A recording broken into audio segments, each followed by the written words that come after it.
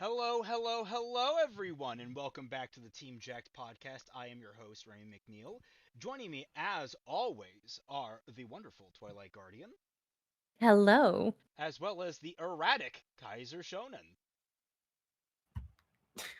The first thing I heard, I thought when I heard that was like that one scene from Futurama where what's his name was all like erotic. Oh, wrong mic? Did it go to my wrong Oh mic? what? Oh, one. Oh Oh what? dear. Can y'all hear us? No, they can hear you. It's just it went. Okay. There we go. Yeah, it I hate it when it does Mandatory this. Streamlabs. scuff. Well, Streamlabs does this thing where it's like, oh, we're just gonna set all of your audio to default, and it's like, no, I have it set to my good microphone for this, and I have it set two different channels, one for my gaming on my headset and one for my chat on my headset, so I can mix Right. and match as needed.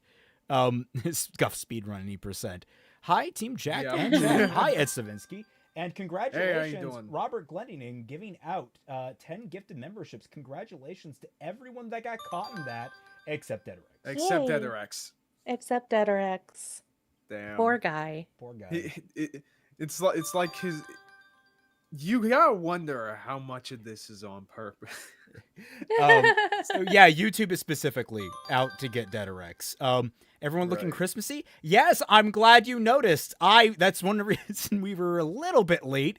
Is basically I last minute last night was like, hey guys, I kind of want to go all in on the Christmas wintry theming. So why don't you guys throw me your avatars and I will Christmasify them tomorrow on the fly, absolutely on the last minute. So what Yeah, you're that looking was a at great idea. with both Kaiser and Twilight here are absolute last minute additions that I managed to pull out, and I'm very happy with them. Yeah. Yeah, they're Are great. those chill penguin colors exactly right? Yeah. Yes, that was I was like, I know exactly what Kaiser needs. And in fact, I sent it to him. He didn't have time to employ it, but I wanted to make his little lights on his arm cannon flash. Even though I do know Mega Man X doesn't have the lights on the arm cannon, I thought it would be a cute Yeah. little addition for the holiday. Yeah, and also in Command Mission he had something similar to that, but that's a different design. Also, I'm realizing It's still good though. I actually need to tweak your because it's actually green screening out the green from that, so I need to do filters, edit filters. I might actually have to have you change. But yeah, I colors. hope you guys like them. I like them quite a bit. Mine is so cute. Yee. I'm so glad it came out. Like, it's always nerve-wracking because I am not a great artist. So it's like on the flip, I was just like, okay, I gotta get this right. Oh, Billy Donuts, hey! Woo! Hello, Billy. It's been a while since Don't- Billy had came in this early. Yeah. Don't worry, you're fine. I will probably make a few small adjustments myself for next week, though. Gotcha. E. Also, I did, in fact, make custom backgrounds for the Jester's Fiat. So you can't really see it behind the screen, but I will lower it down just so you guys can see. We have a big see old it's Christmas snowing. tree in the background. We have it snowing, and one of the cycles is also a beautiful aurora, which took me like 2 Yeah. days to actually make. Oh, wow. Yeah. Yo, Bio Gundam, what's up? I see you in Yeah. chat. So Oh, I am. That's so nice. Yeah, it is. That's And really good. The one thing that I wish I could get working properly is I wanted to have like the lights of the aurora actually coming into the ship itself and like giving a nice little sheen to everything inside. I only managed to get it to work with the very background, which is the bridge. I could not manage because you have to key out basically the railing. And God, I ain't Right. fucking doing that. That's a lot of effort, and my God, my computer was already struggling with the Aurora generation. Mm. Alright, got you. Well, wait, your new one was? Your new one shouldn't. Well, I had a lot of things stacked on top of each other. I don't know if I did it as efficiently as I probably could. Because what you don't see really clearly is I have like 3 Auroras you have like one that's smaller in the background so that it gives that extra layered effect. It's very subtle. But there's also one that is flipped upside down to be the reflection in the water. So Oh, okay. Yeah. Well, it looks really good. I actually have an app on my phone that tracks the aurora, but I'm so mad because I live in a rainforest. So guess what it's always doing so that I can't go see the aurora? Damn. earthquaking. It's raining, Raymond. No, I that was my second It's guess. That was my cloudy. second guess. All right, and my guess. It My is guess constantly was, cloudy here. My guess was Sharknadoing, but it's probably those too poor cold for that. sharks. They just die from Nah, freezing. fuck 'em. What do you mean? Yeah, You, no. you remember those movies? Also, have I not set this? Yeah. I figured Daigato out. sent us some art. Oh, already. Oh, Oh man, I gotta set this property because I forgot to set it to loop. I was like, it went black earlier. I gotta fix that. And it's like, oh no, it's literally just not set to loop. And I just fixed that. We're going dark, boys. But yeah, Daigato made us some Christmassy things. Oh, okay, I'll pull that up. If I can. Yeah, I just put that in the art. oh, that's so cute. Yeah. Oh, Thanks a lot, dude. Yeah, I must have had them prep before the stream, which we always appreciate the effort. Thank you so Yeah. much. Mhm. Oh, I gotta actually turn on the topic again so you can see it, everyone. There we go. Okay. Yeah, there we go. I'm gonna be right back. I'm currently babysitting my mom's dogs, and they're wanting their little toy.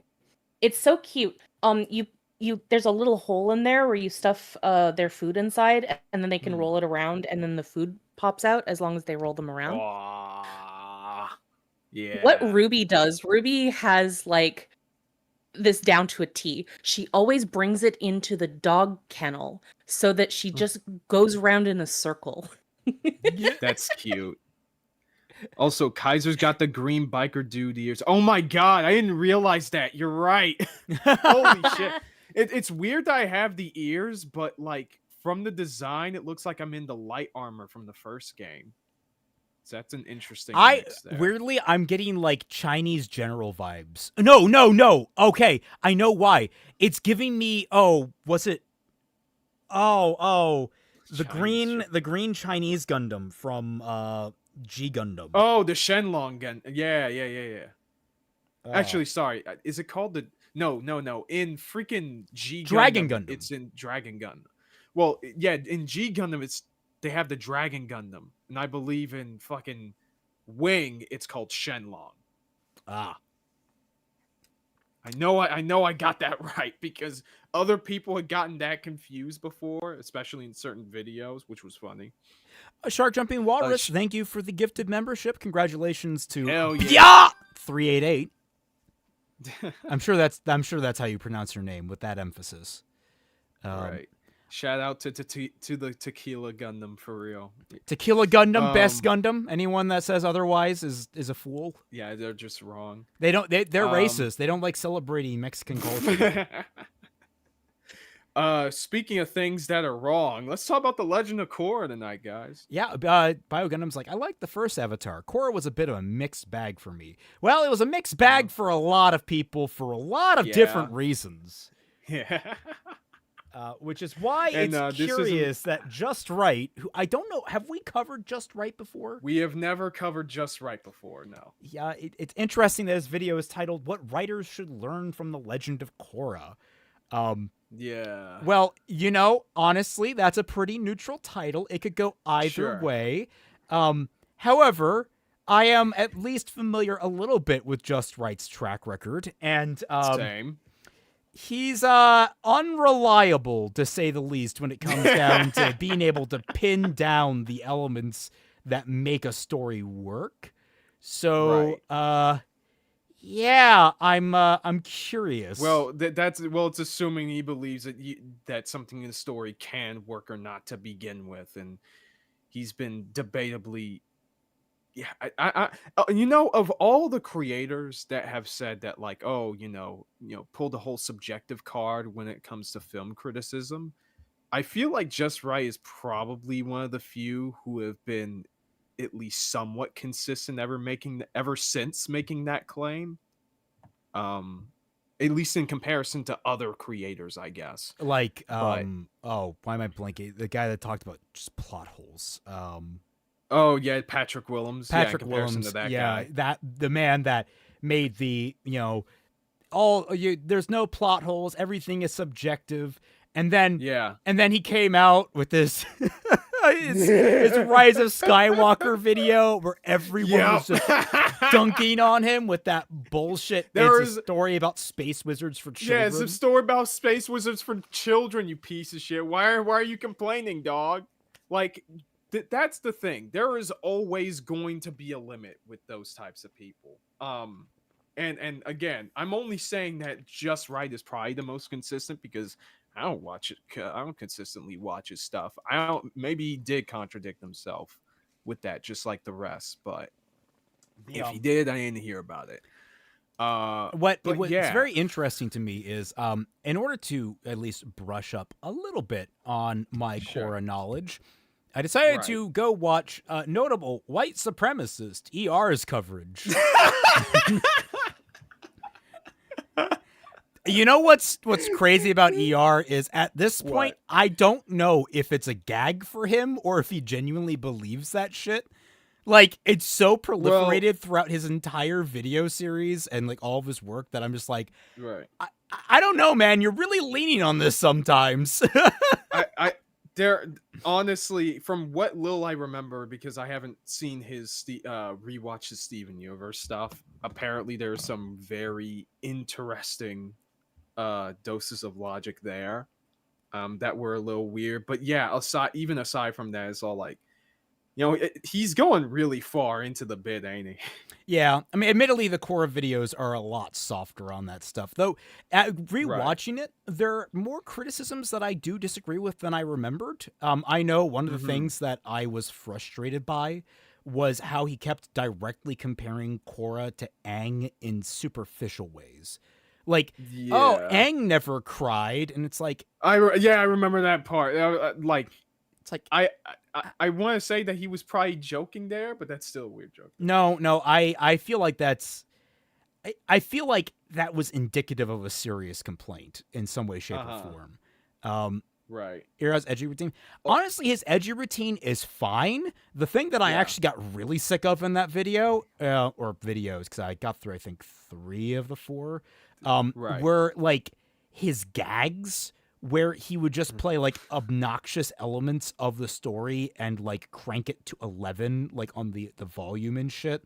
Like I'm the Avatar, you gotta deal with it. There was like a whole like half minute where that was a whole gag, and it was just... where it's all like, okay, you could cut that down, dude. Thankfully, I feel like he's gotten much better with that over time. Obviously. Yeah, those were some of his earlier videos. But I watched them to refamiliarize myself with some of the common complaints, and I feel like I at least have enough of the memory refreshed to give criticism on the first 2 seasons. I'm a little... Yeah, I rewatched a bunch of different videos talking about it, and even saw a scant few episodes from each of the seasons to refresh myself. So, like, I one other thing I think that was a little bit iffy in regards to ER's original coverage of Korra was that, like, he's saying that it was lame that, like, instead of this globe-trotting adventure that Korra was on, that Aang was on back in Avatar, that like it's a lot more lame because Korra is struggling with issues of her self-worth of not being, possibly not being the Avatar anymore and stuff like that. When it's all like, nah, you can still make that really interesting. They didn't do it very well, but it's not inherently a lamer concept, especially since this takes place right after Aang. So obviously things would be much more like internal in terms of his conflicts. Well, the only thing bad about Korra was Nickelodeon dicking them around. No. Look, I do give them quite a bit of leeway regarding that, but even on a baser conceptual level, there are problems with Korra that, like, for many problems. Like, one of the most direct ones, the technological leap, is like insane, all things considered. I get them wanting to go for a 1920s feel, but it feels like more of a World War One leap instead of the kind of war that it was, which wasn't World War One. It was a world-consuming war, but it wasn't like the quote-unquote war to end all wars. Like in terms of how technology developed. Like we're talking Right. over the course of like 4 years in World War One, technology evolved so much that cavalry went from being a mainline front line, a mainline dedicated tactic to being completely obsolete. Like it is where techniques of war that were mainstay for almost thousands of years went to die and got completely upended because of new advancements in technology that were pushed by a whole series of things. They were not in an industrial revolution during the events of the original Avatar. They were definitely pre-industrial. And so very pre-industrial. And that was during the war. That was during the war, not leading into the war. So it's like some of the, like it's not impossible for like at least some of the advances we see in Korra to happen. It's just that there are so many leaps that they made in comparison to the technology that they had before that you have to wonder how logically, historically it would make sense. And typically you wouldn't even need to think about it, except this is the sequel to Avatar we're talking about, which paid very so high much pedigree. attention. Yeah, so much attention in regards to the logic of its world building internally. Wait, what the fuck? No Digimon on her head today. Well, yeah, for the record, for those who didn't, she's away taking care of some dogs at the moment, just trying to make sure. I just came back. Ah, excellent. Okay. And there is a Digimon on her head. It's just, it's not, living. Guys. It's just it's a little figure, little attache. Also, sorry to bring down the mood, but like I just saw this on Twitter. Apparently, the guy who voiced Sheen from Jimmy Neutron passed away. Yeah, I just saw that. Oh no. That's sad. He was so iconic. Yeah, I know, man. That sucks. Izanagi says, closest I can think of that sort of rapid modernization is Japan after forcefully opened ports, but that's a specific circumstance. Yeah, I too saw that short. But no, but you're right. Absolutely. Japan's industrialization was completely unprecedented in the world. And even then, like, that still took 10, 15 years to really, like, solidify. Actually, I want to say, like, 20 years. I don't think Avatar... Like, right now we're talking about some of the fundamental problems of Korra, just trying to lay out some of our own thoughts on it and how the underlying advancement in technology is well beyond believability. I don't know if she went to take care of the dogs again. No. I was just listening. So we're talking about that. Someone mentioned that the team has little to no chemistry. Yeah. That is one element where I do give a little more leeway in terms of them being screwed over in terms of the production time. I feel like that is something that got truncated and then had to be re-extended, and like it made them falter. So I can give them a little leeway on that, at least for season 1. Further seasons did not really fix the problem. Yeah, no. I mean, like, I'm glad that they were at least doing something different than what they did with the original Team Avatar, because the characters are older, so yeah, there's going to be a little bit more of a... the demographic is older, Yeah, there's going to be more of a romantic lean to it because they're teenagers, they're older teenagers, but no, I agree that they didn't give anything enough time to really flesh stuff out. Nah. I can even see the characters kind of fumbling their way through because it's like, oh, well, I don't know this person very well, but they're kind of cute and I kind of want to like see where things go, and so they like very foolishly do it a little bit early. Remember, it's been 70 years. Even with 70 years, I do not think they'd advanced technology that much. Or at least not in like the specific ways that they did it in Korra. Like, Remember, they didn't have the printing press during the end of the war. They didn't have that. As far as I remember, they didn't have the access to mass distributed like documentation. So, the fact, and reminder, in our world, the printing press was invented in like the 1600s. We didn't get skyscrapers for like until like the 1900s. Maybe no, sorry, early, late 1800s, something like that. Fire Nation was in the industrial age with airships, tanks, steamboats, and a gigantic drill, but those were for military use. I mean, there is a historical precedent for the military advancing technology because often that is the most pressing need of the time, in terms of you need to actually make sure you are the top of the technological totem pole. But even then, that explains, for one, a lot of those elements were still very much powered by individuals inside of them. Like, you needed firebenders to keep those things fueled and working. And then on top of that, you just that means that transportation is certainly on the block in terms of advancement. But again, construction, radio, printing presses, those things are not small marvels for an entire civilization to create. Right. And then the mechs. Oh God, don't even get me started on the fucking mechs. Yeah, listen. If everything else was on the table, the mechs are just way too fucking. Yeah, that was like, I get how cool that can and this be, is but no. This is talking up for this is speaking as a mecha fan. Okay, well, Mecha Man since I'm playing Dispatch, but also Mecha fan. Okay, this should not work like that. Mecha fan, Mecha Man, Mega Man. Yeah. Like, I'm thinking back to when Korra first came out, and I'm gonna be honest, like, stuff like that wasn't really on our minds at the time. Yeah. But also, stuff like the Industrial Revolution and how long it took from getting to pre-1600s, the pre-1600s world to like the 1920s.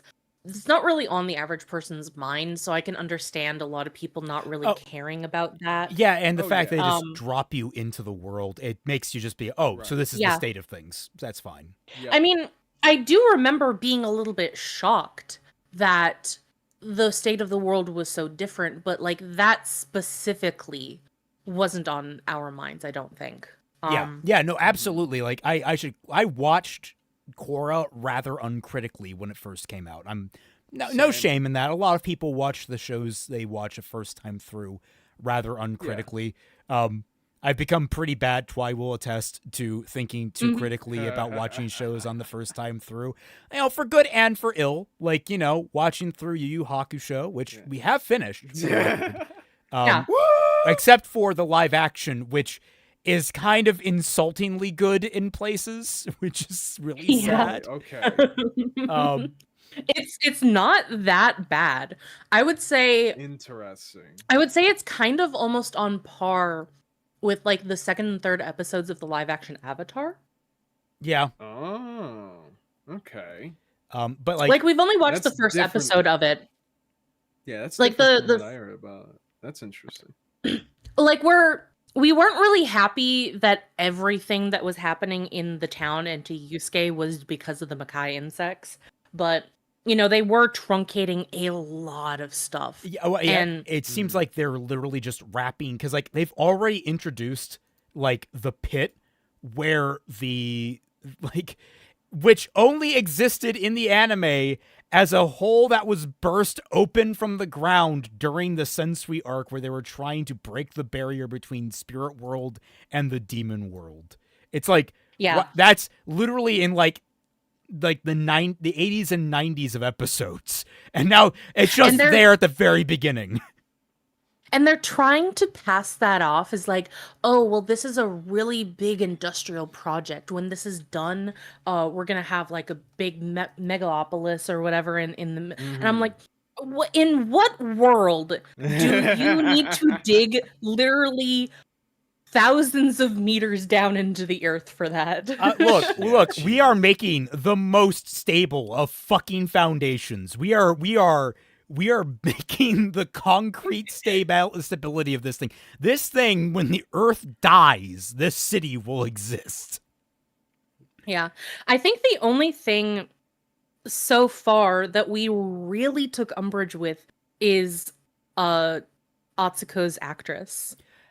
Well, that like the real thing I took umbrage with, aside from the actress, was the fact that because everything was happening as a result of spirit shenanigans, it really robbed like the random freak accidentness of Yusuke's initial arc. Oh yeah, I heard that they changed that. I was like, what the fuck?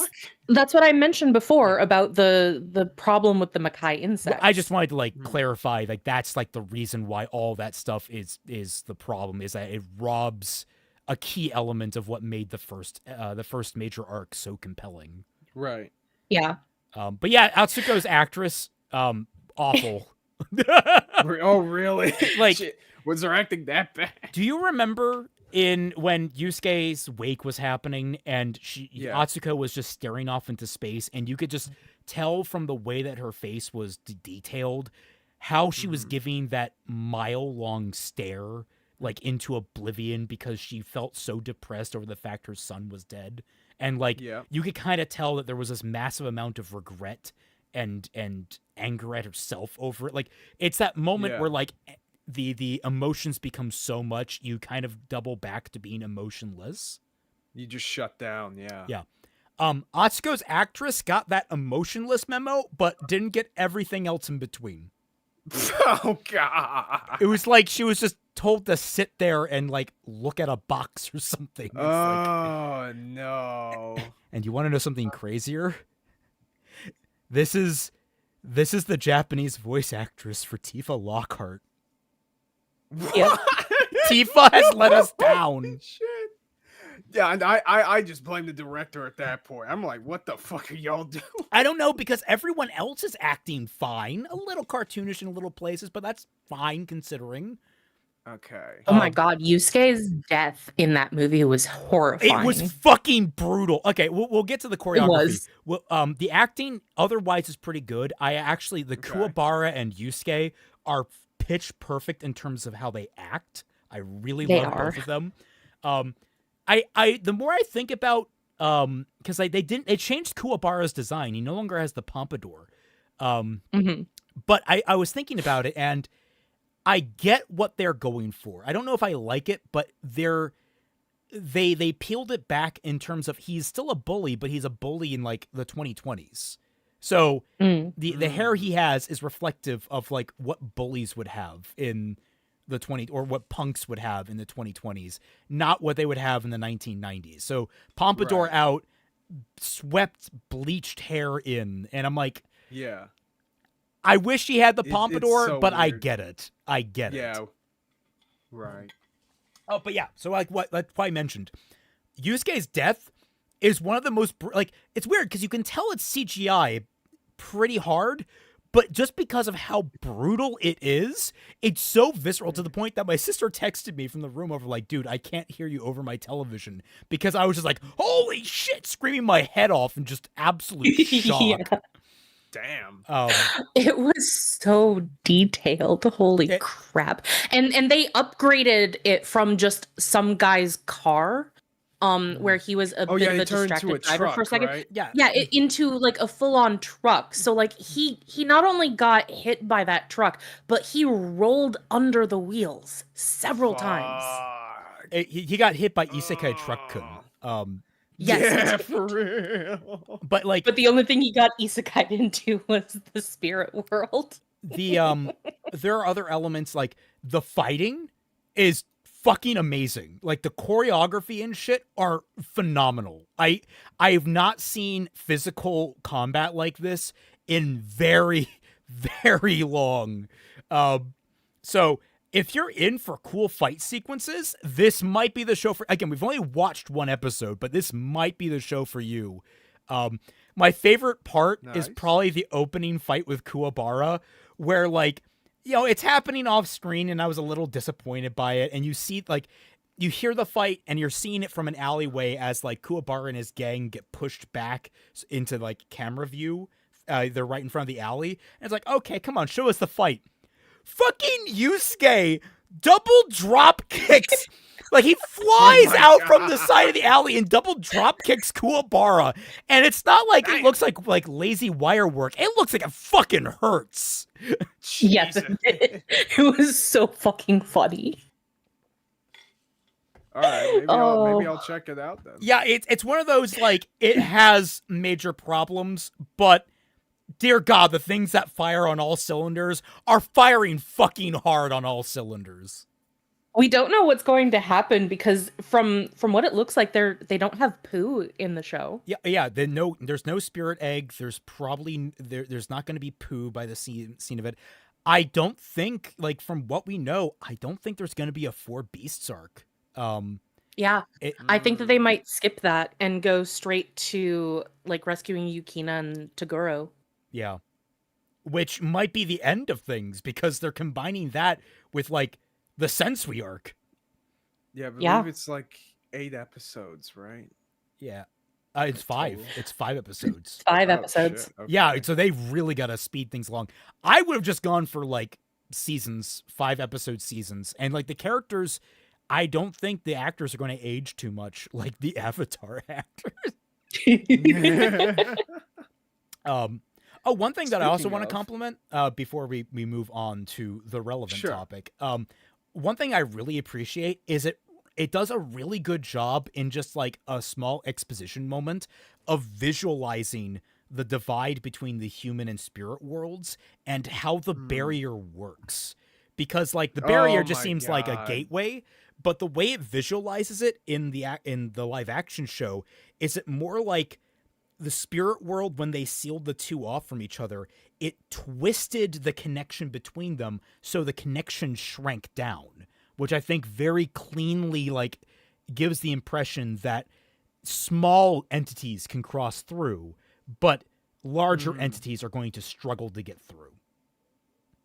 Mm-hmm. I just thought that was a nice detail because like they never bothered to establish that until you get to the Sensui arc, and I appreciate them really getting that early on. It just helps understand like what his role as spirit detective is.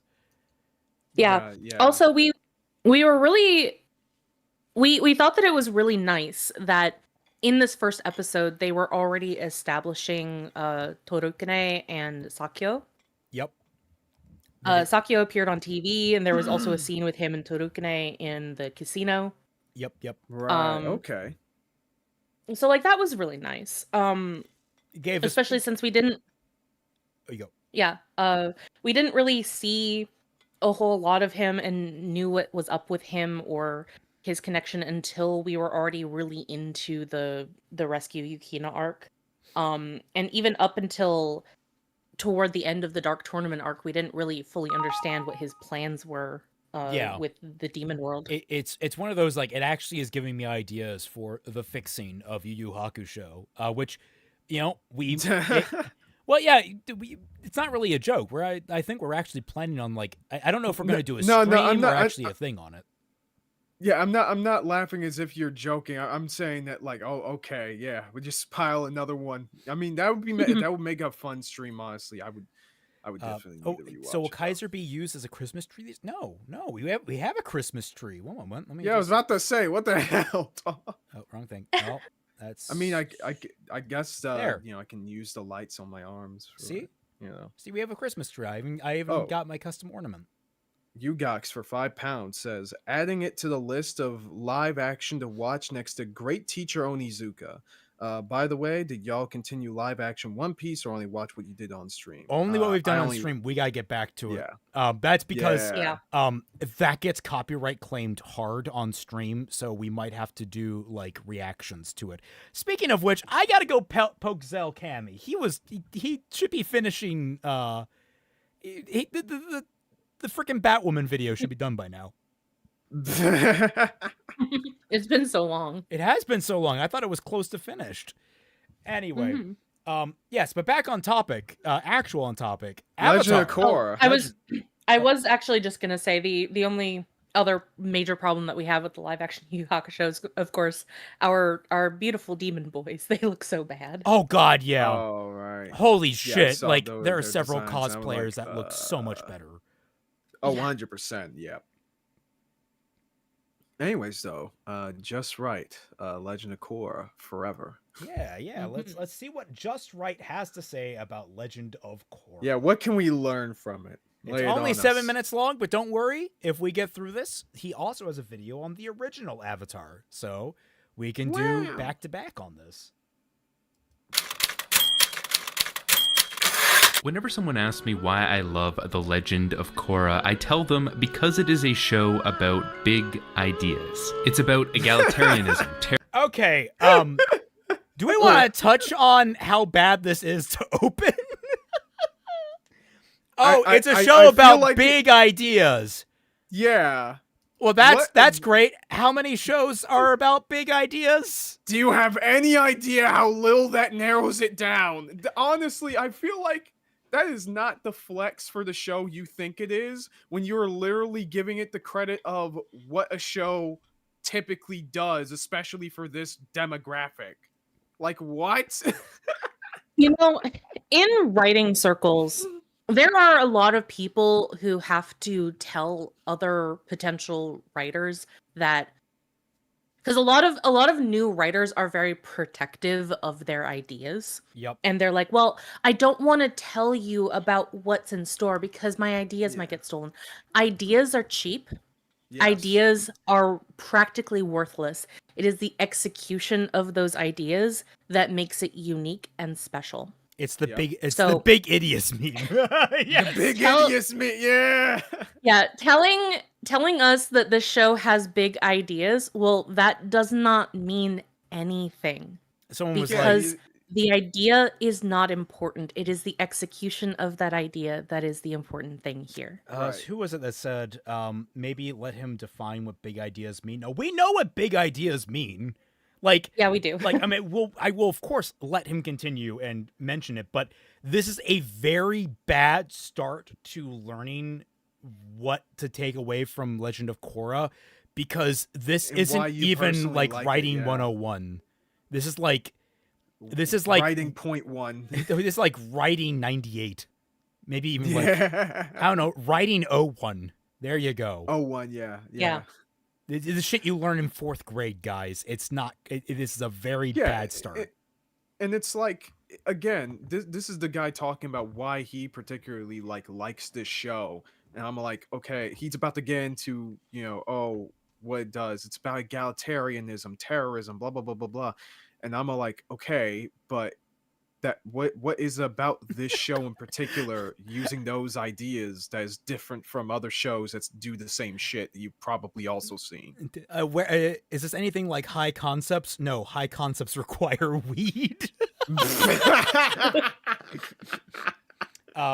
What's the big idiots meme? There was it's an AFAP meme. There was at one point someone in their video put big ideas too close together in their video in text. It just looked like big idiots. It looked like big idiots, and that became one of the deep philosophers of EFAP lore.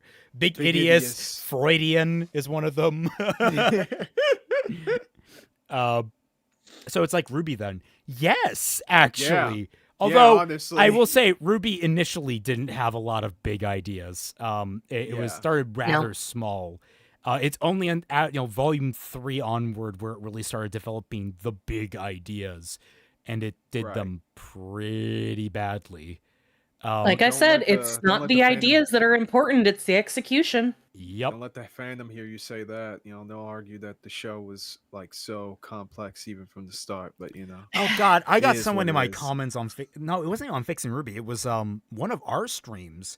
They were talking about criticism. That's rich coming from talking about criticism is rich coming from the guy that made Fixing Ruby, and we got into this whole long discussion about the nature of things and the nature of fixing Ruby and such. And Again? Okay. Yeah, no, it just happens. It's like every month or so I run into a guy that I have to explain what fixing Ruby is conceptually. It's always Right. rough. Where was I going? Like, I'm trying to think of exactly what I was going to, because I had it on point, but now I'm slipping. What were we talking about? Refresh me quickly. Okay, fandom. We don't let the fandom hear you say that Ruby wasn't all that complex at the beginning. I mean, one of the That's reasons what why led into I that. didn't like Ruby at first was that it was the most generic ass fucking anime that I have ever seen in my entire life. Like, I'm sorry, guys, but if this is Baby's first anime, then it's going to be amazing for you. But if you have seen more than one anime prior to that in your entire life, it's not going to be all that amazing to you. Yeah. I mean, especially depending on how much of it you see, because like I can understand why a lot of people initially liked it, despite being familiar with the medium, just because this is just Ruby is essentially like a lot of the anime that was coming out around that time, especially like the early 2000s and shit. It just wasn't written as well. Yeah. The point that I like about Ruby is that like it has the potential, and remind you that's not necessarily like potential is always there, but like Meet all potential show. Yeah, all the elements at play could be a very interesting remix of a lot of elements from a lot of different anime. Like you could have a bunch of different things mixed together in just unique little ways. You get special resources like dust, you get aura, you get semblances, you get all these kind of crazy things that add a lot of caveats and creativity to your world, and it just fumbled it all. And then because of that, it made it super generic because it couldn't think of being creative with all those elements. Don't forget Hegel subtleties. Yeah, I can't forget Hegel subtlety. Oh, I love it. That's probably my favorite. And then let's see what else. from Dan Guy says, I personally blame Legend of Korra for starting to poison the well of shipping communities. Korrasami was like giving crack to crack addicts. Naruto already did that way before. Yeah, no, guys, shipping is a lot older than what you guys imagine. Guys, before Korrasami, there was the Naru Sasu Saku love triangle and all of the wars before that. Prior to that was the Pokemon shipping wars, the Digimon shipping wars, the Harry Potter shipping wars. Guys, there was the Buffy the Vampire Slayer shipping wars, probably. The Star Trek Kirk Spock shipping wars. Yes. Those are ancient. I'm just going back. I am going back through time. Like, guys, the Kirk Spock shipping wars and shit, that was from the 60s. Oh, guys, wait, like, shit. Shipping wars have always been a thing. The Lancelot, Guinevere, Arthur shipping wars. That's a fuck. Because remember, Lancelot is a fan fiction self-insert OC. Oh my god. Yes, he is. He was made like 100 years after, or like several hundred years after the initial lore of Arthur became a thing. Like he was added in. Like it's on. Well, let's see. We had someone. Jake the Surgeon says Thomas Jefferson as future scene spider that wrote. It's okay to like The Last Jedi and our Constitution, classic EFAP meme. God, I forgot about the Thomas Jefferson. Like that, there's some wacky shit that comes out of that podcast. Someone said Pokemon had shipping wars of all things. Yes, Pokemon had shipping wars. Do you know the reason why they kept switching out the female Deuteragonists every single season? Specifically to ship with Ash. Guys, it was for the audience to think, oh, cute girl. And then if there was a girl member of the audience, they would be like, oh, cute girl, I can ship with Ash. It was specifically designed that way. The shipping wiki, everyone, has for Pokemon, which, by the way, I didn't realize there was a shipping wiki, but there's a shipping wiki. Oh, yeah. So, not surprised. We've got categories for main game, side games, anime, and manga, and it's categorized by het. I'm still going. Slash. Fem slash. Okay. Non-binary? The fuck? Okay. Mhm. Oh, because of the Pokemon Pinsir and Heracross. Poly? Family? What the fuck? What the? Okay. The family. Friend? Cargo. I guess, like, is it, like, the concept there is, like, combining them into, like, canonical family members, I guess? No. Understanding shipping is the ship between Giovanni and Silver, father and son ship. I was hopeful. I was very hopeful for a minute there because the first one I saw was ancestor shipping with, I didn't know who that character was, but I now, that's probably the Cynthia equivalent. Yeah. Yeah, no, because back then, people back in the day, they didn't really give a shit. Everyone was a pro shipper back in the day. Yeah. Back in my day, no one gave a fuck, and honestly, it was better that way.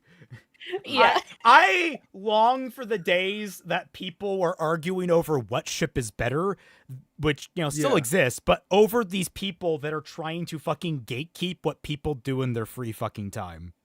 Yeah. And let's be honest here, the majority of these ships, I'm pretty sure, don't have any followers. They're mostly crack ships that people made simply because they wanted to categorize a ship with every single character that they could in the Pokemon series. Yeah, like and then Ruby give a does. name to it. Yeah, 100%. Yeah. People you think guys- that Ruby invented the fucking ship names. No, they fucking didn't. Nah, not really. I do like you the got- Ruby ship names on the whole more, but that's, neither here nor there. Right. Like before, specifically, I remember somebody saying that, they tried to argue with me about that, and they're like, well, moving the goalposts, they're like, well, they invented the creative names for the ships, and it's like, no, they didn't. No. No, Pokemon did that. In Like- fact, probably other series have done that almost certainly. Before Yeah. I even got into, before I even watched Ruby proper, I have my role play with my in real life friend, and it was the crossover role play Mega Man and Digimon, and we have a ship with Mimi Tachikawa and Elecman, and we called that ship Pink Lightning. It was cute. Yugak says, so basically shipping is older than USA. Yeah. Shipping, Yes. shipping may just be as old as the written word. Yes. One day someone decided to write a story including two characters, and someone drew fucking ship art of them. All right, that's how this works. Also, do you know why there are characters in Greek mythology who have multiple mothers? Because of shipping, probably. They're like, no, I don't want this child to be the ship between this god and that god. No, I want this ship child to be with this god and this god instead. For the record, someone was asking, what is the ship between Penny and CL? Penny and CL's ship name is Digital Clock or Clock Rate. Honestly, I would have probably gone with Clock Speed personally, but Yeah, clock speed. That sounds cooler. Um, Anyway, we're 11 seconds in. yeah, and we're off to a really bad start, but let's see. Terrorism, theocracy, anarchy, freedom, fascism, and PTSD, just to name a few. And even though it is allegedly a children's cartoon, it deals with these themes in a highly sophisticated way. You see, most great stories... did Debatable. Also Debatable. I'm going to pin that for you. You got to justify that. So, but yeah, no, other shows have also done this, including the original Avatar: The Last Airbender. Yeah. Yeah. And they did better. And it wasn't specifically these themes, but the first season of Digimon tackled very adult topics, or very mature topics, I should say, in a very nuanced way that was meant for children to understand from the lens of a child. Right. Like divorce in Japan, or whether or not, how to deal with the fact that you're adopted, or the guilt associated with almost killing one of your siblings accidentally. Yep. Yeah. Dan Guy clarifies, I miss those days and no one caring. And two, what I mean to say, what I mean is trying to throw Korrasami shippers a bone by canonizing it, Now rabbit shippers are even worse with demanding Yuri and Yaoi Slop be made canon. Okay, to clarify, I feel like that. I feel like Korrasami, you're not wrong, but it's not unique to Korrasami because this shit happened with Right. Digimon because they confirmed Yamato and Sora together, and that probably started a bunch of shit in the fandom. Yeah. Oh yeah. I feel like Korrasami was an inevitability in terms of like it would have been some show. It just so happens to have been Legend of Korra.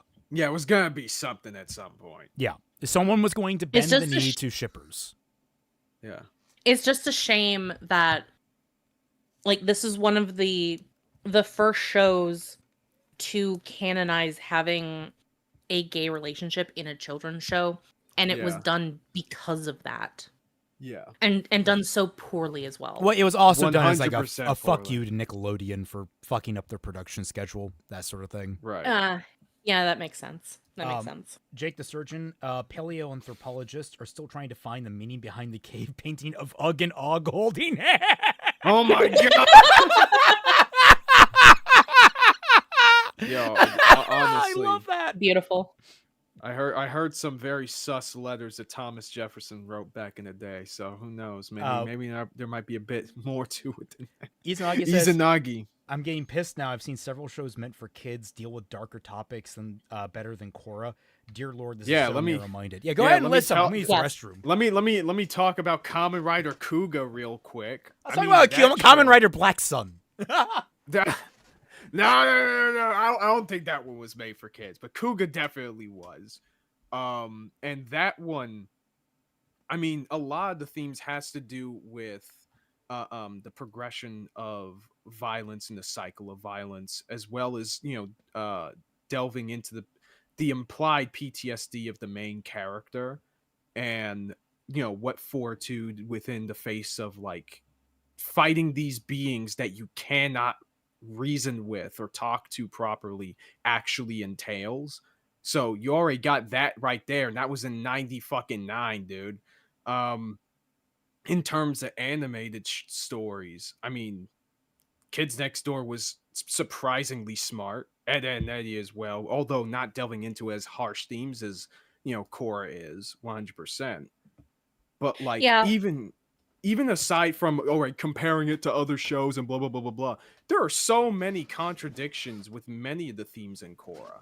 Yeah, to clarify, I like it when I see a theme arise and it's provided also a counterpoint, which you might say, isn't that a contradiction?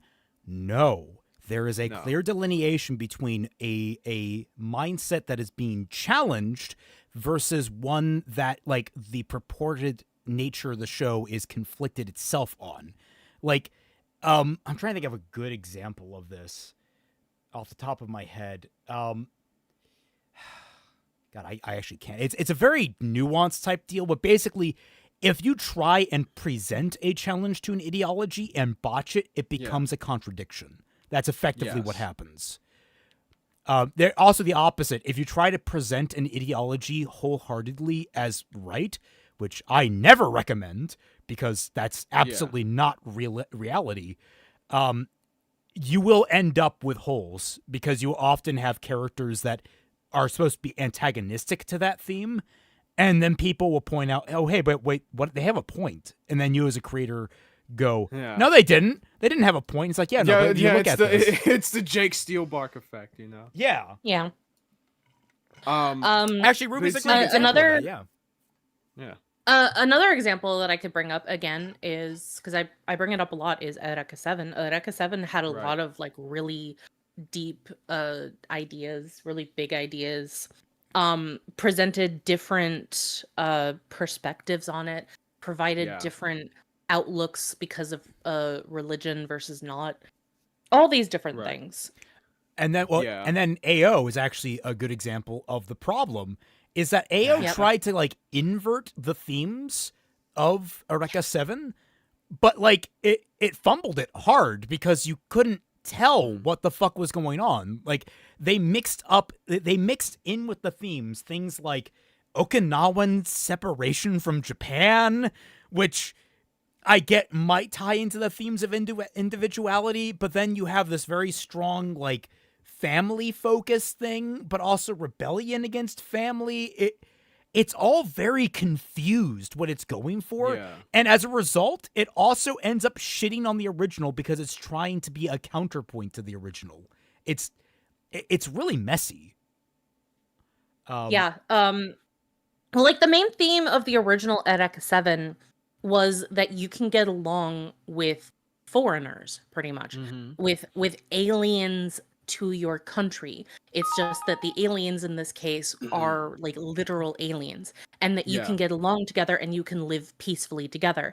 And then AO comes along and they're like, ha, never mind, you actually can't get along with foreign aliens. They're Kill going them all. to try and time travel to destroy humanity in the past and co-op. It's like, what the fuck? What the fuck is happening? And then someone said, God, I'm so glad I never finished that show. It's bad. It's so fucking bad. Someone said something that I was like, I just thought was fucking funny. It's like, where did it go? It was in here somewhere. It was basically a comment. It's like, damn, Taichi got the short end of the stick. Well, at least he still has Kari. And I was just like, I would also bring up Gaim. I haven't seen Gaim yet. But if it does feed into this point, then yeah, absolutely, sure. Dan Guy says, LOK tries to be sophisticated, but I don't know if the showrunners can really handle such topics. There's honestly an issue with so many modern tunes. Yes. Yeah, that is 100%. That is the thing. There is an allure because you have movies like Pixar, for example. Pixar does a really good job, at least early Pixar, I should clarify, like pre-WALL-E, of presenting complicated concepts to a younger audience, but in a way that's very digestible and in a way that allows them to think about it as opposed to telling them about it. And what a lot of amateur writers will see with that is, oh, they're conveying complicated political themes to young people. I can just do that with so little thought and effort and like treat them directly as adults. And it's like, no, it's a much more complicated topic there. And also, a lot of adult media can be shit too. Yeah, I was about to say, like, case in point with this, there's a reason why, people are still fighting to the death in regards to, like, whether Korra is actually good or bad or not. I feel like that in of itself says a lot about how, somehow, some way they fucked up here. Yep. Like no other show, every other show that has had like kind of like, okay, spills of people hating on it, things kind of stabilize to a certain extent where people fall one way or the other. But the fact that people are still warring about it to the point where my video about Korra is like the one video on my channel that had the most hate on it. Like, I don't know, man. That I feel like that says something. All right.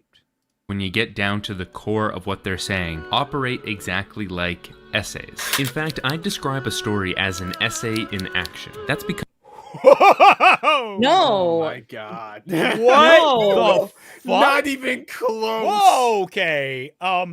So now I didn't think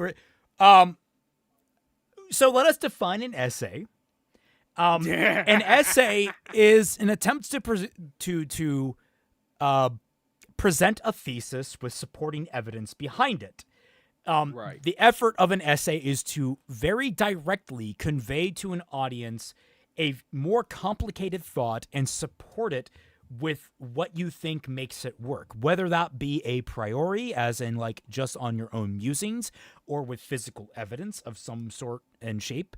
To define a story as an essay in action is like for one, like there's nothing wrong with starting a story from the theme that you want to convey. However, which I feel like that's how he's kind of framing this, yeah, right? you can easily start a story on just, hey, I like the idea of shooting zombies. I think it's neat.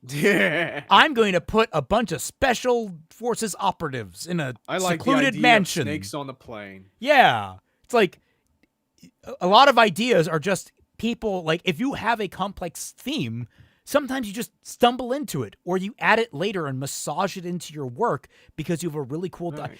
Batman didn't start as a complicated dissertation on whether or not it's all right for vigilantes to go above and beyond what law enforcement does in order to catch criminals.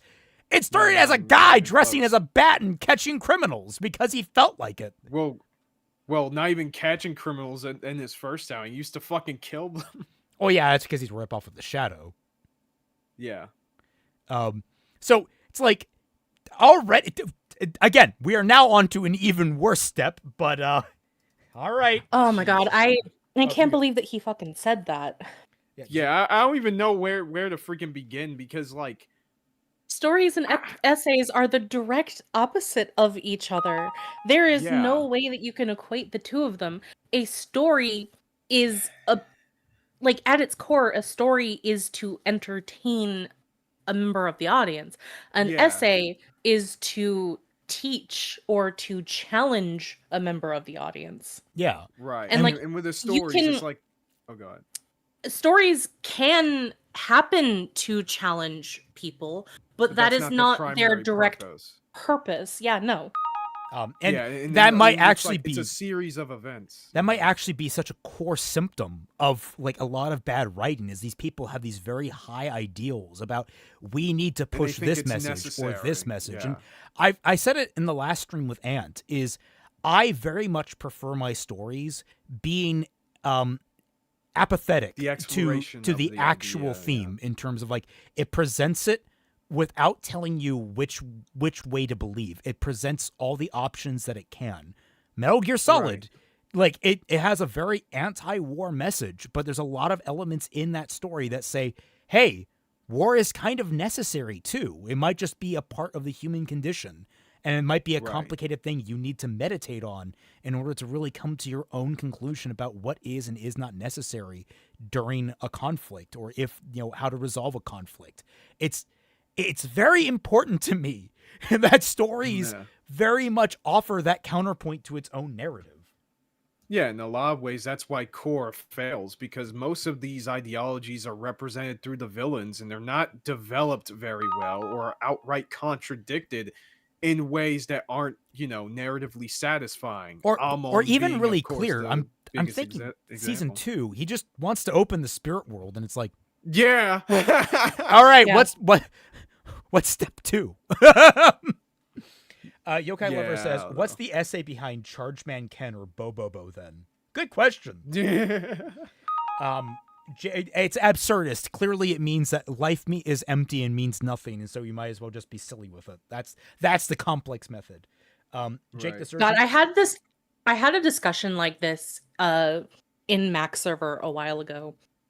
I think the topic was mostly on like politics or in everything. So I said something like, what is the politics of an eraser? I was about to say, what are the politics of like Mario? Like, I feel like when people say, oh, don't ask that. There's a whole film theory of how he's a communist.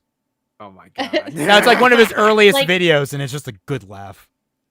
Yeah. Like, you have to specify when a lot of people say there's politics and everything, they mean the background machinations of assholes who are working on these things. But like, what is the actual politics of the thing itself? Not anything related to that thing. Yeah, and the problem is that a lot of people who say things like that don't understand that is the way that they think about that when they think politics is not how the average person thinks. Yeah. It's right, because like I think really people just have the wrong language. They're both talking about different types of politics because it's like it's not politics. A lot of people in the modern day have that issue with. Yeah, it's the grandstanding from the political angle. And then Jake the Surgeon. Oh God, it's just right. I don't have enough pure sodium to eat for.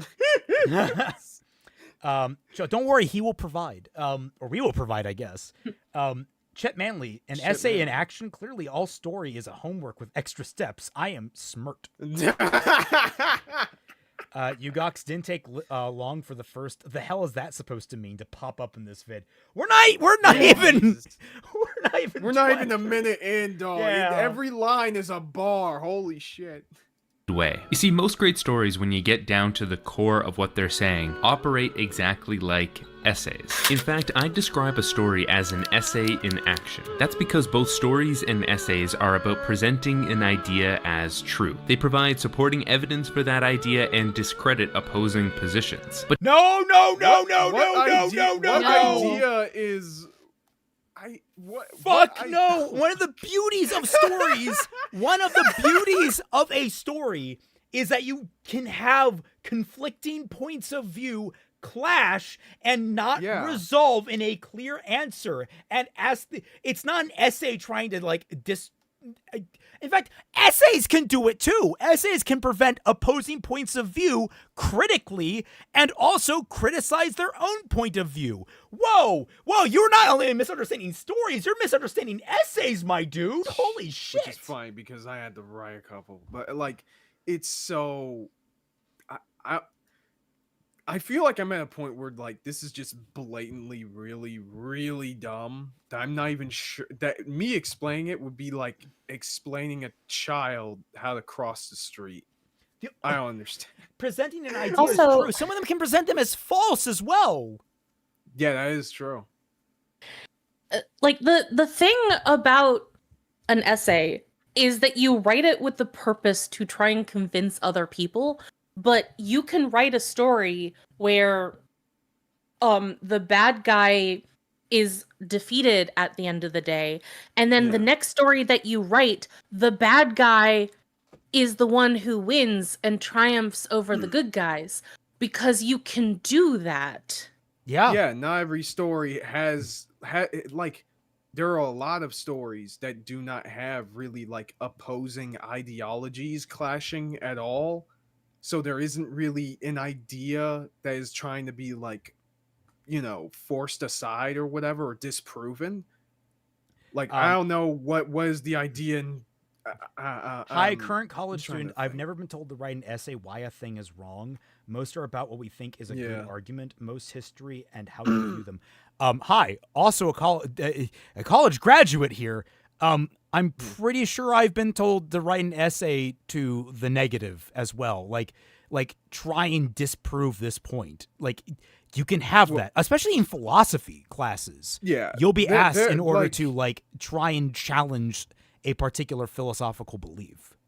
Or there might be a section where you have to discuss say you're writing an essay about a particular theory, right? You have to have a section where you go over, what are some critiques of this theory, where the limitations of it, and what situations it doesn't apply to. You can do that as well. Miyakri4 in chat, I swear I have this same argument in the One Piece fandom every week. Oh my god. I was gonna say Also, from what you go, sorry. I just wanted to say before I forgot my point here that this is kind of getting into the whole curtains are blue discussion. Yeah. With the whole media literacy kind of thing, where it's you're saying that you can see an essay in each of these stories. How do you know that the essay that you're seeing is what is actually meant to be presented?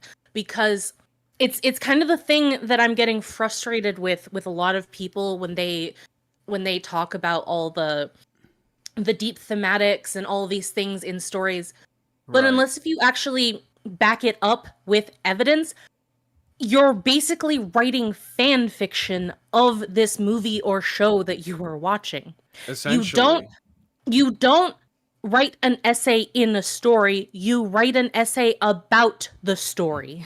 The guy talking about time travel didn't know what horror is. Now this guy doesn't know what an essay is. Brilliant.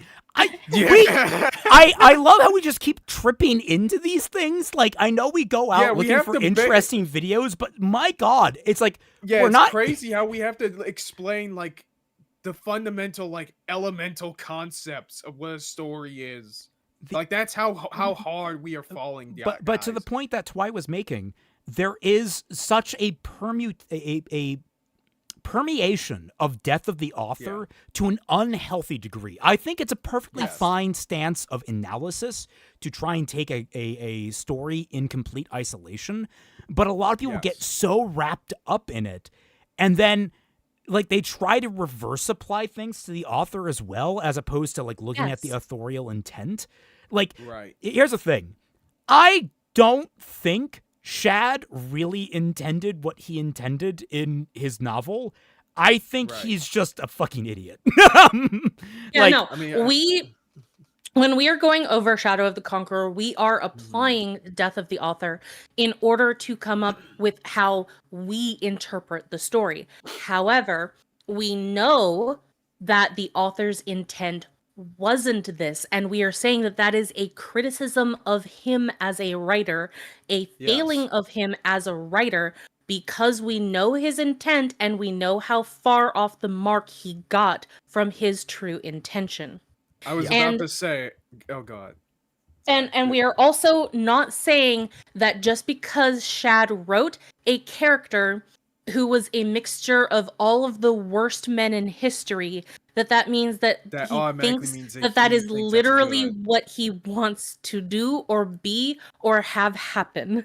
Yeah, I was about to say, I don't think Miles and Carrie think suicide is badass, but I mean, that's kind of sort of what they wrote in Ruby Volume that's 9, actually a great example. Always Sunny in Philadelphia. Are we we're supposed to like Frank?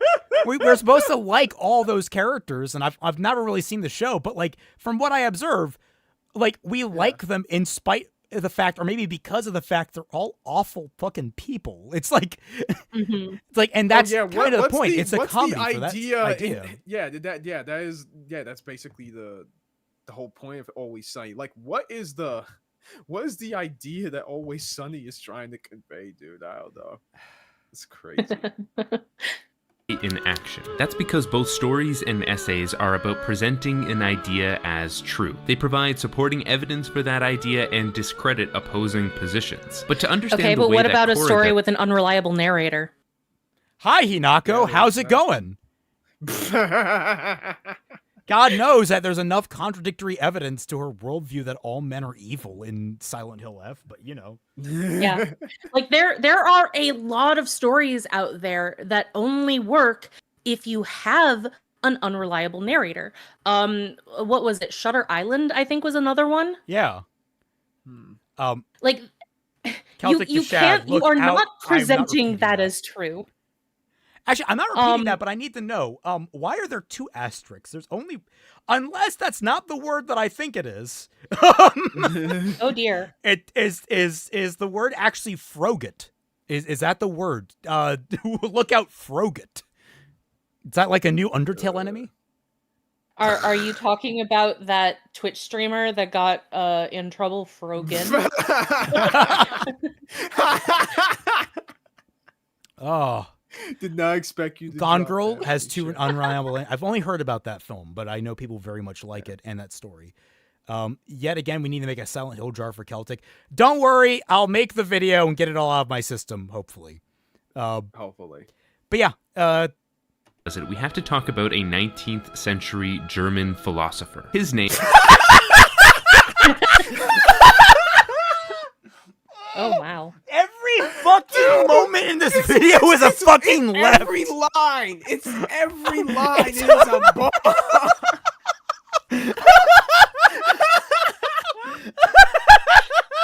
Oh my god. Holy shit. I'm crying. I'm crying.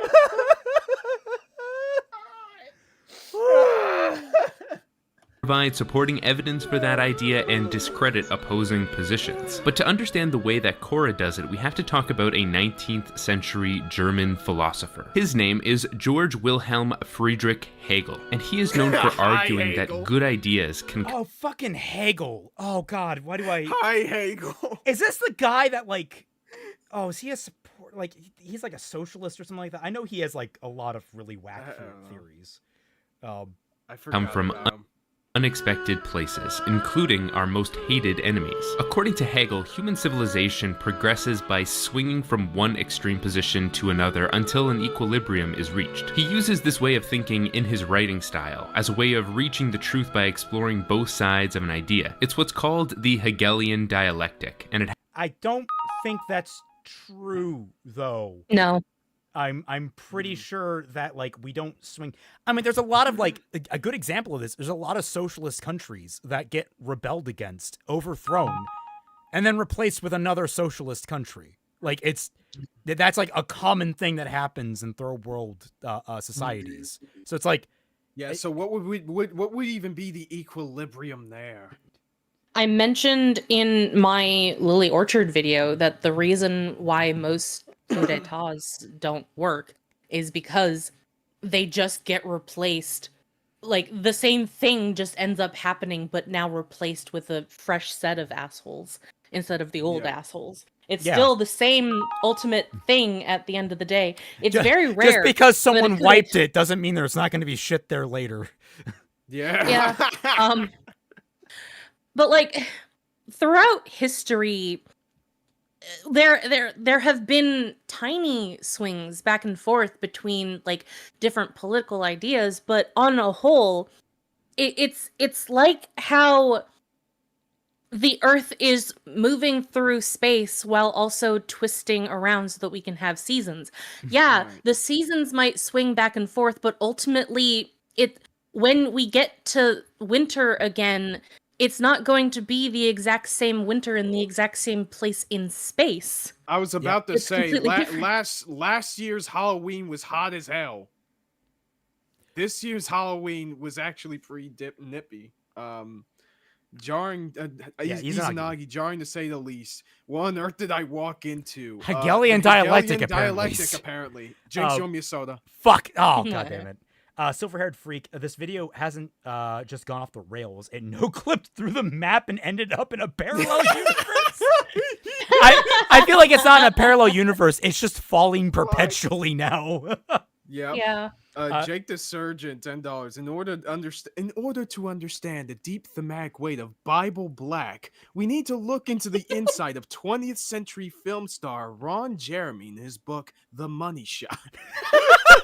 Has 3 parts. First, Sorry. It's all good. We should probably keep going. Yeah, we should probably keep going.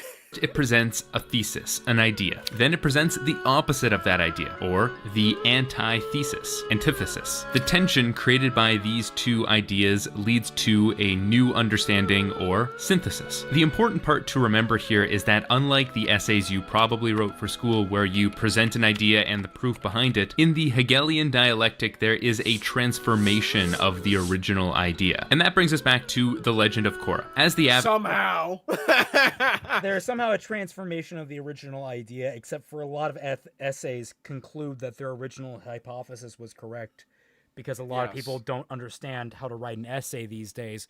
I love science.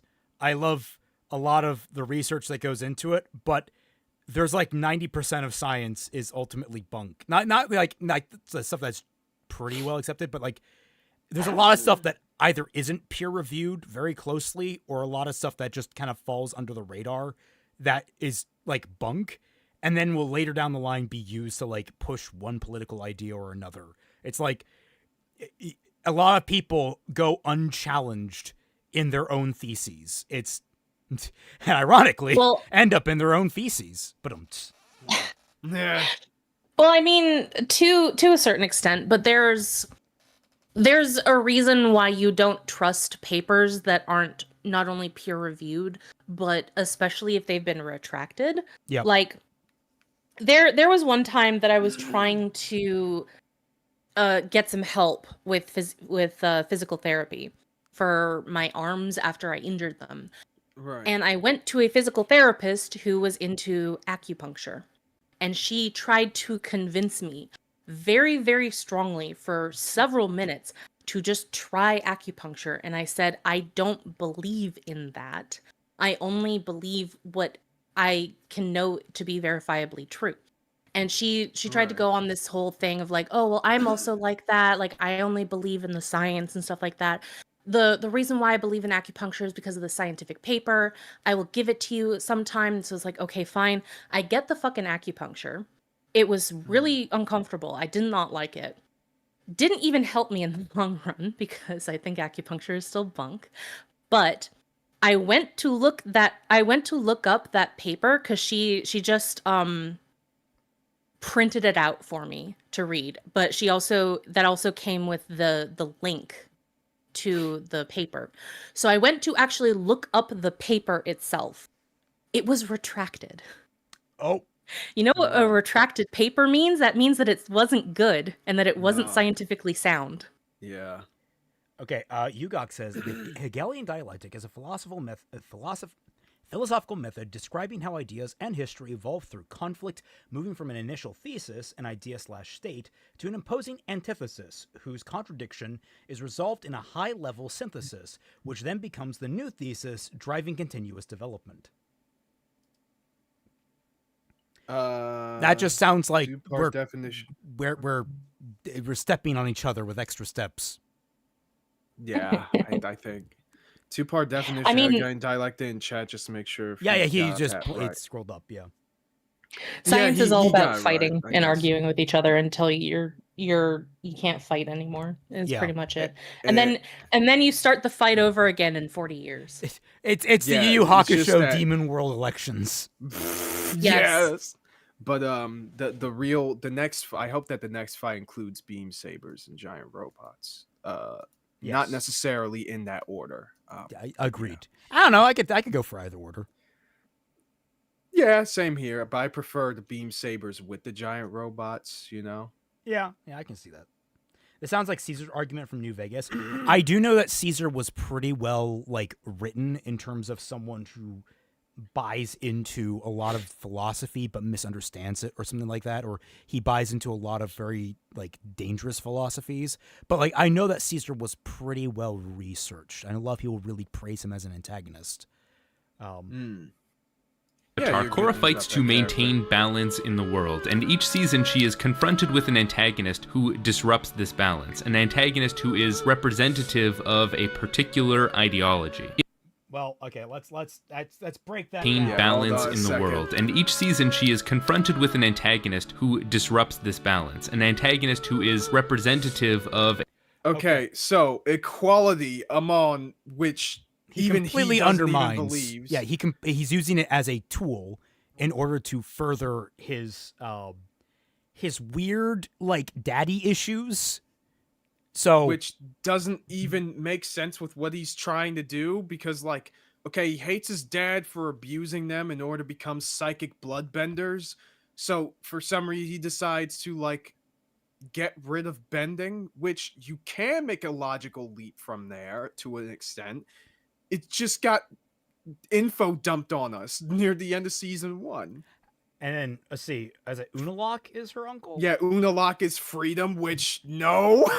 No. I don't even know what he's trying, his is just, okay, let's open up the spirit world. And I'm like, what is... Yeah, basically. What is part open up the spirit... You know, I'm going to Google that. What the fuck is Unalak's goddamn plan?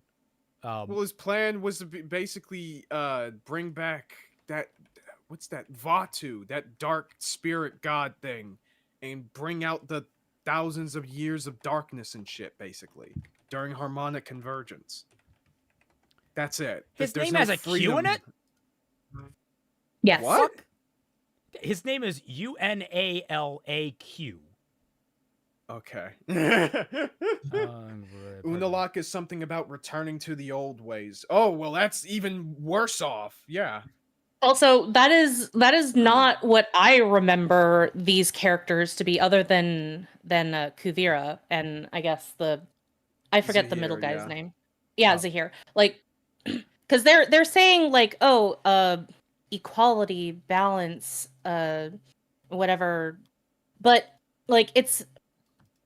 they are corruptions of the things that they are meant to be, which is equality, balance, liberty, and order. But what they actually are is communism, theocracy, anarchism, and fascism. Yeah. Which, again, isn't necessarily bad. It's just that the way they are written are bad. Let's see. Driving the process, he also considered Avatar 1 to be foolish for sealing the spore pores and separating humans from soup, believing the two groups should live side by side. Beneath Unalaq's well-intended benevolent demeanor is a sociopathic, treacherous, and remorseless person who forsook compassion in order to realize his goals.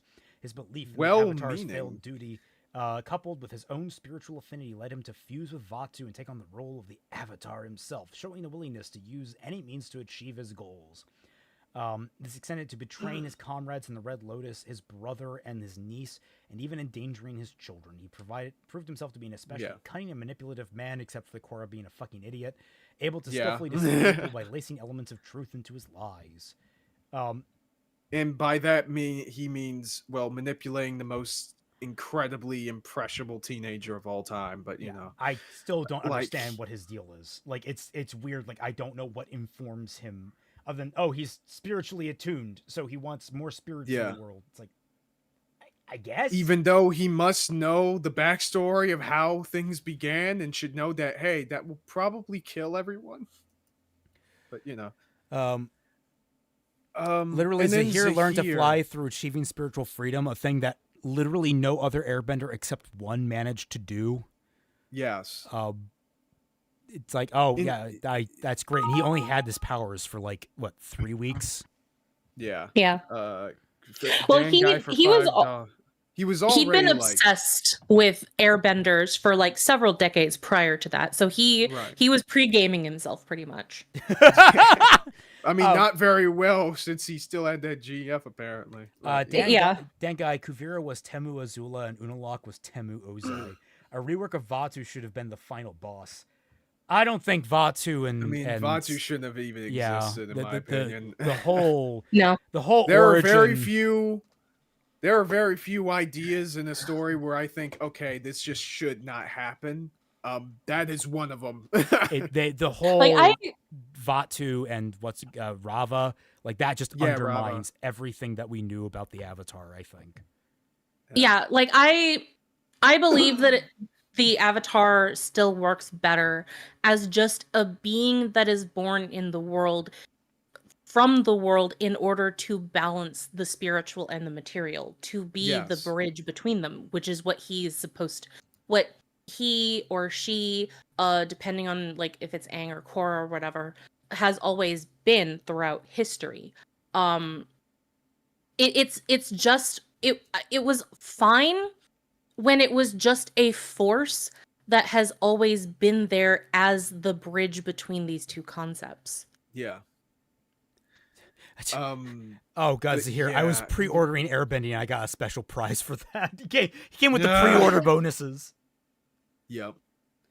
A particular ideology. In other words, Korra is the thesis in this equation, and they represent the antithesis. The critical part of all this, however, is that the Legend of Korra makes sure to give each of its villains some sort of ideological merit. I gotta make sure the screen is up. Merit. Ideological what? Sorry? Merit. Yeah. They are not all pure mustache-twirling evil people like the Fire Lord is in the... No! Well, no. Okay, Ozai wasn't particularly deep, but he himself was raised with the idea of firebending superiority and bringing balance. He is Kuvira 1.0! Yeah, I was about to say, if Kuvira representing fascism is supposed to be a deep idea, why the fuck doesn't that work with Ozai? In fact, it's because the Avatar... It's because the original Avatar is a children's show, so it's not that deep. No, I was going to say, it's because Kuvira got time to talk about her beliefs and such. Instead of us understanding where Ozai came from by seeing the history of his family and understanding what he did to his own children and the different things that he believed through the actions that reflected in the world around him. It's almost as if it was more subtle than Legend of Korra. Yeah, if anything, the things around Ozai are supposed to reveal to you what are the supposed, I guess, merits of his side. That's literally the reason why we have that entire episode, or even 2 episodes, where the Aang and the gang are in a Fire Nation neighborhood or school or whatever, and Aang and the others just learned why the kids in that community believe the things that they do. They made Ozai a homophobe in the graphic novels. Did they? Fucking... I'm not surprised. Okay, I need to lay this out. I'm pretty sure if I were to research different Asian spiritual beliefs, such as Buddhism, Shintoism, Hinduism, all these different religions and spiritual beliefs, I almost guarantee you that homosexuality is considered not abhorrent maybe, but like, universally abnormal in those cultures. I almost guarantee it. If anyone evil, if anyone wants to write an essay proving me wrong, I would appreciate it. You can prove me to the negative, but I almost consider that. And the fact that this show is based on those elements and heavily steals from them, I will give the original Avatar point for actually utilizing them versus Korra, where I think it just uses them for set dressing, which I find kind of disgusting. To go along with that point, Dan Guy right here says Unalaq and Kuvira, mostly Unalaq, were somehow even more mustache twirling than Ozai. How do you do that? Yeah. Unalaq was going to destroy the fucking world. Yes, and Kuvira built a giant goddamn robot when her goal was trying to unify the freaking Earth Kingdom. But the point about like they made Ozai homophobic, I really hate this trend of trying to take other people's cultures and use them to justify the beliefs of the writer. Like in terms of like, obviously in the Avatar world, everyone is non-homophobic and there's only a few homophobic people. And it's like, I'm pretty sure in the Avatar world, at least from what we learned in Avatar Last Airbender, if it ever came up, same-sex relationships would actually be pretty frowned upon, if not outright banned. I could totally believe that in that setting. And you know what you can do if you believe that homosexual relationships are a good thing? Create a story where there's a struggle around that. Create a story around that where society is actually against them. Create shades of gray from people who just don't care to people who are violently opposed to it. You can do that. You can actually explore these complicated themes in a realm that doesn't make it obviously evil. Didn't they confirm in like the novels that fucking Kyoshi was gay? Yeah, I mean, Kyoshi was gay. That there no, or something that's like true. that. That's absolutely that is confirmed. Yeah, I don't. Now, granted, I haven't read those books, so maybe they did that really, really well. Who knows? But it's just like I'm frustrated that like historically they try and show homosexuality as this hyper prevalent thing when it be almost certainly super isolated and definitely kept under wraps.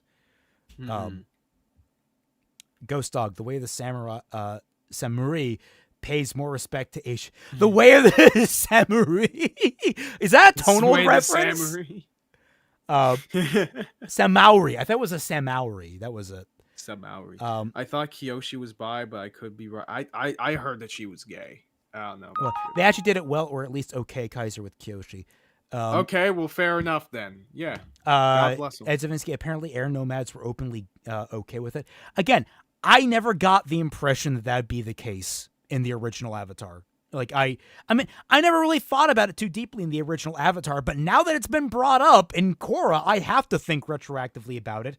And all I can see is that they've retroactively, like, shoehorned this in when, like, human history shows there ain't no fucking magical power out there that's going to suddenly change human nature and the human history of dunking, unfortunately, on homosexual people. Like, it's... I was about to say, like if anything, wouldn't the air nomads be against, any kind of close relationships like that? Yeah, I mean, didn't they have a thing where they take away the progeny from their parents and have them grow up with children because they're not supposed to have any kind of physical attachment? Like, it's like you grow up in the community as a part of the airbenders. It's like, that's...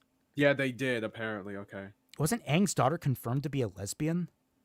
Yeah, I think they did confirm that in like a comic or something.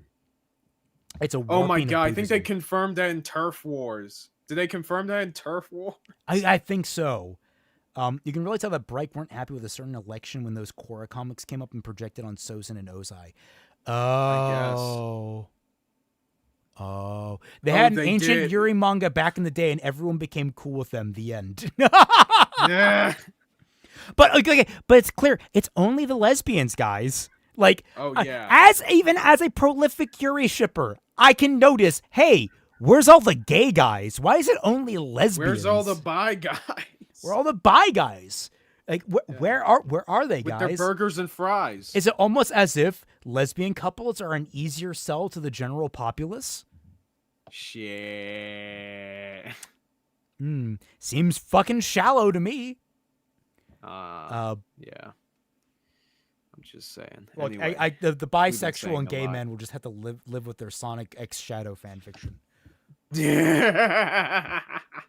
Show's predecessor series, The Last Airbender. Well, Vaatu is, since he is literally the manifestation of evil, but otherwise the show remembers the Oh, but otherwise. No, Sorry. Unalak.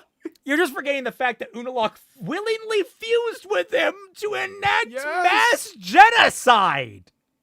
Yeah, he wanted literal Armageddon to happen. The guy laser beamed Republic City. synthesis step. It synthesizes the good parts of their ideas into the world of the show. When the show ends, benders and non-benders are equals. The spirit world is reconnected to the physical world. Sorry. Even though, literally, after the first season, barely any of the non-benders issues that they have ever had with benders in Republic City never get brought up ever fucking again. They just beat they just beat Amon, and suddenly we have solved racism, chat. We've saved the city. Also, Unalak is complex. How? No, Unalak is confusing. That is not the same as complex. The spirit world's destroying the material world. What are you on about? That was the entire heart of seasons 3 and 4. Is that the fucking spirit? That never gets resolved. There's no peace made between the two worlds. The spirits are still fucking pissed, and the people in the real world are still fucking pissed. No way it is because resolved. Korra left the portals open for some dumbass. She made a new portal. Yeah. Dog, oh my god. This is why this video sucks, because it's even worse when it comes to like, the synthesis idea, this Hegelian bullshit he's trying to say, because part of conveying your ideas in a story and having your villains represent certain ideas, why that is interesting is because you get to see the main character interact with those ideas. But the problem is with Korra, in her case, like, let's talk about season 2 with this Unalak shit. She did not, at the start of the story, she got manipulated by the guy who thinks that spirituality should be badass and shit. And she literally got the whole flashback 9 yards of why having spirits in the mortal realm is the worst possible idea you could come up with. And so her conclusion is to leave the portals open? Question mark? Yep. What? Were you listening when I went on the whole rant about ancient homophobia and all that kind of stuff? I was partially there for that, but that's when I had to leave because I realized that my mom was going to be back in like maybe half an hour, and I still had some chores that I needed to do. Yeah, I just didn't know if you had any thoughts on them basically kind of like they still present all these Buddhist, Hindu, and Shinto ideas, and yet they don't seem to tackle with the fact that more than likely in those ideologies there is anti-homophobia, there's anti-homosexuality beliefs that would almost certainly be in effect. I don't know if you had any input on that, because I think you're more well-read on that stuff than I am. Not on that in particular, no, but I do think that there is, I think that you are correct in that in a lot of cultures throughout history, if not most of them, that there have been like anti-homosexual ideology in a lot of them. I can understand that from like a human procreation survivalist standpoint, like biologically. I understand why there is possibly some revulsion. I don't agree with it, for the record. There's a lot of inherent reflexes that we need to grow out of, but like I can understand why people and philosophies would be opposed to it, because hey, we need to keep making more of our species. Like, biologically, it's an imperative of ours. Sure. Yeah, that's Twilight Guardian's like mom. I strike you with my chancla. Oh my god. I'm sorry, what? No, that he just read somebody in chat. Oh, Yeah, like I'm sure that the sentiments aren't entirely the same as they are specifically in Christianity. Oh yeah. Because I'm sure that Christianity was so harsh on it specifically because it was a reaction to all of the stuff that was happening in Rome and Greece at the time. And Yeah. these were people and these were people who, for the most part, were very against it. And even in those cultures, there were people who were against it as well, but they couldn't really do anything about it other than like talk about it or write about Well, it. some of them Wait, had to hold stay on. quiet, or else they'd be like, hung. Hold up. Yeah. I remember this one guy called James Telos made a video calling every government in Avatar a dictatorship. What? Huh? Well, I mean, like it's just mean, the they're- natural progression of any government, no matter how well intended, is that over time it will skew towards more and more totalitarianistic. Like that's just kind of like because you add more and more laws over time for more and more reasons. It's very hard to peel back government authority. Which is fair, but I wouldn't even. But like looking back at like I don't know the original Avatar, the only ones I would say were the closest outright dictatorships were obviously the Fire Nation, and I guess the Earth Kingdom by virtue of just how that thing is run. But the Water Tribes, not really. Well, to be fair, No, oh, you go. the main problem with the Water Tribe is that they were very sexist. Yeah. Well, there is that, yeah. And they learned their lesson. It's a good example of like growing and like a governmental least entity in adapting to some One degree. character did. Yeah, Yeah. Well, he was a big influential member of that society, at the very least. Yes. And then Right. air nomads, they had like they have a very different society, but like again, they took away Yeah, they had, children like, from a the parents. council. Like Yeah. that's not a very freedom-minded thing. Is Yeah. taking away the progeny of people. Well- Yugox. Oh god. I'm pretty sure that because it's based off of Tibetan society, but also you have this idea that the child doesn't belong to the parents, it belongs to the entire tribe. So Yeah. Right. you have the idea of it takes a village to raise a child. Well, if you put that into practice, then every single adult member of the group is the parent, right? Yeah, no, like to more accurately say it is that like when we talk about totalitarianism, it's very much in reference to Western freedom, the Western concept of freedom, which was developed over time in Europe and grew to what it is today. And like that doesn't apply to every culture. They all have their own concept of freedom. And it's just because Western freedom is the most prolific definition out there. So it's like that's where like my mindset is like it for them it's still very freeing because spiritually you are not as attached to your own child. It's very less like they're all about letting go of deep personal connections in order to try and attain nirvana, that kind of thing. Yes. Oh my god, wait a minute. Okay, thank you for saying that, Raymond, Kurt because Cobain? you just opened my third. Oh my god. You just opened my third eye. I'm still on the point of like how. Take that, I'm gonna use your drink. Okay, sure. I'm still on how freaking Korra doesn't really meaningfully interact with the ideas that her villains are posing towards her. Like, what did she have to say about, I don't know, Zahir's anarchism, other than, hey, that's bad, okay? What interesting dialogue does she have about the concepts about that? None. I don't remember Korra having many deep thoughts about pretty much anything. Like, Exactly. I remember her getting espresso depressoed about the end of season 3 and whatever, but Right. that doesn't necessarily correlate to having deep thoughts. It just means you have the big sad now. Yeah. Which, of course, a character is allowed to have. You're allowed to have depression, okay? But Yeah, like, but it's not it has, relevant to the idea of thinking deeply about things philosophically. Exactly. Like it actually has to build towards something in a narrative sense. And with Korra, it really just doesn't. She's also doesn't travel across the world Avatar, power women. I mean, she has, here's the thing. Korra's journey doesn't have to be all that similar to Aang's in order to be good. I can see how structurally Korra can work. They just did it insanely poorly. Jake the Surgeon, $5 said, it's called male bonding. Nothing wrong with getting with guys and having a snuck. I mean, it's true. Yeah.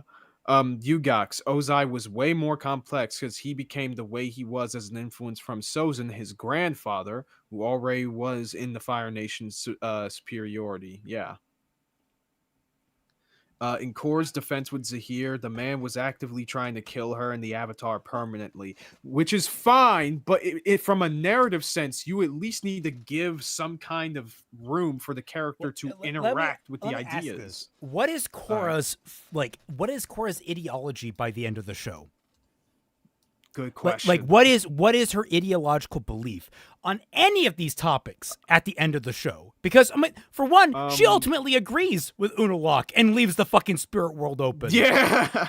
She, by the end, when she gets beaten by Zahir, it's not a challenge of like what morally they believe in.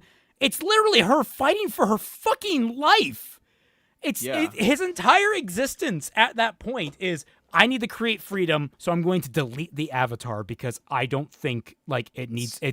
I think it's a totalitarian like force upon the world. And it's like, oh yeah. Doggo in chat.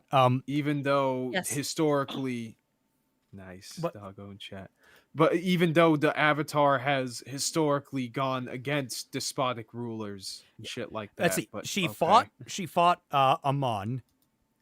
Because he was like, okay, Bender's bad. And she was like, nuh-uh. And then it turned out he's a hypocrite and she won. Okay. Because of, Deus Ex Machina. And then she also got Deus Ex Machina to all the consequences of what happened. So there's that.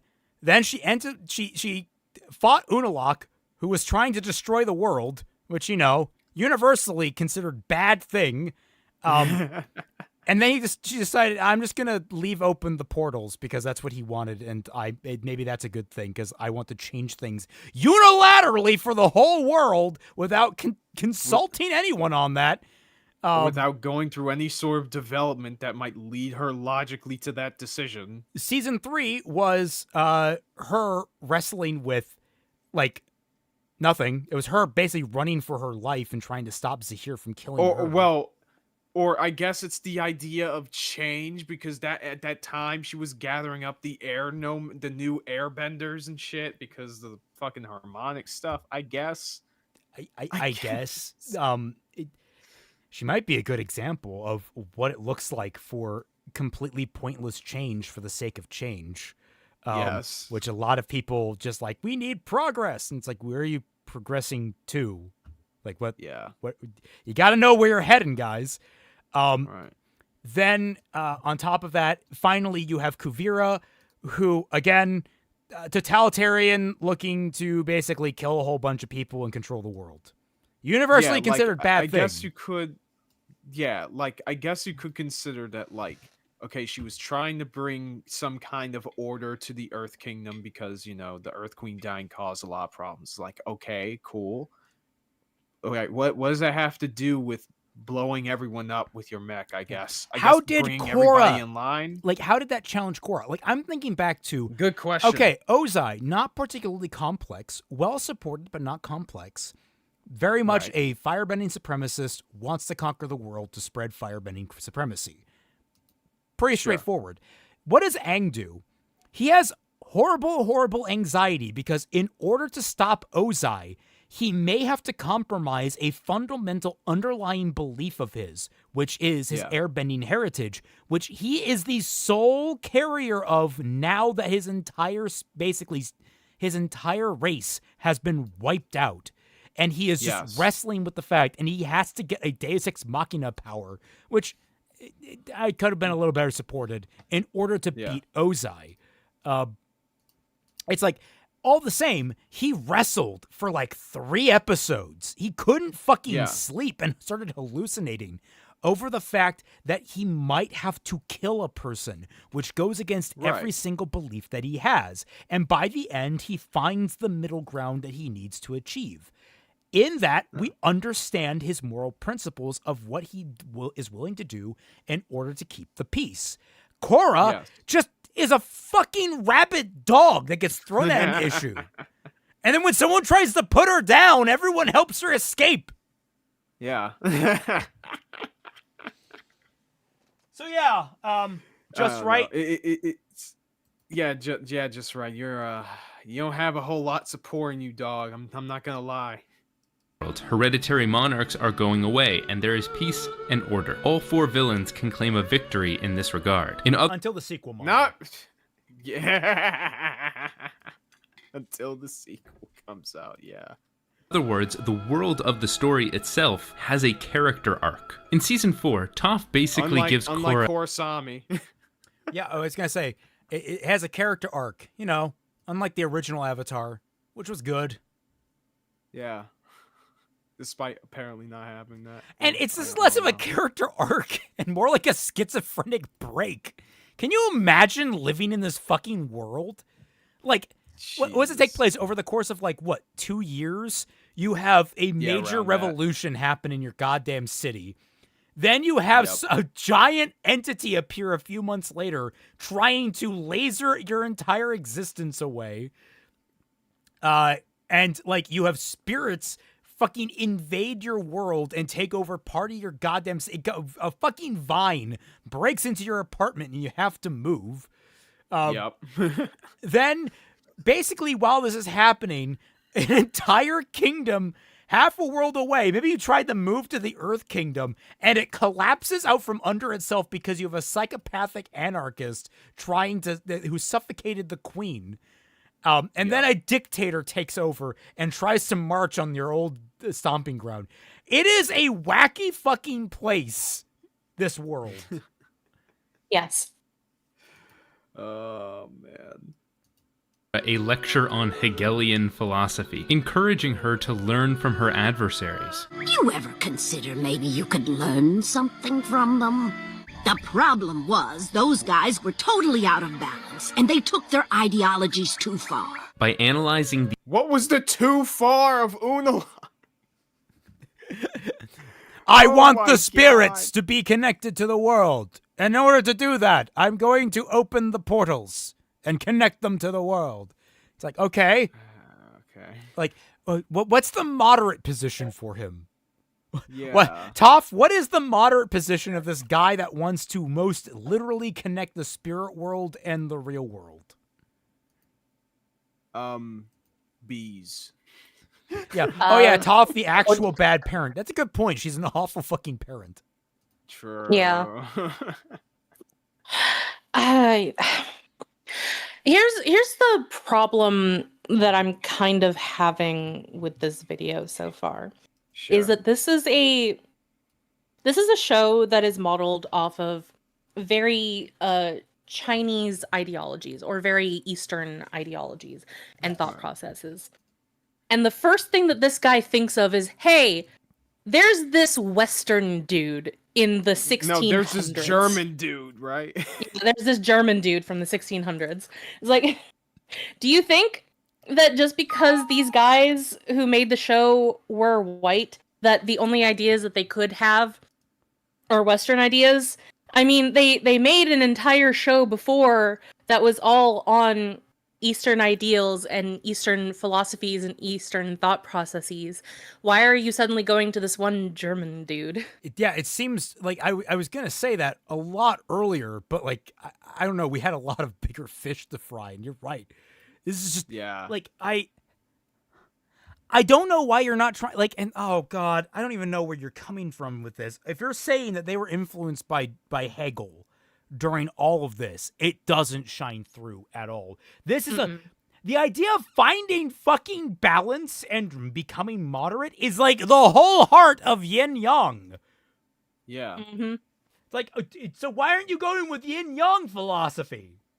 Yeah, especially, when we have the far too little representations with Rava and Vatu. At least there's a bit more to work from there, even though it's still stupid.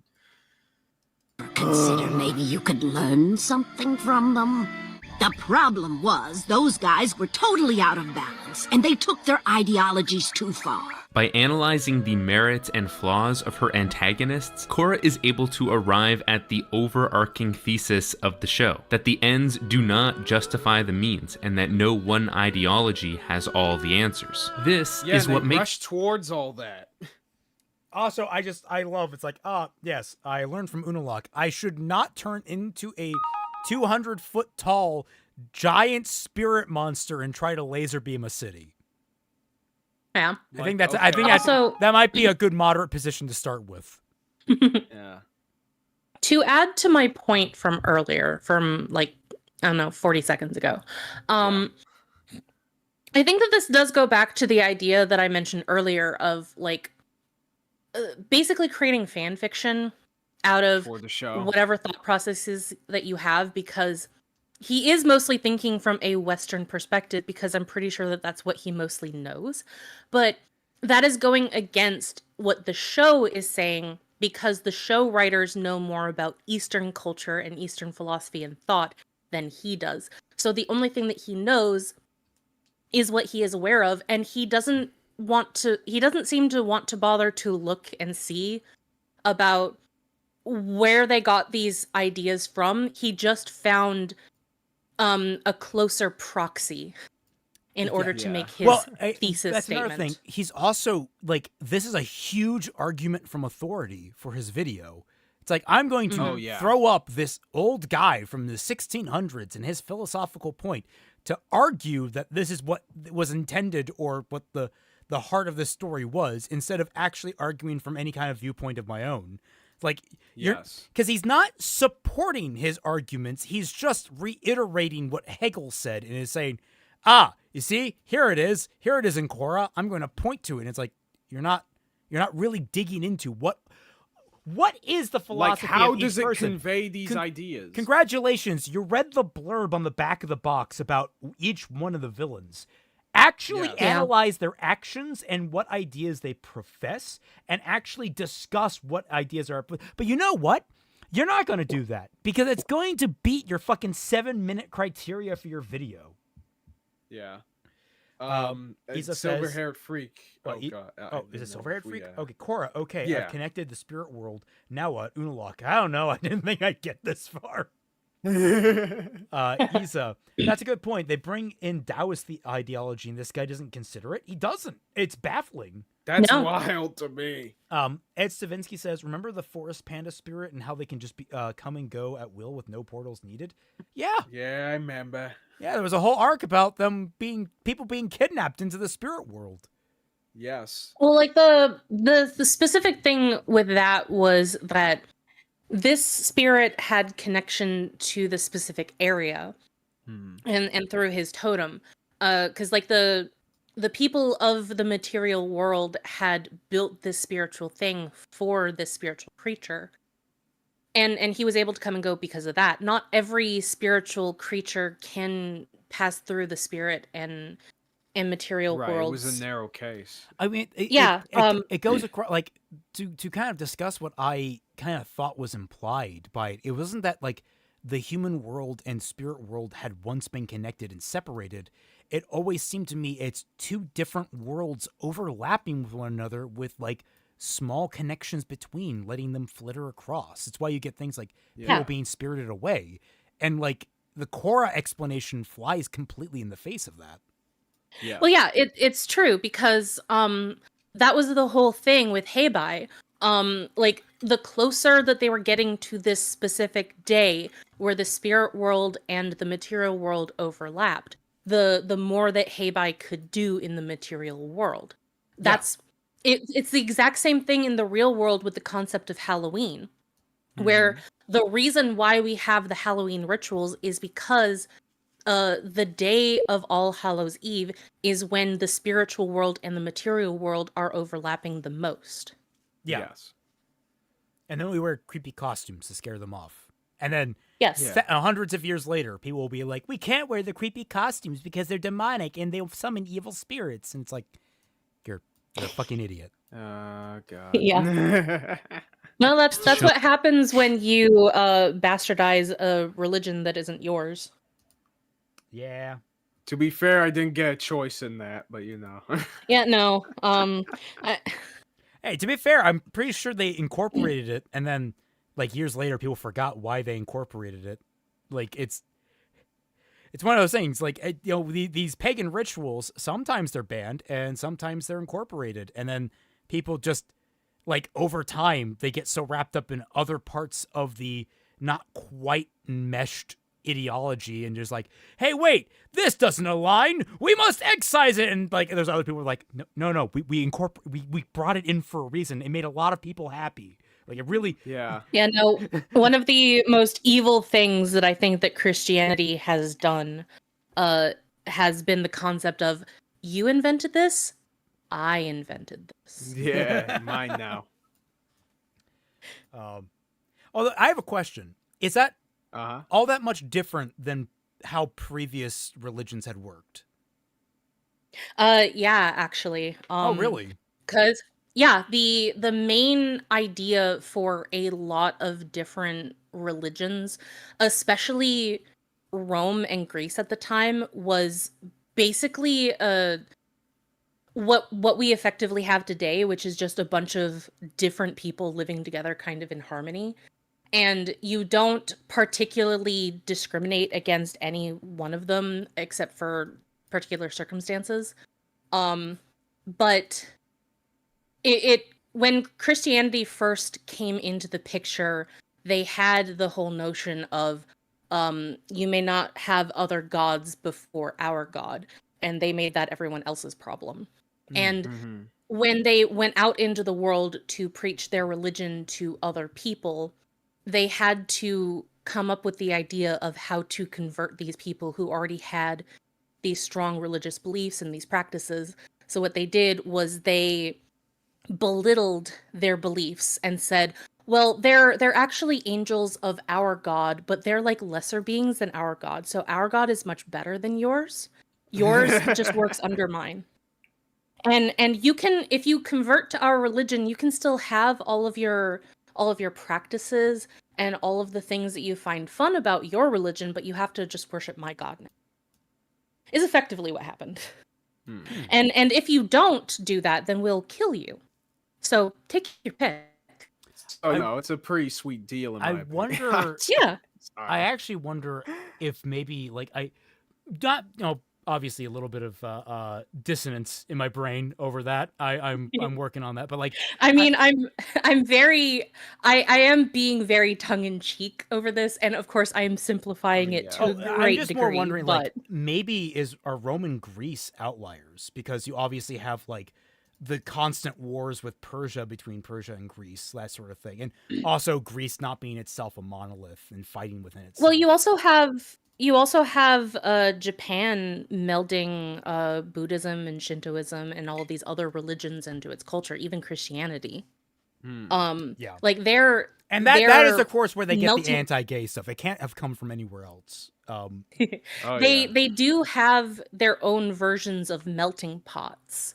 Yeah. It's just melting pots in different ways from ours. It's just the melting pot in Japan incorporated goddamn kanji, and everyone was angry about that. Yeah. Even Noel says she hates kanji so much. It's weird because like I actually kind of love kanji in that like I'm at that point where, oh, that is that specific word. Okay, I don't have to figure it out from fucking like you guys spelled everything the same way for like 3 billion different words that all sound the same. Language is hard, guys.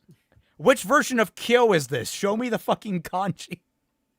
Yeah. A truly contested contest of ideas. You can see this justify the means, and that no one ideology has all the answers. This is what makes the show a truly contested contest of ideas.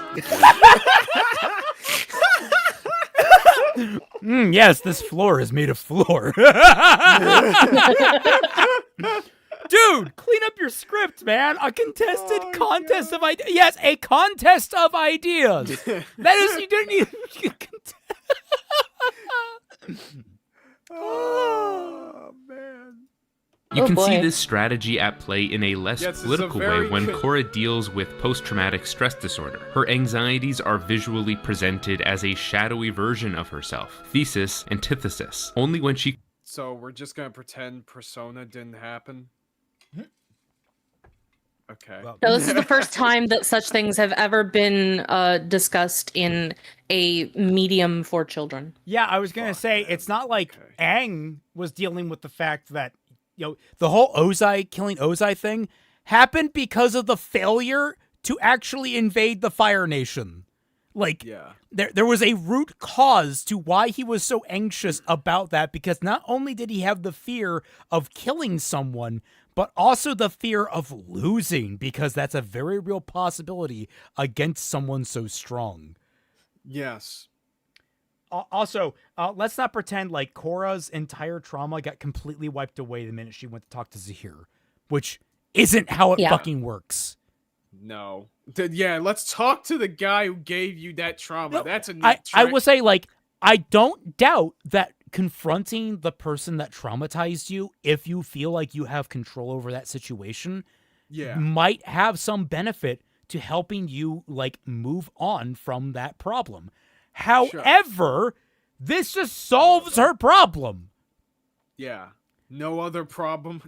Nothing else arises. Basically, she can just go. At risk of putting another coin in the fucking jar, when characters go through Silent Hill, the entire experience is them working through a complicated the complicated order of solving trauma, and sometimes they don't even come out at the end. So this is Korra. She's getting the fast track. I wish that James Sunderland could just come in here and talk to Zahir and be like, yeah, so I killed my wife. And it's like, ah, yes, but was it her time to go? Well, I guess it was. Then you're absolved. Oh, great. Problem solved. Like, this is not at all deep. This is shallower than a fucking puddle. Yeah, 110%. And that's what I've been trying to get at with all of this stuff, where it's like the show is not subtle at all. And it's not even, it doesn't convey any of these ideas in a compelling fashion. Genuinely, the original Avatar was more subtle, more mature, in every aspect of it. Fucking hell, I was watching ER's video, actually brought up the goddamn children. Aang and Katara handled their romance more maturely than anything in Korra. Like, Yes. and you can't use the excuse, oh, they're teenagers. They're older teenagers than Aang, who is going through early puberty. Like, holy shit, he should be the most unwise about all of it. But he's still, Yes. he and Especially Katara, since he's never had these types of feelings before. yeah. It's like it's almost like he and Korra, like one of the big things is he and Katara treated each other with respect, and their fumbles came from these momentary impulses where they kind of accidentally broke it. And it's like, Yeah, they had believable character flaws, and the narrative wrote itself around those flaws to make it engaging. as opposed to, I'm going to spontaneously kiss this man in front of his brother and break his brother's heart. Yeah. Well, Well, I mean, I don't think she did that on purpose. But Yeah, but she also decided to lead him on. Like, yeah. Silver-haired Poor freak, Bolin. I'm 14 and this is deep. Yes. yeah, Honestly, Like, yeah. literally, This gives me that vibe so much. And I want to say, I like the Zahir conversation. I think it's fine. I actually think it's my favorite part of all of Korra is the idea of sitting down and talking to a former enemy about your problems and trying to come up to a solution together in a way that isn't just adding him to the team as a good guy. Like, that's really nice. I just think that there wasn't more done with it afterwards. No. Only there when she wasn't. confronts and accepts her situation instead of avoiding it as she has been is she able to overcome this mental block. Synthesis. I see so many stories where the opponent is irredeemably evil, where the hero has nothing of substance to learn from them, and that makes for a stale story. By embracing a Wait, hold on. Did he show examples? I was looking away from the screen. He only showed one example, and that was from the MCU. No, that wasn't the MCU. That was the well, I guess it is the MCU now, but it was the Fox X-Men. It was oh goddamn Wait. It was the blue guy, the blue Egyptian god dude. Oh, Apocalypse? Yeah, it was fucking Apocalypse. Are you serious? You know, like a Galactus level threat who is more or less a universal constant type villain. It's completely different type of threat. And even I've then, seen like, so many stories. Only shows one example. Yeah, exactly. And it's even worse with X-Men because before that point, you know, most of the other stories Magneto! were exactly this. Fucking Magneto! He's right there! Yeah. And we had him since the early 2000s. Well, even earlier than we the have early him 2000s, played by two X-Men fucking phenomenal 87. actors that could make a fucking ham sandwich emote. Like, come on. I don't know where you're going with this stuff. Hegelian worldview, the Legend of Korra is able to navigate complex ideas while also making its characters more interesting. But when handling all of these lofty ideas... How? How? You're just saying like, that they are. How? You're stating this as affirmed fact? How? Actually go into detail. How? Give us fucking examples. You showed more of Toph's fucking ideology than you have any of the fucking villains. And that was just to state his point that the German guy was correct. Yeah. Even though it was Taoist philosophy. Yes, the writers definitely ran the risk of coming off as too preachy. You don't want to sound like J. Walter Weatherman from Arrested Development. Oh, too preachy. That's not a problem in today's world. But no, they didn't come off as preachy because no one knows what they were trying to fucking say. Yeah. The anarchist kills the corrupt queen of Ba Sing Se. And they tear down the walls between the rich and the poor. Yeah. While it's violent, I don't know if that was the most inherently wrong thing to do. It's certainly destabilizing. It creates a lot of problems and it led Kuvira to rise. Sure. Right. But at the same time, the queen was fucking corrupt. The entire city was rotten from the core down. Like, I will say, I guess, to Korra's credit, okay, I know I have to shout. It's realistic. Yeah, it is a realistic outcome, and at the very least, they did try to focus on exploring, you know, having Korra herself explore these ideas within the narrative itself in the 4th season. But we're in the 4th fucking season of the show, and now she starts to think about why the villains believe what they believe. Like, are you fucking serious? My favorite part of the Zahir conversation is Zahir recognizing, yes, Kuvira gaining control was an unintended consequence of my actions. That's a great. I love seeing people take accountability for their actions. Counterpoint: it makes Zahir look like a fucking idiot for not foreseeing the power vacuum being filled by someone worse. Exactly. Like, which is kind of weird because, oh my god, it's even weirder because I got reminded because of ER's video. So apparently, he and the rest of the Red Lotus were trying to kidnap Korra as a child and could succeed, and that's how they got put in jail. You want to know what what they were specifically trying to do with Korra as a kid? Apparently, they found out about the whole Vatu and harmonic convergence shit and wanted to use her to open the portals. No. Wait, what? Oh, that's right, because Unalaq was a part of them. No, I think Unalaq was a part of the Red Lotus. I'm pretty sure he was. Yeah, they mentioned that. Yeah. So, like, what? And yet that would automatically lead to Vatu taking control anyway. So, like, where's the Didn't the Earth Queen kidnap a group of airbenders? She did! She imprisoned and kidnapped them, and they still had the goddamn Dai Li. Like, him overthrowing the queen was probably one of the best things in the entire show. The only problem is he didn't set up anything to actually catch the falling society. And so Yeah. someone else caught it. Yeah. When was this mentioned? I think it was an extra, like, I think it was, like, in the comics or something like that. I saw it on the wiki when I was looking Uno Lock up. I thought there was like something in the within the show. No, I don't think it was where mentioned they in the already said show. that. Okay. Which is why no one knows it. But, like, it's...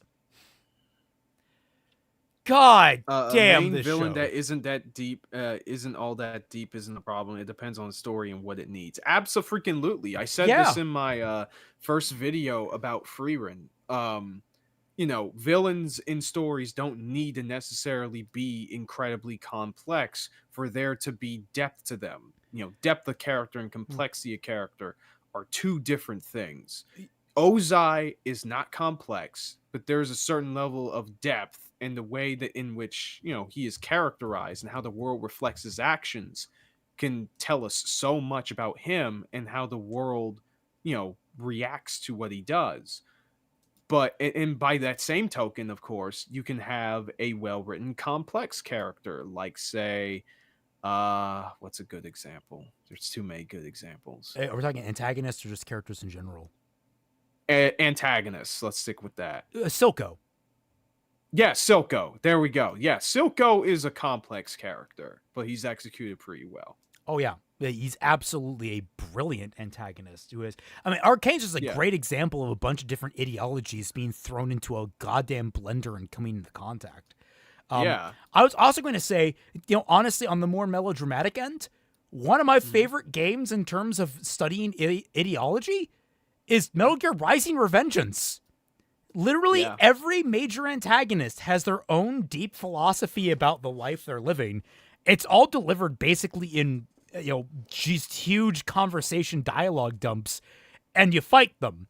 And the entire time, it's Raiden trying to wrestle and come to terms with their ideologies in the face of his own and their histories. Like, all of that is really well done. It's not particularly, like, complicated. It's very much, I run up to this guy, we have a verbal dialogue about the nature of good and evil, effectively, and the nature of, like, human war, and then we fight, and I come out the victor, but now I have much more to think about as a result of it. But people forgot about it due to those memes and the boss themes. I know! There are people out there that right now, even through the memes, very much recognize, like, Senator Armstrong is one of the best antagonists. I was about to say, like, what rock are you living under? Every other day, there's an analysis video about the characters in this game. What are you talking about? Also in the songs that describe their ideologies. Yeah, no, the songs are fucking great. Yeah. It's like all of it is firing on all cylinders just to, like, all right, in this moment, we want you thinking about this. All right, you have fought this villain. We're going to let you and Raiden chew on this for a little while. We was making the mother of all omelets, Jack. Jack, can't frail for every egg. My favorite antagonist, my favorite villain in that game is Monsoon, who literally shows up. Like, he doesn't even get, like, an intro like everyone else. He just shows up, gives a fucking dissertation to Raiden, and then you fight him. It was probably my favorite boss fight in the game because of the mechanics. I still need to play the game myself. Oh, dude, it's you can actually cheese the game pretty easily, but man, I love it. I love it to death. Wind blows, rain falls, and strong prey upon the weak. Like, his entire philosophy is just, this is the way of nature. You must accept it. There is no other way. The strong will win. It's like, that's really darkly fatalist, but it's, like, believably fatalist. Yeah. Okay. Pretty much. All right, well, I know Twi's not back, but let's see what else stupid this guy I just got back. Oh, perfect. Woo! I might not be here for very much longer, though. Oh, no. Oh, okay. of these lofty ideas, the writers definitely ran the risk of coming off as too preachy. You don't want to sound like J. Walter Weatherman from Arrested Development. That's why you always leave a note. Now, Korra is not without a few scenes that state the theme explicitly. The Toph scene from earlier is an example of that. But it's also brilliant at showing the superiority of one ideology over another through action. Especially no. Your whole shit is about the synthesis between two opposing ideologies. But you're here saying it's great at showing the superiority of one ideology over another. What the fuck is your malfunction, my man? Stop using that word. I don't think it means what you think it means. Oh, silver-haired freak. Even though students talk about memes, as hilarious as it, in hindsight as it is surprisingly profound when you look up the original definition of the term. Yes, I absolutely love it. It's a great talk about the nature of human communication and ideology. Anyway, you were going to say something, Twy. So he's now starting to backpedal a little bit on his whole thesis at the beginning of the video. You might say that he's presenting an antithesis to his own point. Oh. But I hope that's not where he's fucking going with it, because it would annoy the fuck out of me. I mean, we're annoyed anyway, but We're 4 minutes into the video, and this is where we're at now. Yeah, literally going back on everything you just defined. Especially in the third season finale. It does this by using a technique called poetic justice. Poetic justice is basically when the good guy... Or, if you want to take it from an Eastern lens, karma. Yes. It's almost as if you're fucking Western pilled, my man. I was just getting about to flashbang all this shit. I was just about to say that this guy is only speaking through a Western lens when it's a show about Eastern philosophy. Why would you do that? Like, I know, again, I said it before, I know that these guys who made the show are white, but they made the show with an understanding of Eastern thought. Yeah. Guys are rewarded and the bad guys are punished, but usually the bad guys are punished in some sort of ironic way. So in season 3, Korra is facing off against Zahir and a small band of skilled benders trying to take down all governments and institutions. His henchmen are each defeated when their own power is ironically turned against them, which is a simple form of poetic justice, but Zahir's final defeat is astounding in its multi-layered use of irony. It's not just one ironic reversal that does him in, it's 5 distinct reversals working in harmony. 1. Zahir is an airbender, but is defeated by airbending. That's ironic. 2. The same event which gave him his powers gave power to the people who beat him. 3. Zahir's entire philosophy is about the need to disband institutions, but he's defeated by a group of characters just now learning to operate as a cohesive group. 4. Zahir... Oh, whoa.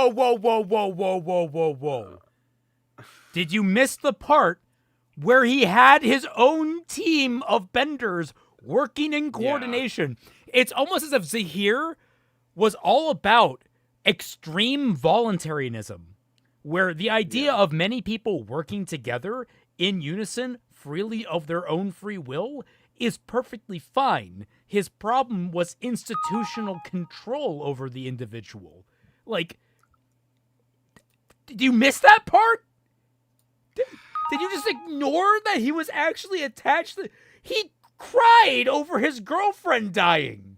Well, he didn't cry, but he did express fucking, like frustration and sadness over it.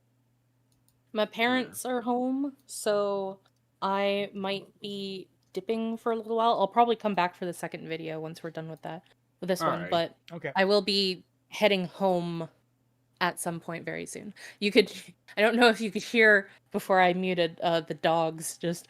They're like, Mom's home! Mom's home! I think I can hear a little bit when you talk. Yeah. Okay. Anyway. See ya. Alright, see ya. I don't know if she's going to leave that up or she's going to leave the call. I think she... I will hope she leaves it up. Anyway. Crimson Rose. Y'all are my favorite podcast to DoorDash to. Oh, thank you. Hey, appreciate it, man. Why? Wait, are the dogs Twice siblings? No? No. People refer to their pets as their children and the owners as their parents. Like, that happens all the time. Yeah. Izanagi, this feels like those old, this should be taught in film school level stupidity and illiteracy. This is predating that bullshit. This is from 9 years ago. Oh, fuck, you're right. Oh, man. Yeah, you know what? I'm going to put beards on all of us at some point. Korra's arc this season is about becoming unfettered by this world, both metaphorically by giving up all worldly desires, and literally by learning to fly. In the end, he is torn out of the sky and arrested. 5. He only loses because he chained Korra up. For a guy constantly talking about freedom, he's guilty of imprisoning a lot of people. When he first escapes, he doesn't just escape, he locks up his captors. He imprisons Mako and Bolin later on in the season, and only releases them so he can ensnare Korra in a trap. Both times he fights Korra, he does so while she is in chains. The second time, she uses those chains against him. Because his morality is different than his ideology. It's almost as if there is an extra layer here you're not considering, and that he doesn't want to kill people unless they are totalitarian in nature. He kills exactly 2 people. I think he only kills 1 person in the show, being the queen. Yes. And he attempts to kill Korra because he sees them as symbols of institutional power that control people. That is his problem. He is not above trying to non-lethally restrain people who are getting in his way. And I imagine he would have probably freed them afterwards. Probably. It's... But of course, hell. whether you want to trust that is another issue. But again, we could get back to the same problem, which is that, okay, we're talking about how the physical events in the story kind of coincide thematically with the fundamental ideas the character represents. Okay, all well and good. How about the freaking dialogue? How about the actual interactions that the characters have with each other? Like, that is supposed to serve that purpose too. And 9 times out of 10, it fucking doesn't. Yeah, it's usually just, you need to stop. I'm not going to stop because here are my reasons. But you need to stop because you're doing bad things. But here are my reasons. But you need to stop because you're doing... It's like... Korra is too simple-minded as a protagonist to really wrestle with these problems when they aren't physical. Which, in a way, of course, obviously is why her, how you would develop her character, right? Like, okay, she becomes more complex as the story goes on and all the other bullshit. The problem is that they don't. Yeah, they don't do that. Well, they try to do it, right? But they kind of just pivot oftentimes and not. Code of Honor, what's weird. That? Can I smoke it?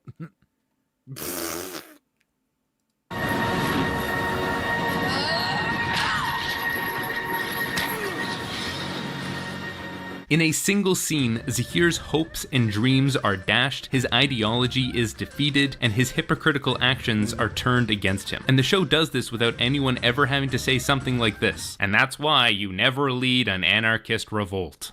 Well, except that he completely destroyed and dismantled the Avatar. He basically ended up plunging an entire civilization into complete anarchy. He succeeded at multiple different things. He just got stopped before you could finish the last one. Right. Which I guess leads into the point that he already made earlier in the video. So there is that, but yeah.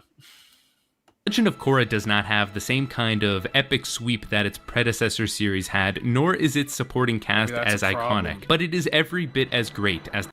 Oh, it fucking tried. I'm sorry, it fucking... Do not... Brother, you wish! It didn't have the kind of epic sweep. I'm sorry. In the original Avatar, what was most at threat was a totalitarian dictator taking over and maybe killing a few thousand people in the goal of basically controlling the world. In Korra, in order, you have the attempt to overthrow a city. All right, kind of small. Yeah, civil war, yeah. The attempt to completely rewrite the physical reality and the success of that of the entire fundamental fabric of the world. Yep. Dude! Armageddon. Holy shit! No, yeah, and then also attempted Armageddon on top of that. Yeah. And then you have an anarchist that overthrows an entire society. As you do. And then you have that society rebuilding itself into a totalitarian despot that's looking to take control of the world. Again. I'm sorry. Korra happens to be aping some of the grandiosity and doing a piss poor job of it because they do a terrible job of making the world feel big. Everywhere you go, it's the world has shrunk in Legend of Korra. It's tiny, and that's why it feels smaller than all the consequences it seems to want to have. Revolt. The Legend of Korra does not have the same kind of epic sweep that its predecessor series had, nor is its supporting cast as iconic, but it is every bit as great as The Last Airbender, just in a different way, where that No, you fucking haven't close. shown a... What do you mean it doesn't have as iconic a cast? Yeah, including the fucking villains. Pretty much. Oh god, I so much remember Zhao better than I do any of the antagonists except maybe Zahir. Like, Right. Amon is, like, visually cool. I kind of dig Amon a lot. And of course, he's voiced by Steve Bloom, so that automatically makes him memorable. But even then, like, all I can remember about Amon is that, oh yeah, it's the guy with the stupid brain-dead backstory that ruins his entire character. I think Korra is overhated sometimes. It's not hated enough. Like, we need Arcane Season 2 levels of hate, all right? I mean, to be fair, like I said, there's a reason why, what's the word? People are still fighting Korra to this day. Like, I think I said last stream that, like, the one time I looked up myself on Reddit, the Korra subreddit didn't like me for my video at all, apparently. Even though it seemed like they didn't even watch the fucking thing, they just judged off of the thumbnail, which, okay, whatever, man. But, like, what's the word? I feel like it gets a decent amount of hate towards it. I don't know. Yeah, if it doesn't have already a decent amount of hate, it requires more. Like, those are the two options. Like, we need to give it +4 hate. Yeah. Thematically, Avatar: The Last Airbender, solid. Character writing, solid. Narrative writing, solid. Design and action, solid. I'm trying to think of a single area where Avatar: The Last Airbender isn't solid. Yeah, the only, like, I guess, area that isn't as well done as it probably could have been in the original Avatar is just that one episode where Aang had to lie, I guess.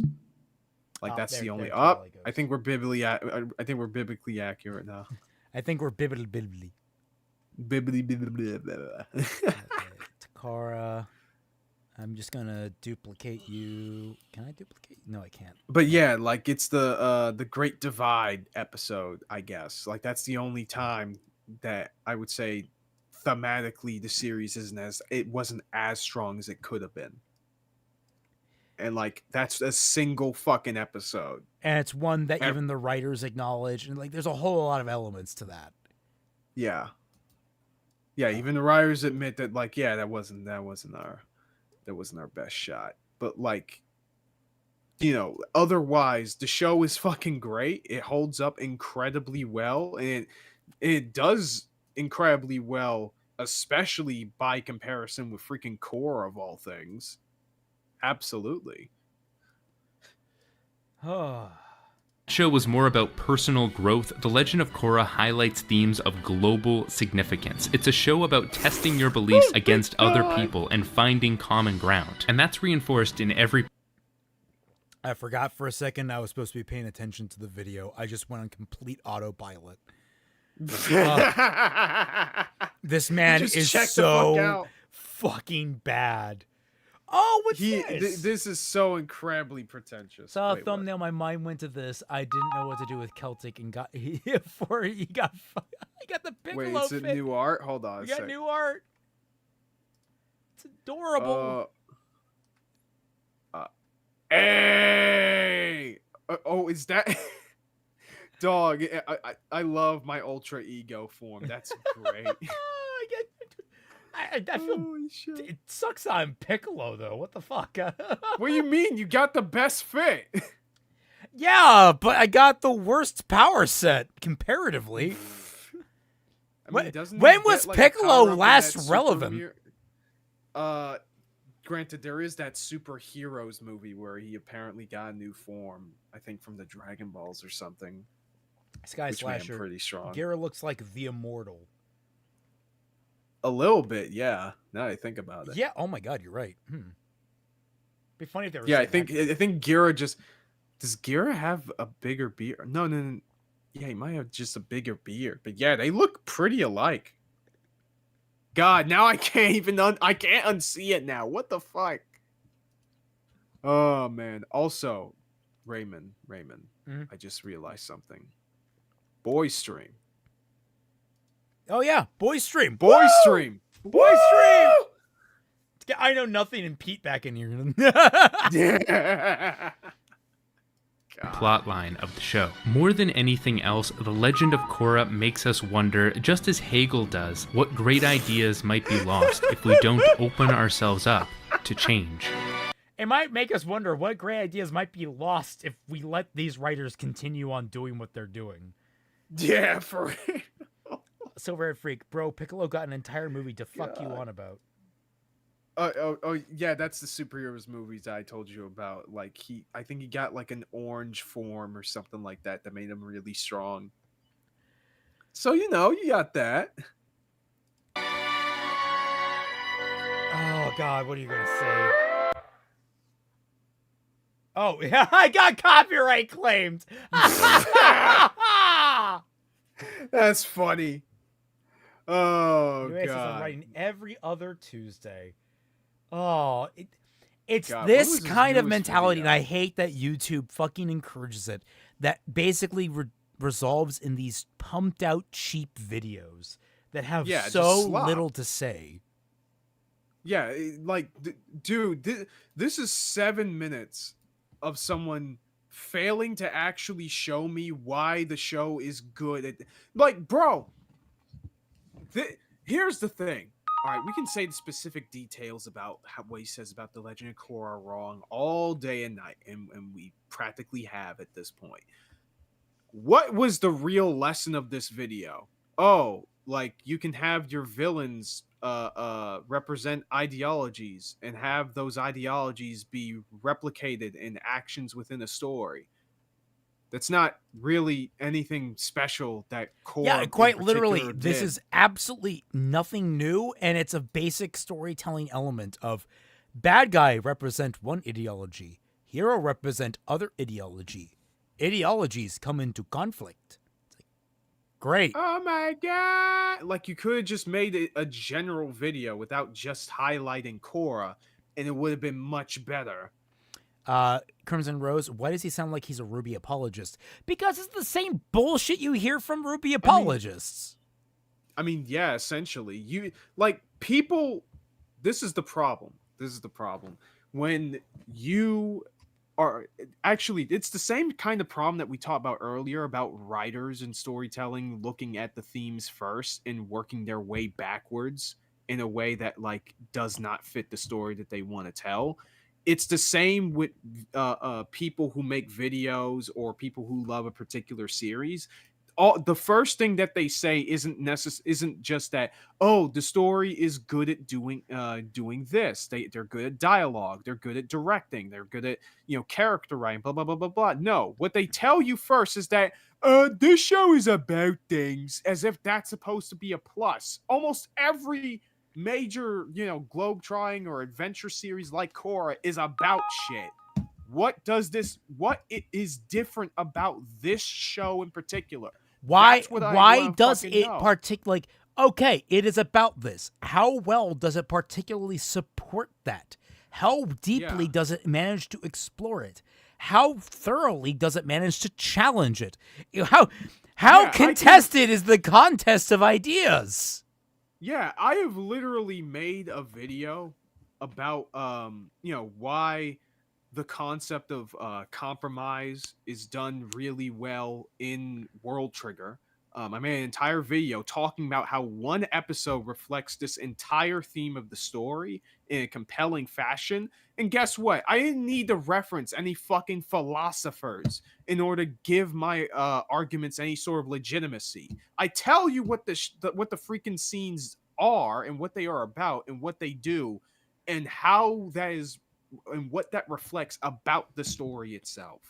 That's you know all what need frustrates to do. me about this is I don't mind referencing deeper philosophical history in order to support a point. However, what he did here was in order to prove a storytelling decision as opposed to the actual deeper thematics.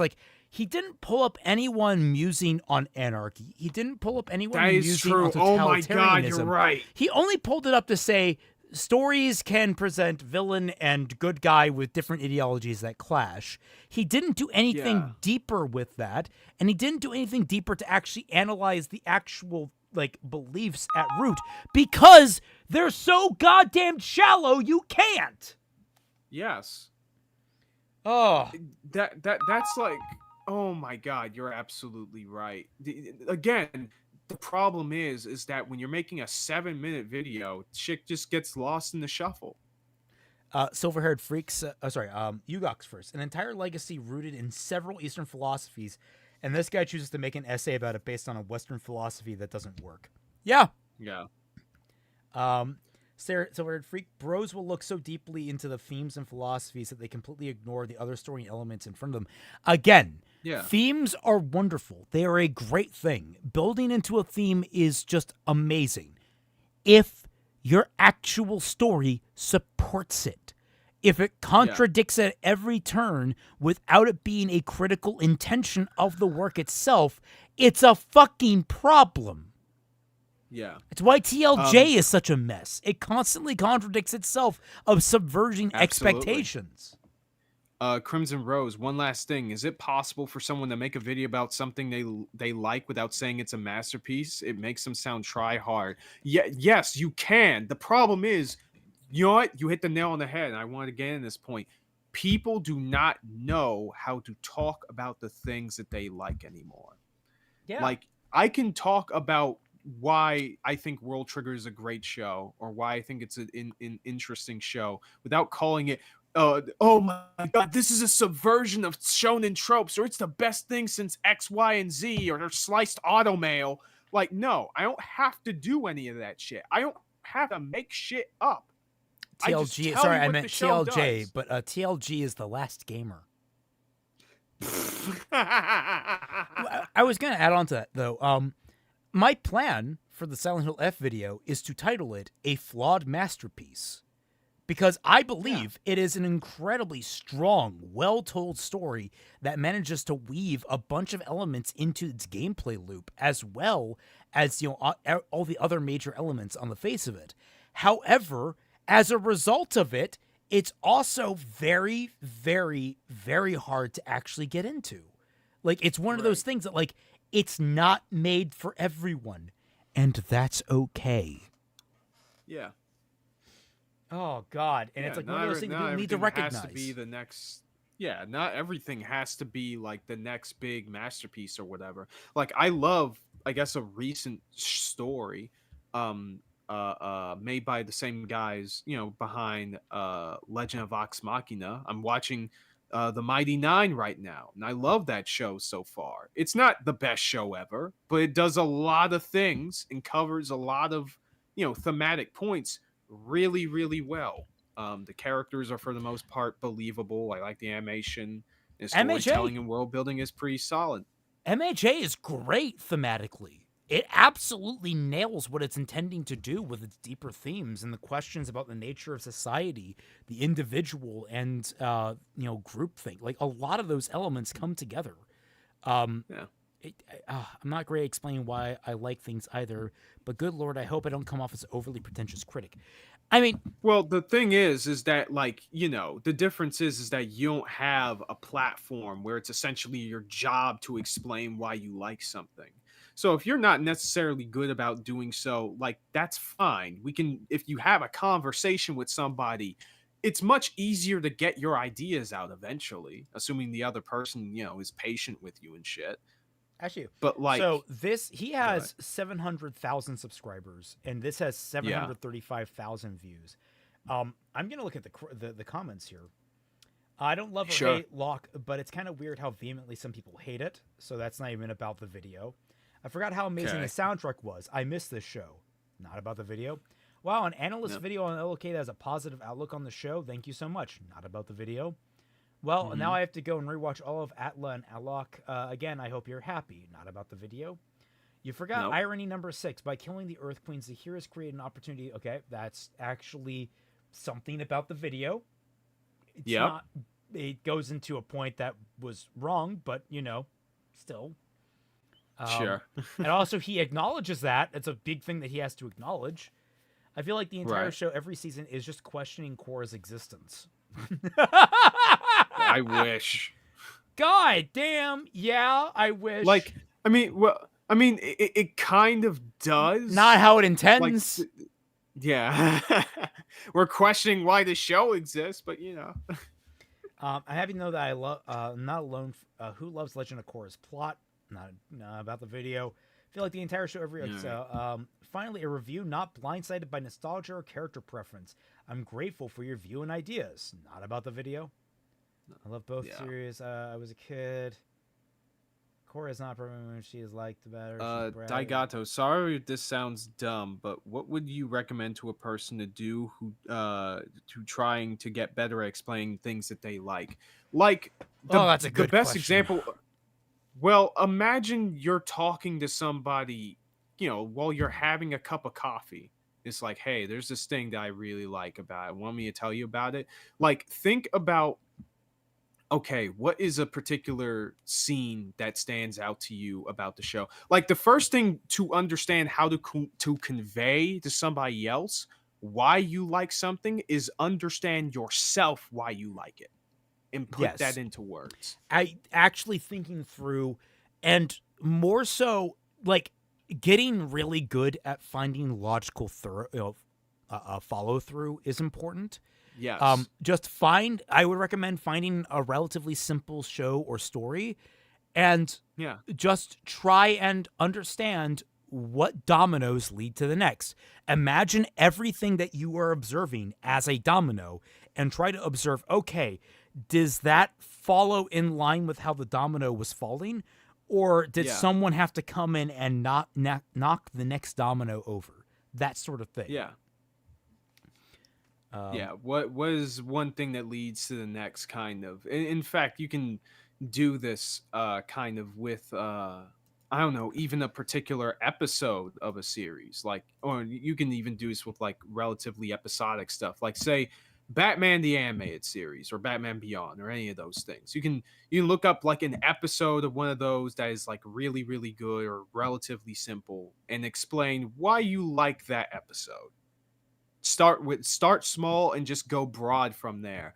Because when you start being able to do that, it changes how you see media in general. Like I talked about last stream about how literally I've been, on the track of, like, criticizing shows and understanding stuff. So the minute I just started binging Hajime no Ippo and Full Metal Alchemist, 2003 at the same time, it felt like my brain was my head just went, like, completely wider, like 2 meters wide, kinda, because, like, oh my god, this makes sense. I liked this because it emphasizes this, which is what the story is trying to do, and the lighting does this really well. It adds to the, oh my god, it's just back to back to back, just good content. Also, and when you think about it, it gets even better. Yeah, what's also really important is trying to acknowledge your own bias. Like, I have an ideology for my life, and if I see that reflected in a story, more than likely, I'm going to like that story more.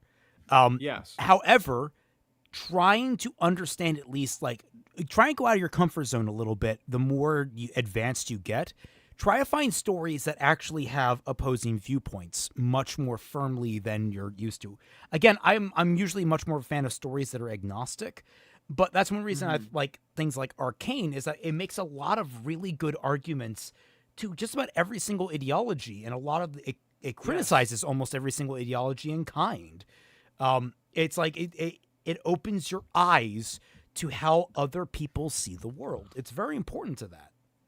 Yeah, and I guess another pro tip in trying to get better, like explaining to people why you like something, even not beyond just saying like, oh, this shit is great. Like, no, just going simply like, hey, why I like this thing is look at how other people like know how to convey that, because there are good YouTubers out there that know how to talk about why they like or dislike certain things, or how they want to talk about it, right? Like Pointless Hub is a great example of this, Yeah. may not Pointless necessarily Hub always doesn't agree typically dig too deeply into it, but at the same time, he's digging just enough to actually get some entertainment value out of it, which is perfectly fine as long as he's not like, peddling false goods. Yeah, exactly. Which is why I think he's a very good baseline of like a YouTuber that knows how to talk about something that he likes, even though he's not, going at it like super deeply. That's like level 1. If you can figure out how to do level 1 like he does, you can go far after that. Yeah.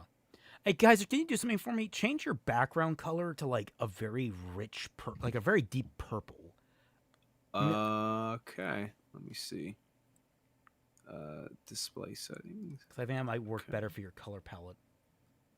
Possibly. I'm trying to figure out how to do that in like this. Make it deeper if you can.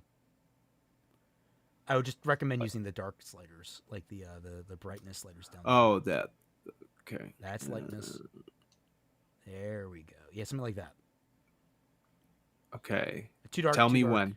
I'd go back up more to the up. Wait, what do you mean by? I'm joking. Okay. Like this. Maybe a little more to the right on the not in the darkness, but on the actual rainbow scale, a little to the right. Okay.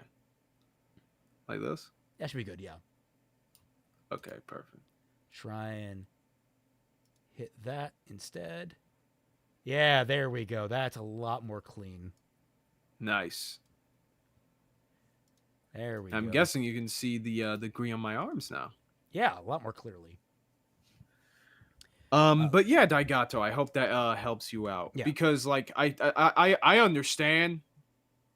Shout out to Some Call Me Johnny, my favorite gaming reviewer. Oh yeah, I think he's another good example. I used to watch some of his videos, and I think he also is a good example of somebody who knows how to like talk about the things that he likes about something. Caterchris is another good one. Yeah. It's always kind of annoying because I was following Caterchris right before he got big, and then he get big, and I'm like, where's my moment? I want to be big. Celtic, if you keep saying darkness, It should have been me. you'll become a It's Kingdom not Hearts fair. character. Dude, give me a fucking Keyblade, please. Oh my god, that'd be amazing. Yeah, it's same here.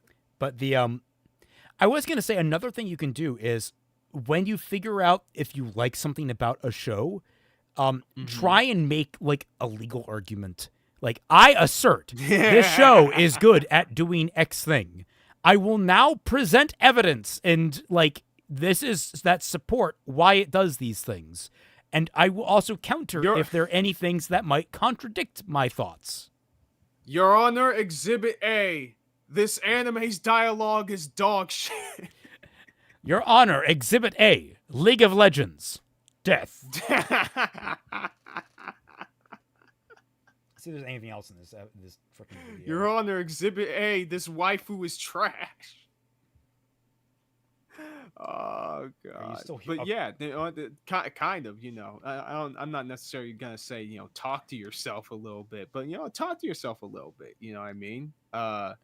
Like thank you. try to Just figure out right. what would convey. Oh, Yeah, I kept What? on playing it because I was curious and used just a lot of goofy stuff with it. okay. But yeah, let me see. Avatar: Last Airbender. How to write a compelling backstory. So I guess he's talking about the waves. Yeah, it looks like this is the Zuko and Aang flashback episode. Right. Oh, Crimson Rose, what about explaining stuff you think is bad? Well, it's for the same purpose of, like, typically what you find is contradiction. Contradiction or a lack of support. So if someone says, oh, it supports X theme, you need to ask them, well, what examples do you have? And if they provide like only one or two examples in a long running show of like 30 episodes, something like that, then you can be like, well, that's not really supported. It's not a constant. It seems more like a radar blip. Right. And you gotta be intellectually honest as well. That's another thing, is if they make a good point, they make a good point. If you see evidence to the contrary of your point, you need to highlight it and acknowledge it. Acknowledge it as well and be like, this could disprove my point. However, I'm going to continue asserting it and also highlight why I think it might not. Yeah, always be fair. Like there are many times, we have been talking about Ruby where, I try to give it, some benefit of the doubt or say that it doesn't completely fail at something or it's not as bad as, X and Y, Z other thing. Well, you can be fair while still, being critical of something. Yeah. Celtic, if you do a video on stream on Steven Universe, I will be happy and terrified. Well, good thing for your terrified half. I don't know jack shit about Steven Universe beyond what I've been told and what I've seen from like videos. I have no interest in that show. It's just go ahead. Well, it's up there with like My Little Pony. I don't give a fuck. Me personally, I want to rewatch Steven Universe at some point and actually watch Steven Universe Future because there have been, like, I think I said this before, but I used to dislike the latter seasons of the show, but of course with everything as it is right now and how I have grown and changed in regards to analyzing media and stuff, I would like to actually, just go back and kind of judge it, judge it with a fair shake, I guess. Shots fired? No, not shots fired. Like I can only attest to what I've heard about the show. And from what I've heard, I probably wouldn't like it, even though I can tell that on the face of it. I'm not saying it's bad. Other people have, and I've watched their videos of it, and I find them very entertaining. But like, I just don't find that story or that show particularly entertaining. There's actually some negative associations I've got about it, and it's not for you. Yeah, it's just not for me. Just like My Little Pony's not for me. It's not up my alley. The closest I've come to it is the closest thing I've probably come to it is the She-Ra reboot, which I know is also very contentious, and it has a lot of problems. I still like that. Aren't Fat Man Falling British Ninja and Dashy bronies? Yes, and Fat Man Falling has actually kidnapped me to watch one episode of My Little Pony. It was an awful episode of My Little Pony. I don't know why he chose it. Even among fans, it is a disliked episode. So I was like, why did you drag me into this? And he just kind of, because I could. Lord. I recommend watching Celtic's vid on the arc that didn't break My Hero Academia. Might learn a lot from that one on how to do things by seeing what the countered guys did. Yeah, no, I always recommend that video. In fact, keep proliferating that video, please. You guys see the RE9 leaks? Leon is a woman's DILF. I don't know if those leaks, I thought those leaks were AI generated. I don't know if those were true. Wait, there were leaks? I didn't hear about that. Allegedly. Also, I do not want leaks for RE9. I want to go into it as blind as possible. I've actually avoided trailers and gameplay. Smart. So, if you could not spoil me on it, I wanna be fresh for that fight. Yeah. So, yeah, there are leaks. Yes, they're a type of onion. I'm holding on hope for a new Sonic game being announced tomorrow. Fingers crossed. Oh, is it the Game Awards are tomorrow, right?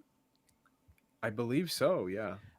My biggest hope is Armored Core like 6.5, like a DLC or something. I just got done beating Project Phantasma, which is the kind of the expansion I for need Armored Core 1. And I had to cheat. I had to cheat doing the last boss. That last boss is bullshit. Shit. I I need to what's the word? I need to finish Armor Core 6. I forgot to actually do that. I return. You do need to finish Armored Core 6. It's fucking Woo! awesome. Well, Twy back in. I gotta actually. Twy's return, just as we were starting the new video. Awesome. Well, I told you, it's perfect timing. well, more so, we've been dragging our heels on starting the new video. I see. yeah, just interacting with chat. Kind of giving tips for you, the people. Gotta get. Oh, I see. We got new art. Oh, did we? Yeah. Oh, yeah, that's right. Sorry, Oh, you wait. haven't seen the DBZ art. No, I haven't. All right. I like how you're Yeah, just Piccolo. Yeah. Because I guess they didn't know about the super movie, or they just want to highlight that we might have these cool forms, but you have the best drip. You know what? I guess I'll take that. I guess. Gotta have something. Yeah. Hopefully that looks good. All right, I'm gonna run off to the restroom. Celticolo, Ultra Ego Kaiser, and Ultra Instinct and grab a Twilight. drink Yeah. before we get into this nightmare. So, if you guys want to hold down the fort briefly, I'll be right back. Sure. Ugh. So, Alrighty. what happened with the video while I was gone? Can you break that down for me? Right. So it was essentially just more of the same dribble of like, oh my gosh, the show. Okay, actually. So after saying the same kind of bullshit of like, oh my god, the show is about X, Y, and Z, he used the example of Zahir and why he's a good example. And the reason why he's a good example is that the story uses dramatic irony with his character in regards to like how he gets defeated in several different ways. Okay. Which isn't necessarily wrong. I can kind of agree that like, yeah, in terms of like those events of the story, it kind of fits. The problem is that, he neglects to really talk about what interactions between Korra and Zahir actually reflect this in their conversations about these ideas that he represents, and he doesn't do that. And like, at the end of it, I'm going to sorry the chat if I'm repeating myself, but fact of the matter is, like, the entire video is just pointless because you're just telling us fundamentally what you're telling us isn't really all that different from almost any other story, really. Yeah. Like, not really at all. Wasn't it poetic justice? Yeah, he said the writers use this technique called poetic justice. Why? Yeah. All right, man. I remember that part of it, and it's just like, Yeah, it's like, okay, is this really how? And we were just going into it stuff like, is this really the best you got? Yeah, just tell us why this shit is good. The thing that I realized at the end of the video, that I pointed this out, he brought up Hegel to reinforce this idea of like synthesis and bullshit like that, which was already off base. But he never brought up anyone. He never actually dived into the ideologies at question and how they were challenged, how they were actually conversed. The closest he got was that whole dramatic irony thing with Zahir. but Mhm. he never actually supported any of the he never talked about the ideologies and never supported them with other like major voices or other philosophies. He never actually talked about that, and it feels like it completely undermines like just okay, well, if you're trying to prove it did these things, prove it did these things. Don't just tell me Hegel says, "Oh, good thing plus bad thing," and then synthesis of those ideas or whatever bullshit. I'm tired. Yeah. Like, you can't just, like, well, you can, but it's not going to be a very good video when you just come and make a video and just say something is a thing and then don't elaborate on it. Like, Yep. it's so annoying.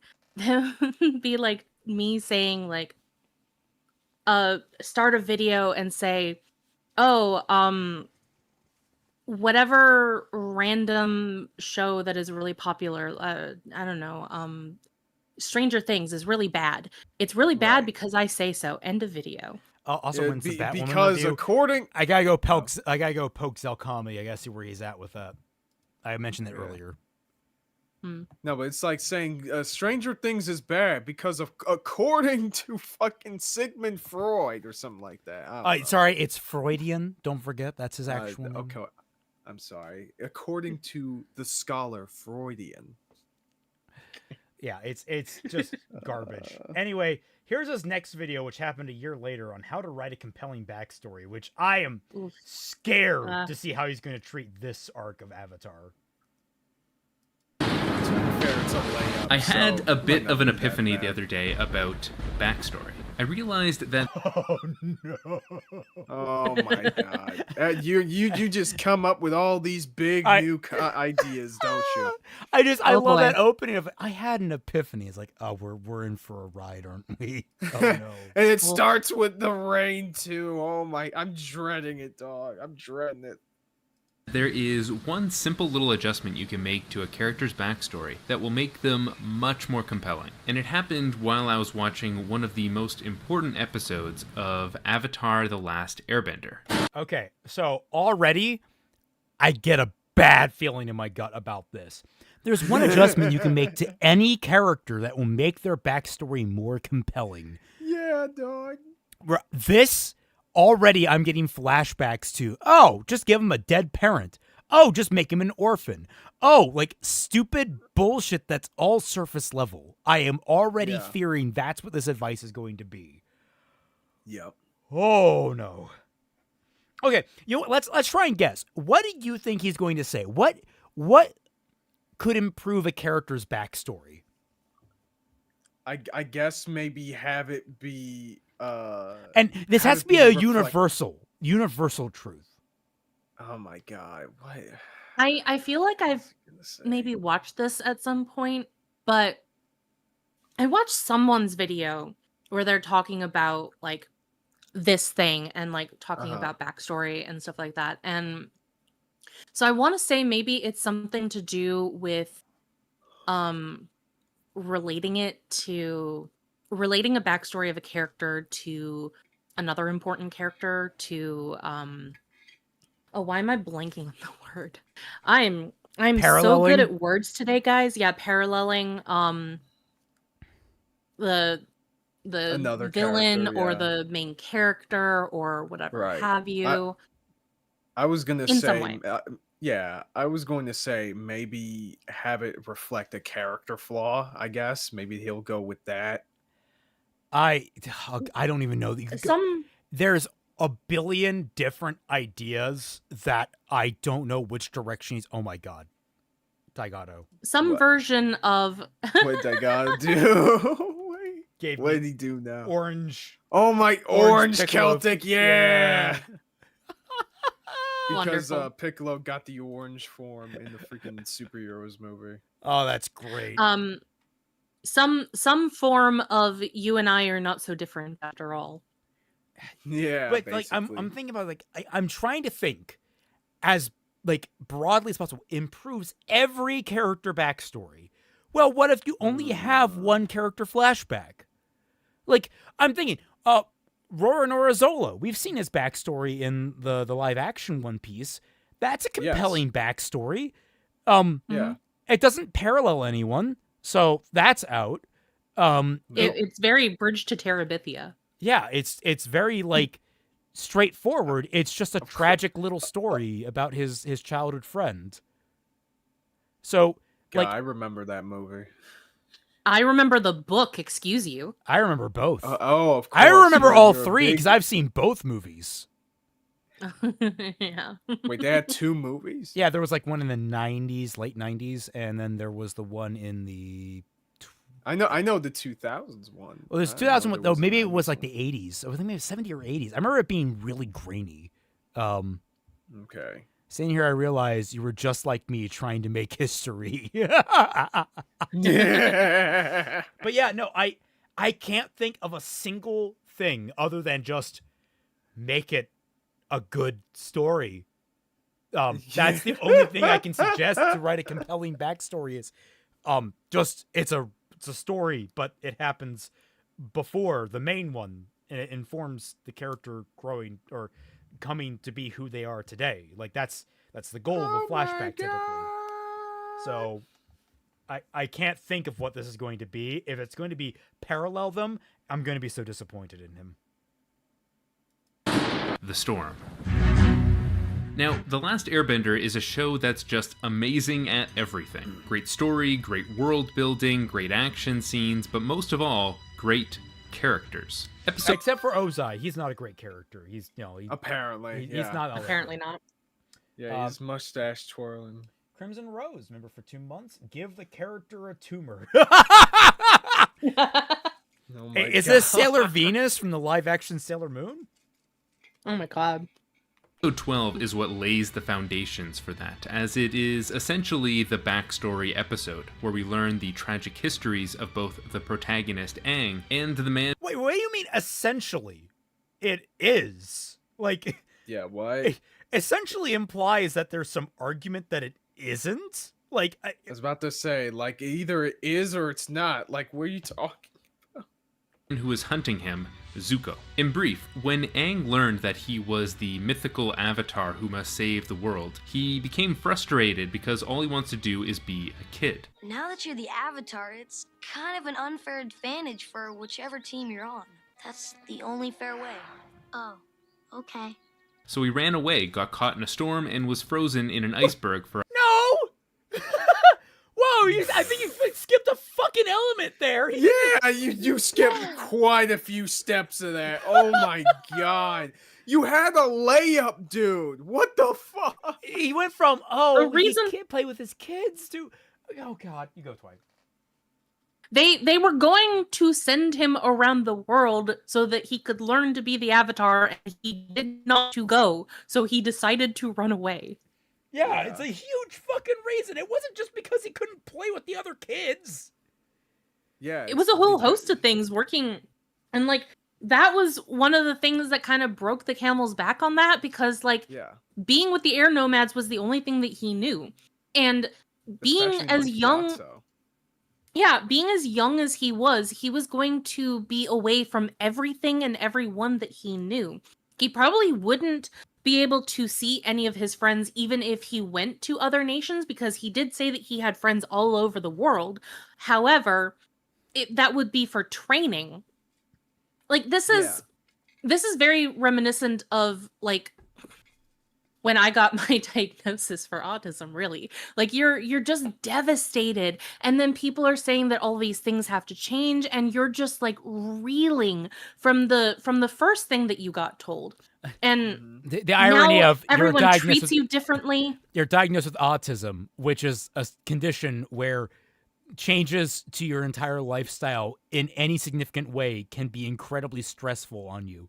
So let's now immediately change several elements of your lifestyle immediately to try and accommodate this condition that makes you super sensitive to changes in your lifestyle. Yep. Fucking brilliant. Big brain. No wonder why I was such a nasty child going into my teen years. It's one of those things I look back, I'm glad I got diagnosed with ADHD in my adulthood, because now I'm the one making the adjustments. Like I've no one else adjusting my life for me. I'm the one in control, and so I can adjust things at my discretion where I'm comfortable. Well, like the thing that should have happened was I should have been diagnosed much earlier. But back then, girls didn't get diagnosed very often with autism. They didn't say that it was like many years prior to that. Like it wasn't possible for many girls to have autism because they didn't. They thought that autism was only how boys expressed autism. And girls only had like it was a 1 in 500 chance or whatever. So it couldn't be possible that so many girls would be diagnosed. Yeah. So I only got diagnosed when I was 12.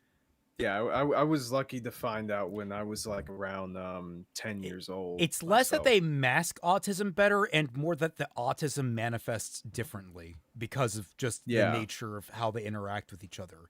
It's not like they're intentionally trying to hide it, I don't think. Yeah, no, but girls do tend to mask better and more easily than boys do. Like, we both mask, but girls are more efficient at it because I'm pretty sure that is just how women are in general because we are much more socially dependent on others as opposed to men. Yeah. Right. Men who are more rugged and they go out into the forest every single day to a cabin to cut wood. And they do it in complete solitude. Manly man things. I mean, I did see a short the other day of this African woman who would make little stories that did a really good job of teaching people her culture. And it was just these two women just talking about like how this woman had like a 2-year-old son. She hasn't seen her husband in like 2 years because he was off herding. And it was just talking about, you know, like, what are you going to do when he comes back? And it's like, oh, you know, this and that. And talking about their son and how the father just isn't around for those 2 years that the child is being born and growing up. And that's kind of how their culture works. The men go out and leave everything to the wives and their families and the rest of the village. So the whole village looks after the children. And they all look out for and support each other. And the men go out and they make a living. Oh, I'm a lumberjack and I'm okay. I sleep all night and I walk all day. I dress in woman's clothing and walk around in bras. What? Wait, what? But you don't know that's a Monty Python song. It's been a while since I've seen the whole gag is like as it progresses, it gets weirdly like uncomfortably more feminine, a bit more sus. Yeah, it's like wait, what the fuck? And people start like the chorus start to look at him uncomfortably. It's great. Remember those movies about a kid that moves to another state and dealing with that change? No, now imagine that, but switch from one place to another, but from living in one place to traveling the world. Yeah, absolutely. Yeah. And he doesn't even have a devil's backbone to skate down in a totally radical way. If anyone gets that reference, I hope you enjoy having that reference. For the record, Devil's Backbone, not at all like what that movie portrayed. Hilarious. Anyway. 100 years. When he emerged, he learned that because he shirked his responsibilities, the Fire Nation was able to wage war on the world and committed genocide on Aang's people. Wait, hold on a second. To be fair... okay, sorry. To be fair, the Fire Nation was gonna do what they did no matter what. If Aang had been there, he would have died. Yep. Yeah.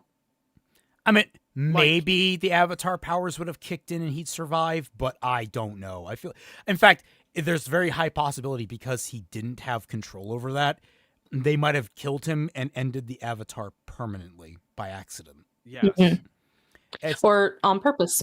Yep. Well, I don't know if anyone knew at the time that's how it worked. Like, because they would probably just say, "Oh, we killed him. We got to keep an eye out on the waterbenders now." Yes. Ed Savinsky, I guess they were already keeping an eye on the waterbenders, but Ed Savinsky says the only thing he of a Fire Nation culture during the time was slang words like hot man and stay flaming. Yeah.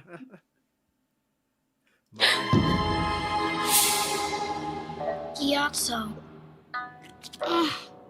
In the other half of the episode, we learn that Prince Zuko spoke out against a general during a military briefing, and was punished by having to face his father in a duel. He refused to fight, so his father banished him, and the only way he can win his way back home... He did a little more than that! It's actually right in frame right now. I don't know if you've noticed that. It's slightly more important than just the banishment. No. is to capture Aang, leading him to take increasingly desperate and violent actions. So here's Nah, Raymond, he got that from a dodgeball accident. the thing. When we talk about backstory, what we as writers and as viewers really want to know is which events from a character's past are still affecting them right now. We don't need to know every detail of their lives, just the positive or negative moments that have an impact on the decisions they make in the story. You know what? Yeah, I agree. Yeah. All right. Someone needs to tell that to our one friend who took advice from poor Pawn Story, who is not here anymore. Oh, wait. Yeah, wait. Is it our future friend? What's? Yeah, Future Stories. Yeah. Oh God, that script was so bad.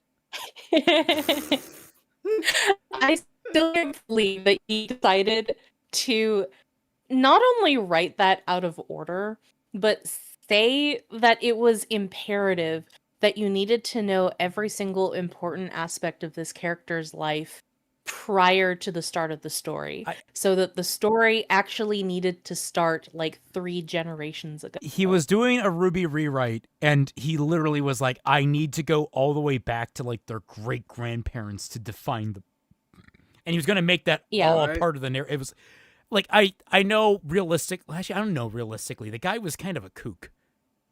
He was. Okay. I remember having the conversation with him about this, and he was like, well, I'm doing the same thing with my original story, and it's supposed to span multiple generations. Is that bad for me to do? It's like, I don't know the context for this, my guy, but I do know that you need to start the story where the story starts. You don't need to start at the conception of the grandparents of the main character. If you have an epic story that does span generations, you can do that. There's plenty of stories out there that do that, including Star Wars, including Dune. the Dune's Lion, the big Witch, and the Wardrobe, Doom. There's a lot of stories that do that, but they start the story where the story needs to start. Yep. And it doesn't matter that these characters had grandparents that did this or that or the other. You only convey the information that needs to be conveyed, and then you don't have to go back to those things. Oh God, I don't even know if this is JoJo's lore another building good disease. example. This is like even more I extreme. think 'cause this is it's story also building disease. It's like story because it's also the characters in specific he wants to build up, and it's like it's not necessary. But like, like that's what I was going to ask. Like, how much of that is even relevant to the main story of Ruby? I don't know. He's also because missing... he never. Oh, sorry. He never gave us anything about what he was trying to build. Like I said earlier, he was very protective of his ideas. Yeah. Remember how I said new writers. No, he only let you read it under the condition that you weren't allowed to talk about it to anyone else. He didn't give me that, even though that I was the one that made the group chat. Yeah, and then also, like, I never agreed. It's like that. I literally just walked circles around him, just saying, "Yeah, no, that's silly. Why would I promise not to talk about this?" Also, like my dude, nobody gives a shit about your ideas until you actually put them out there. I'm sorry, your Nobody- OC Rose Schnee, the actual, was it secret younger sister of Weiss, needed What? and then she needed to. Oh, was it that Weiss witnessed the White Fang? No, the White Fang, including Blake and Adam, came in and murdered her parents in front of both her and Rose, and so they were traumatized or something like that. and killed, and like Adam had killed like Rose's little brother or something like that, and right in front of them. I think they were cousins. That's right. Rose was her cousin. Cousin, And, yeah. that was it. And then what? Okay. They, like, for some reason, he also just like he wrote this down in like huge chunks that weren't going to be like. It wasn't one continuous script. It was like multiple. It was parts of different scripts that had been put in one document. And he had like this scene near the end about Volume 7 with the confrontation with Ironwood, but it was splitting like Team Ruby down the middle, and like Yang. It was like Yang, Ren, and Nora were against Team Ruby, or was it, maybe she was joining up with Juniper or something. And so it was like this big fight between Ruby and Yang. This guy was also in my comments constantly back in that day saying that he really wanted to see a Yang and Ruby fight because it would make sense. And I'm like, no? Oh, and it was really funny because he would be so condescending towards you Oh, because you absolutely. didn't write stories properly. Oh my lord. Was he also the guy that wanted to mentor me? No, that was someone else. That was the other someone crazy else. guy. That was the first guy I ever blocked Someone because he was a wanted to complete mentor nut you? job. And he kept trying to get in my good graces, but like he wanted to get back in contact with me. He was obsessed. He like donated $20 to my Patreon just so that I would talk to him again. And I basically said, dude, I blocked you for a reason. Get the fuck out. I know, like, you were my biggest financial contributor at the time. It was so exciting to have a $20 patron, and he turned out to be a complete nut job. And I was like, you know what? My mental health is not worth keeping you around. Yeah.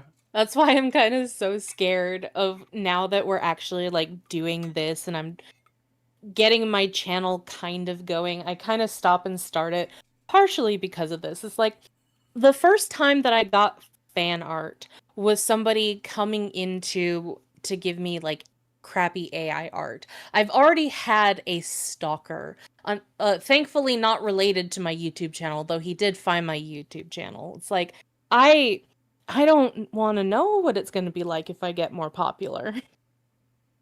If this is what it's like if I just start. I wonder if I can track down future stories like the thing he sent me. I think I'll morally, I'm not going to share it directly, but recounting the things in there on stream might be fun. Yeah. Yeah. Might be. In The Anatomy of Story, John Truby calls this moment the ghost. It's an event from the past that still haunts the hero in the present. The ghost is an open wound that is often the source of the hero's psychological and moral weakness. Okay, so how can you use this? Well, let's say you're writing a story and you want to give your character some kind of tragic backstory. Okay, wait. Not every character needs a ghost for their backstory. Yeah. Like, backstories certainly typically involve some sort of informative trauma, but there's plenty of backstories for, like, how two characters became friends. Like... Yeah, or, like, why they have a particular, character quirk or something like that. Yeah, it's... Like, I kind of get it, but, like, this is not the catch-all you're trying to say it is. Yeah. No, like, I'm thinking back to, like, different shows that I am remembering off the top of my head, like Fruits Basket, Adaptation 7, MHA. A lot of them have ghosts in some way, but some of them don't as well. Like MHA has ghosts for like Bakugo and for Midoriya, but it doesn't have that for like Tamaki. Tamaki's whole backstory was how he was inspired by Mirio to be a better hero. Or how Yuki and Kyo had their whole thing that they had as kids, and the whole hang up that they had about like being needed by somebody, and how one of them being needed by somebody inadvertently meant that the other kid wasn't needed.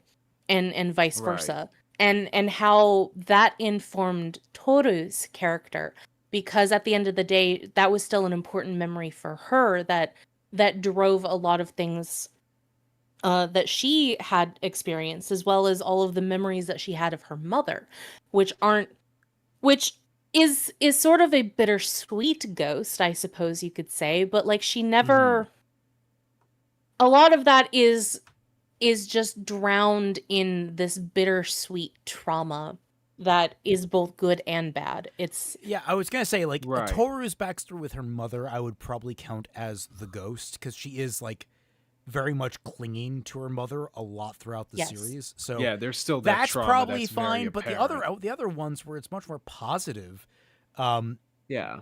definitely all of that is not comparable to what he's trying to explain here. And of Yeah. course, as we stated before, there's a lot of non-tragic backstories and stories. yeah. And I was also gonna talk about Renton's backstory as well, and how like that is mostly told through his experience with his sister raising him. Yeah. And how he didn't really have his parents around because his mother was already dead, and then his father died when he was very young. So it was mostly his sister to raise him, and how that meant that she informed everything about who he is to this day. Yeah. But that isn't really a ghost so much, because he's not traumatized by the fact that she also disappeared. It's just that she is someone who is very precious to him in his memories. Yeah. Actually, yeah. I guess by that same token, okay, this is another, I guess, coin for the freaking World Trigger jar. But to not give spoilers, I guess, Osamu's backstory, it's somewhat tragic in a way, but it's not necessarily like super traumatizing for him. Essentially, what happened? Oh wait, am I still good? Yeah. Yep, you're good. Okay. Essentially, it's sort of a Peter Parker-esque moment where he felt like he could have done something, but he didn't, and he feels responsible for it. And now he wants to, go attain his goals because he wants to make up for what he couldn't do in the past. It's not a particularly traumatizing kind of ghost. It's meant to inform you about his sense of responsibility and just natural sense of justice, and the fact that internally, from his point of view, he's not doing what he does because like, oh, I'm just this righteous hero or whatever. He's scared of doing the wrong thing and what that could do to somebody else. I will say, in a little bit of deference, it is harder to make a compelling story without compelling backstory without the trauma. All these examples are very well done, but it is easy to make it less interesting if you don't do it right. Trauma is usually an easy catch-all, but that has a consequence. You should not abuse it just because it's easy. You can't just add it to a character willy-nilly. It has to have a very specific purpose to it. Like a lot of don't pull a Naruto and just just copy paste that shit. Just spam it. Also, I'm gonna slightly disagree about Toru's ghost. I think that Toru's ghost isn't really her mother so much as her father. I think it's a little bit of both, but It is. I see what you mean. It is a little bit of both, but her mother has a much more positive bend to her than her father. She literally says in the show that she demonized her father because of like how his death contributed to her mother's depression and her own fears of thinking that her mother was going to abandon her, which she was, because she was thinking of committing suicide. Right. And that led Toru into starting to speak like her father. The polite way that she speaks is specifically because that's how her father spoke, because she thought that if she started acting like her father, then mother wouldn't leave. Yep. Well, the reason why I thought the mother was a good example is because while she is a positive memory for Toru, the loss of her mother is the thing that lingers over her, and I think that's a fair equivalence to what he's trying to describe here. We see a lot more. We see a lot more like moments where the loss of her mother and what effect that has on her and her interactions with the other characters more often in the show. Well, yeah, but like so I guess I can see why ultimately, people that would, yeah. ultimately that started because of the father. Like her Yeah. whole life, Toru had been afraid that her mother was going to leave her. And so she did all of these things to keep her mother around. So like I would say that the ultimate ghost is more so the father than the mother. Like it's directed toward the mother, but the ultimate ghost is from the father. A girl can have two ghosts. Yeah. Look, when a mommy ghost and a daddy ghost love each other. Izanagi says, I can't believe I'm saying this, but why the hell do you need to reference literary sources like this? It feels inorganic and kind of obtuse to me. Like it's trying to be smart. Like it's trying to be smarter than actuality. No, that's absolutely why people reference these things, is because they're trying to pump up their authoritativeness.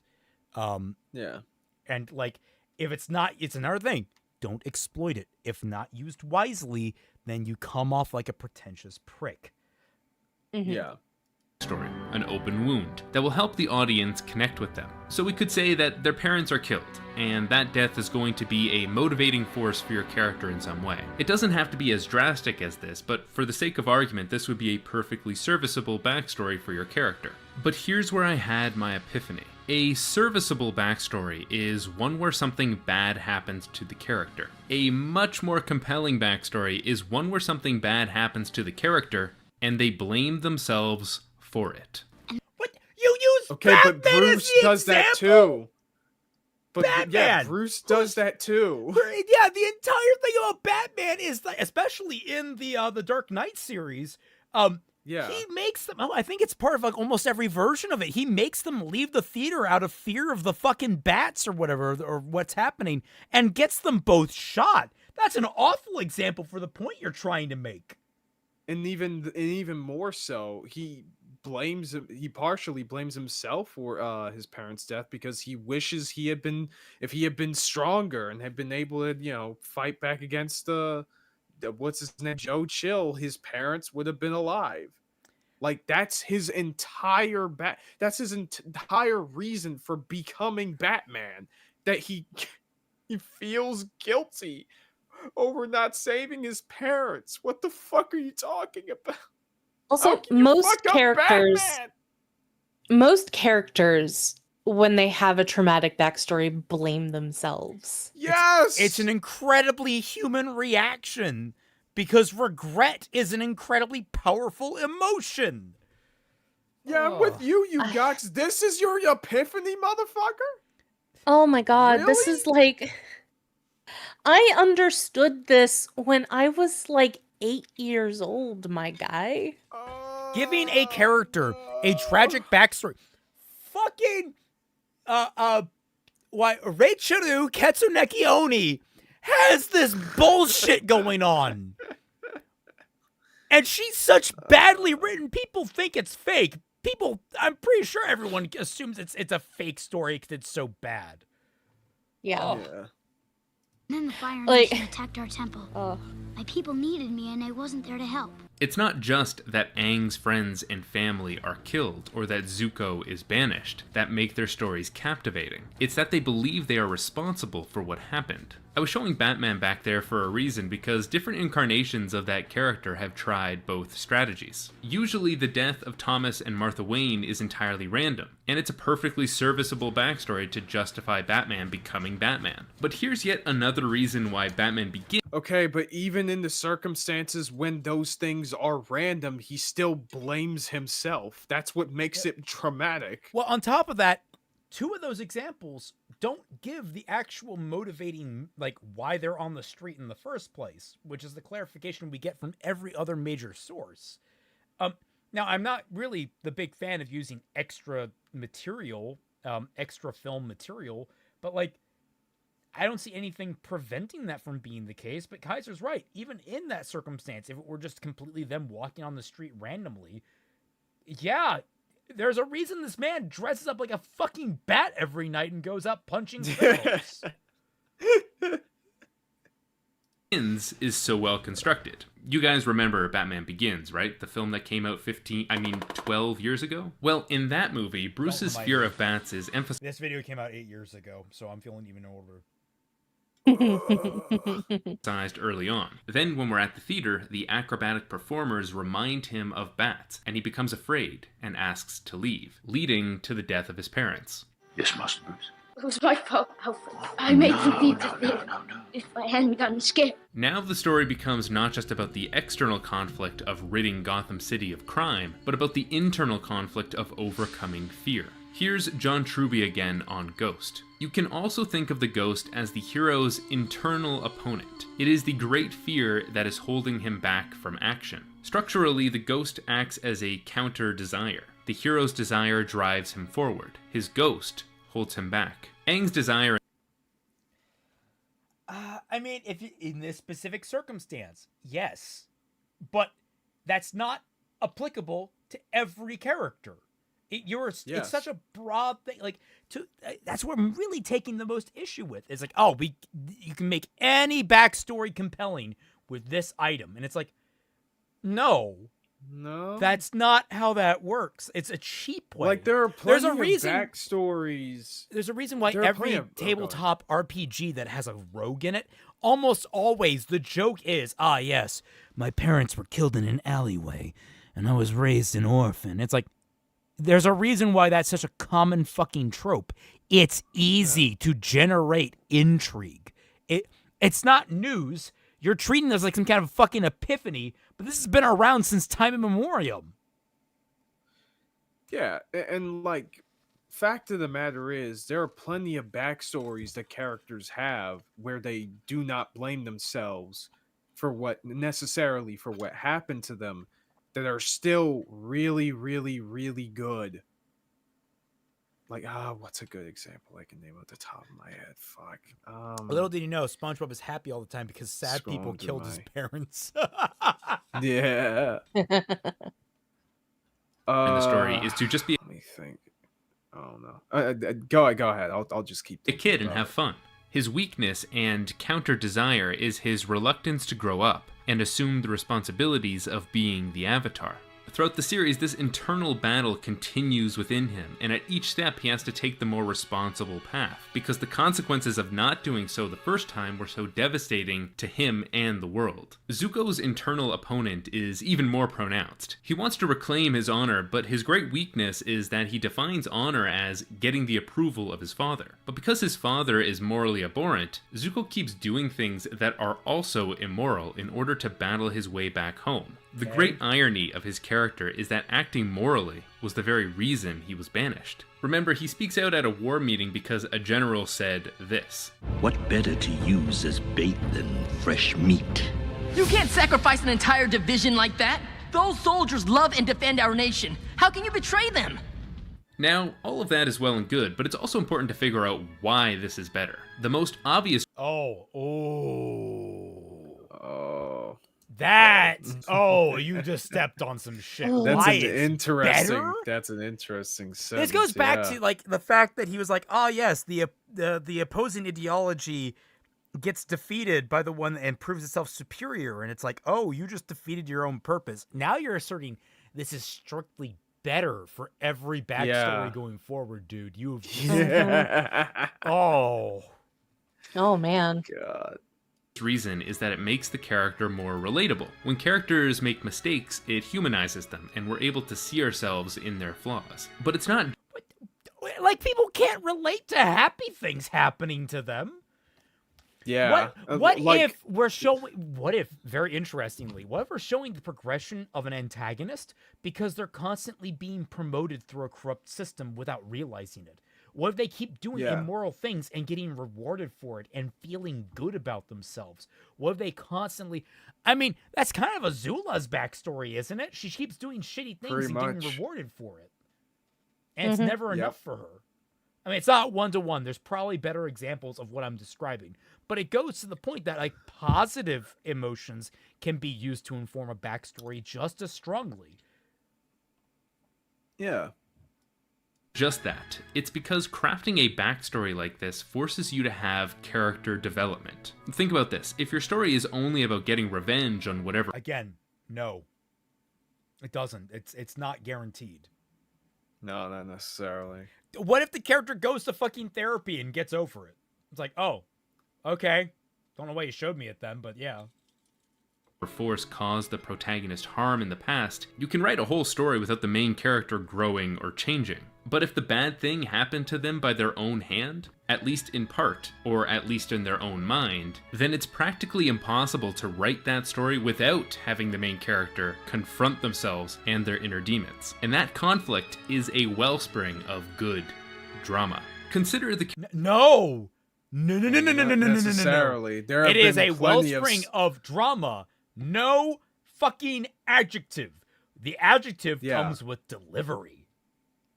Yeah, basically, because let me tell you something. Some of my least favorite characters of all time have had this exact, I guess, strategy of characterization and backstory, and they absolutely fucking fail. I'm looking at you, Kira Yamato, you piece of shit.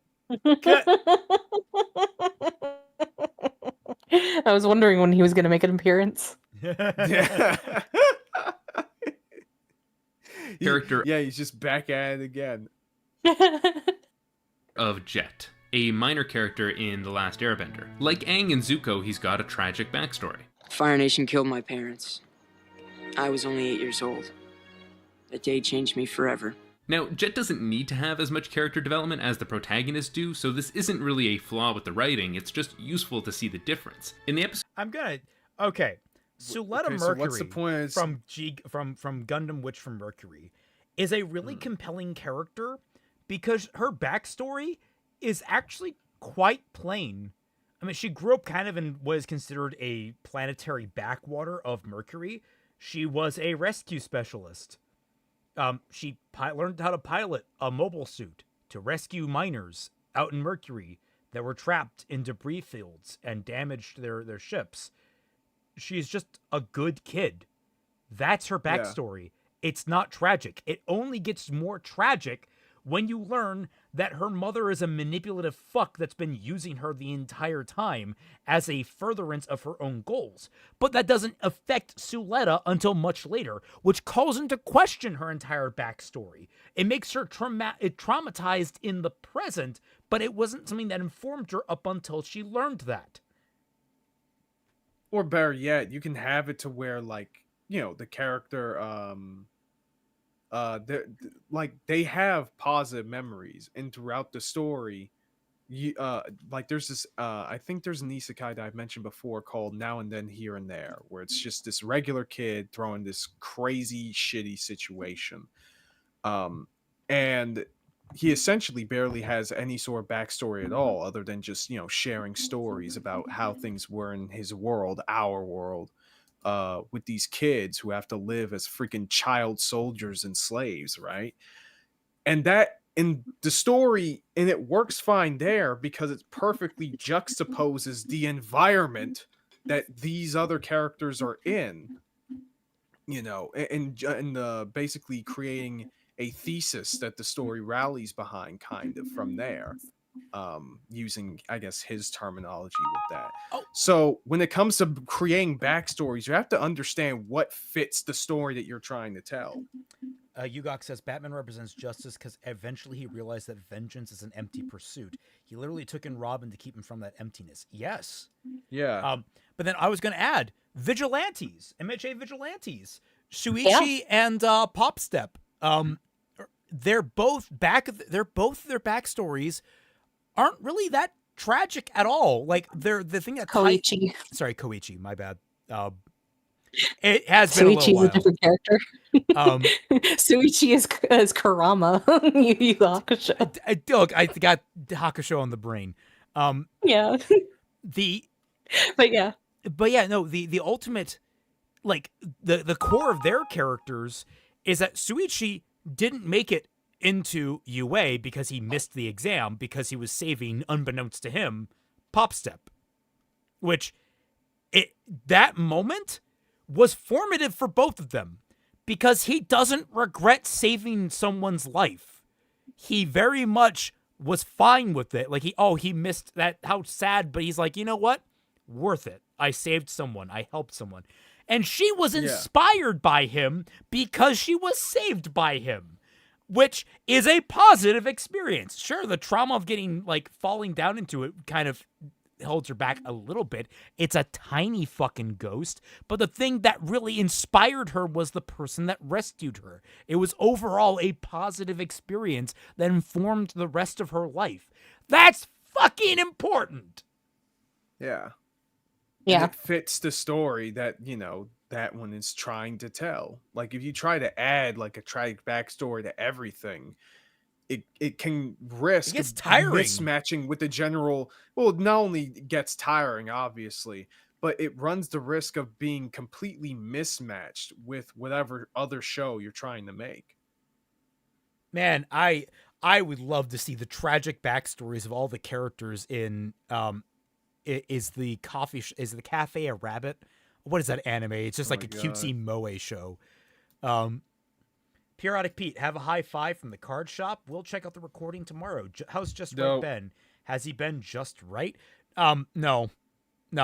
He has been right. He has been just wrong. He has been right exactly twice, and he has fumbled that fucking hard. Yeah. We meet him in, he's planning to cause a flood that will kill everyone in a nearby village as part of his mission to destroy the Fire Nation. In that episode, Jet is a one-dimensional character because he's not at all conflicted about his actions. His ghost still controls... No. He's resolute in his actions. That's a different fucking thing, my friend. He has come to peace with the horrible things that he needs to do because he is more angry than he is fueled by justice. That doesn't make him he's actually a relatively complicated character in that he is willing to do more evil things than even the Fire Nation has done at this point to this village in order to quote unquote save it. Like it's a very nuanced position in terms of an antagonist. And again, it's compelling because what is the ultimate story that Avatar is trying to showcase here? Oh, it's showcasing how different people from different sides of a world conflict like this, showing how they can be affected, where there are differing reactions to it, and how do the main characters react to that and interact with those things. That's why Jet is made the way that he is and why he's such a great character within that sphere. Jet is so much better than 99% of other characters that have all these incredibly complex backstories. For that very reasons. I would take him over Kira Yamato any fucking day in the week. You kidding me? Controls every element of his life, but it's uncomplicated, so he would be boring if he were the protagonist. That is, at least until he pops back up in season 2 and is remorseful about his previous actions. And also, it depends on what the structure of his story would be. I could totally see an entire spin-off featuring Jet as the main character. Yeah, you can... Dude, a kid who believes that the ends justifies the means when it comes to a world conflict? There's so much you can fucking do with that. Dog, what? God, can you imagine where in order to stop the Fire Nation doing something, he has to actually work with other Fire Nation? Like, he actually has to, reach an uncomfortable middle ground, even though it goes against every fiber of his being, because if he doesn't, it might fuck him over or it might stop his plan, that sort of thing. Yeah, and also, what can make his character boring or not boring, depends on his moment-to-moment interactions with other characters. Like, some of the most simplistic characters ever written are really, really good, because, they have good dialogue and interesting moments with their characters where they showcase other aspects of who they are. Give me the spinoff where Jet commits war crimes. I'm going to commit various unspeakable war crimes. I'm going to be wanted in at least 14 different countries. Yeah, and you can have it either be a positive character arc where he changes his ways or something like that, or you can have him go down a dark path in like a negative character arc, and you can have it work out from there. Imagine this logic being There's applied to so Love many Live. directions you can do. Yep, imagine that logic being applied to Love Live. K-On. K-On. Oh god, I'm just trying to think of like other good examples. Oh, Sakura Trick. That's one. Snow Halation. Captain Tyler.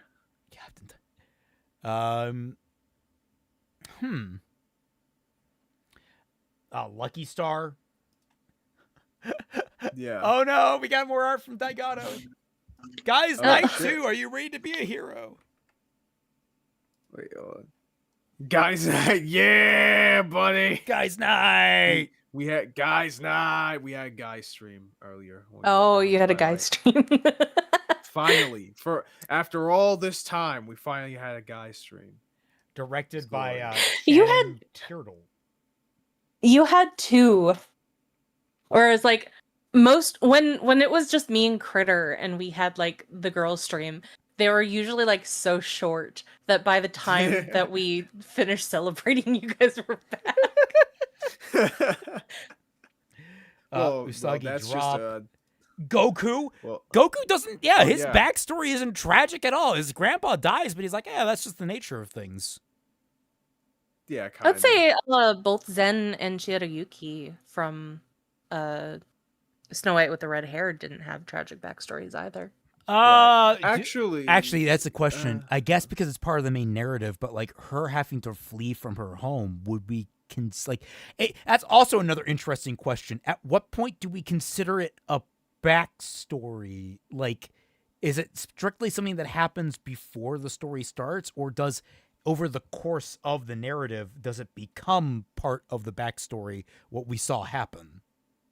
I mean, it's like the question the last of like, video is now part of our backstory. Yeah, it's like it's the question of there's no such thing as the past, present, and future. It's all just like, well, just I guess there's present, always I a guess. past, but the present is always going into the past, and the future is never really arriving. So, yeah. Look, time is a very complicated thing. Watch it fly by as the pendulum swings. Yeah. Watch it count down to the end of the day. The clock. I would takes time away. say, It's so for the unreal. purposes of a story, a backstory has to, by definition, be prior to the story taking place. Gotcha. Alex Satakai. Hey, everybody. Hope your week has been going well. Just got home from Christmas shopping. What did I miss? Also, I have bread bites and shall share. Ooh! We already have donuts. Now we have bread bites. We're just getting all the carbs in here. Yeah, nice. Appreciate it, dog. Also, I would say very quickly that I wouldn't say that the first episode for Shirayuki's ultimate backstory, I wouldn't say that that's even a negative in her case. Like, she was upset at it, but she very quickly befriended Raj afterwards. Yeah. Daigato says for Guys Night 2, they got their iPod stolen and they had to fight a wizard to get it back. Oh, shit. Here's an interesting question. One, why do we still have iPods instead of like, and there's no such thing as an iPod anymore. They don't make them. Two, why the fuck did a wizard steal it? That's a story. That's a tragic story for us. Hell yeah. Is attempting to overcome his prejudice against the Fire Nation. Feelings of guilt and regret are Wait, what? No, he's not trying to overcome his... What? Whoa, what? too, and is remorseful about his previous actions, and is attempting to overcome his prejudice against the Fire Nation. No, he is not! Not even close. No. Fucking, he stays goddamn to the bone, vehemently opposed to the Fire Nation. He dies! Yeah, even against his other friends. Yeah. There was the whole thing with him journeying to Ba Sing Se, where he did try to move on with his life and start a new life, but he could not let it go, to the point where he started suspecting Zuko and Iroh as being people of the Fire Nation, and he wanted to expose them. Yeah. Like, he happened to be correct. It led to his inevitable downfall. Yeah, he only suspected them of being Fire Nation because he had that ongoing trauma and that ongoing prejudice. The only thing he gave up was being a freedom fighter. That's all he did. Yes. It wasn't his prejudice of the Fire Nation. He kept that through the end of the series. Feelings of guilt and regret are probably the most common emotions evoked in any good story, because they are absolutely... Shut up. Holy Get the fuck shit. out of here, I'm dude. sorry. Oh my I'm God. looking at all the fucking smut that's out there. And I know that doesn't seem highbrow, but there's actually quite a few well-written smut stories out there. Just by sheer volume, you're going to find a lot of good smut stories. Well, a also, lot of good romance stories, a lot of good action stories, like a lot of things that don't have to do directly with trauma and regret. I literally just finished talking about Snow White with the red hair. Where is the regret in that story? Yeah, I was about to say that story's really good, despite it not having those things. I was gonna say SpongeBob. First 3 seasons are great. Yeah, the return of Celtic's vast knowledge. It's not even that. It's just me extrapolating. Like, it's just simple mental extrapolation. Oh. Yeah.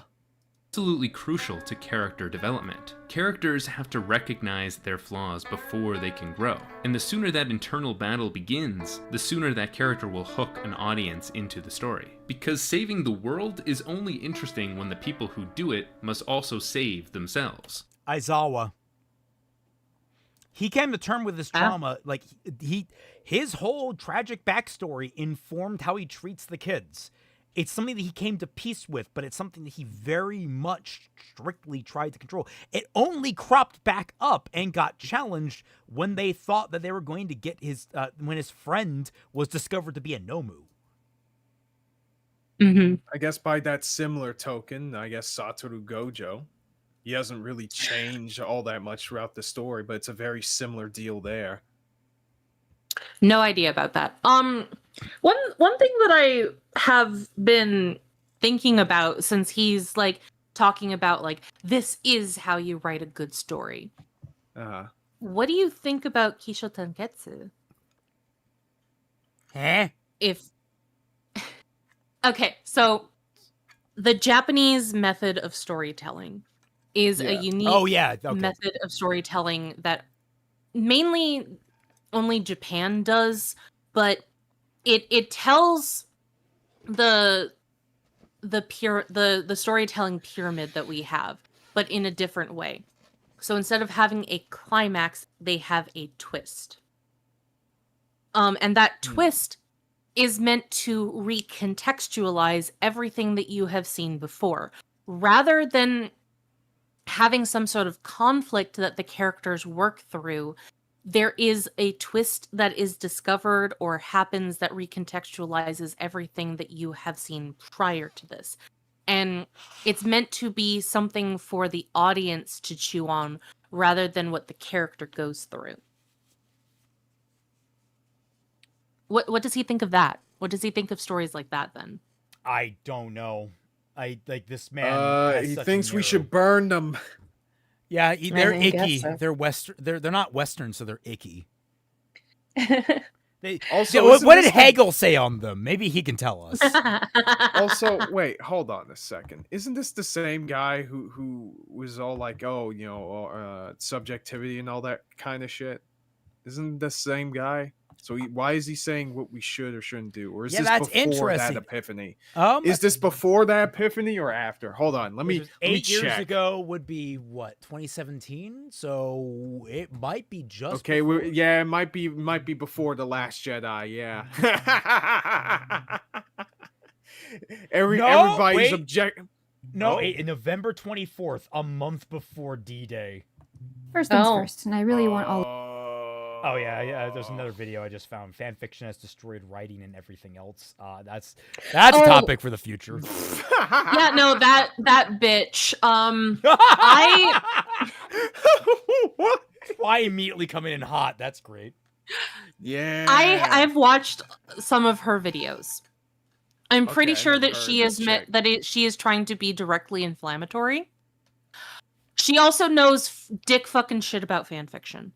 Oh, good, wonderful. That would be Yeah. perfect Awesome. for We us. can just I put like that on the list. inflammatory people. Yeah, so she in one of the videos that I watched, where she mentioned fan fiction, she said that the majority of fan fiction is smut. Oh, And that is the reason why books are badly written today, because the majority of fan fiction is just there to be smut, and most fan fiction writers tried to become published authors. That is basically what she was saying. Wow, that is not at all the truth. Like, even like considering that, like, I would probably hazard 30% of fan fiction is smut at best. Yeah. Like, Yeah. I mean, it's still, I would say, maybe a plurality in terms of, like, if you were to break it down like AO3 does from, like, mature teen, like, also fan fiction. Like, if you break it down like that, probably the plurality, but no, not most. That's a very, no. Certainly not, no. Okay, so Yugok I'm says, sorry. Renka Tokyo ESP, no tragic backstory, gets superpowers, doesn't want to be a hero, jumps to action because no time to wait for someone else. Yeah. I guess in terms of like, oh, who else would be able to like help out all the basically something like that. Also, I was curious, so I checked. Okay, back. when did Just Right had that debate with Mueller and because of the freaking Last Jedi or whatever? Because that's when that shit happened, that's when he was all like, oh my god, it's all just an opinion, blah blah blah blah blah, using that defense.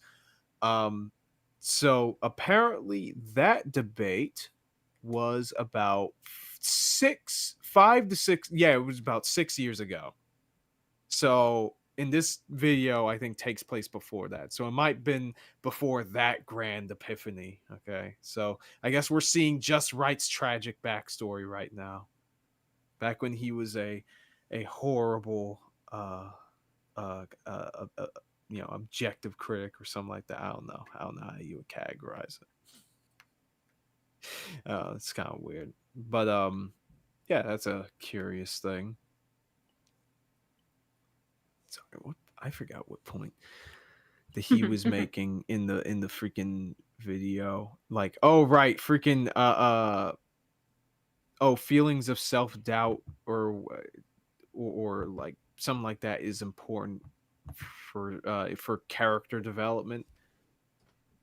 There's plenty. Something bullshit like that. Okay. Sorry about that. Yeah. Let's get through. We made a better time through this video than we did the last one. True. In any good story, because Which they are is interesting absolutely given how crucial to much the character first one development. stun locked us. Characters have to recognize their flaws before they can grow, and the sooner that internal battle begins, the sooner that character will hook an audience into the story. Because saving the world is only interesting when the people who do it must also save themselves. No. Whoa. All right, I think we stopped at this part. Overgeneralization, Batman. Holy fuck. That is not... While I can say that it can make it more personable and understandable, to quote a certain raccoon, because I'm one of the idiots that live in it. Yeah. It might just be compelling because we have a bunch of characters that we like in this world and we want to see them safe. That's compelling. Yeah. Or, as Zuko put it, What would Uncle do? Zuko, you have to look within yourself to save yourself from your other self. Only then will your true self reveal itself. I'm gonna pause it for copyright. Probably already too much. So this episode is sponsored by Verve, and if you enjoyed The Last Airbender, then you'll probably enjoy a ton of the stuff on Verve because it's chock full of other great anime like Attack on Titan and Hunter x Hunter. Are we just gonna watch all of this? I find how people do the ad reads interesting because, like, it shows you what they're willing to do for money. What would Jesus do?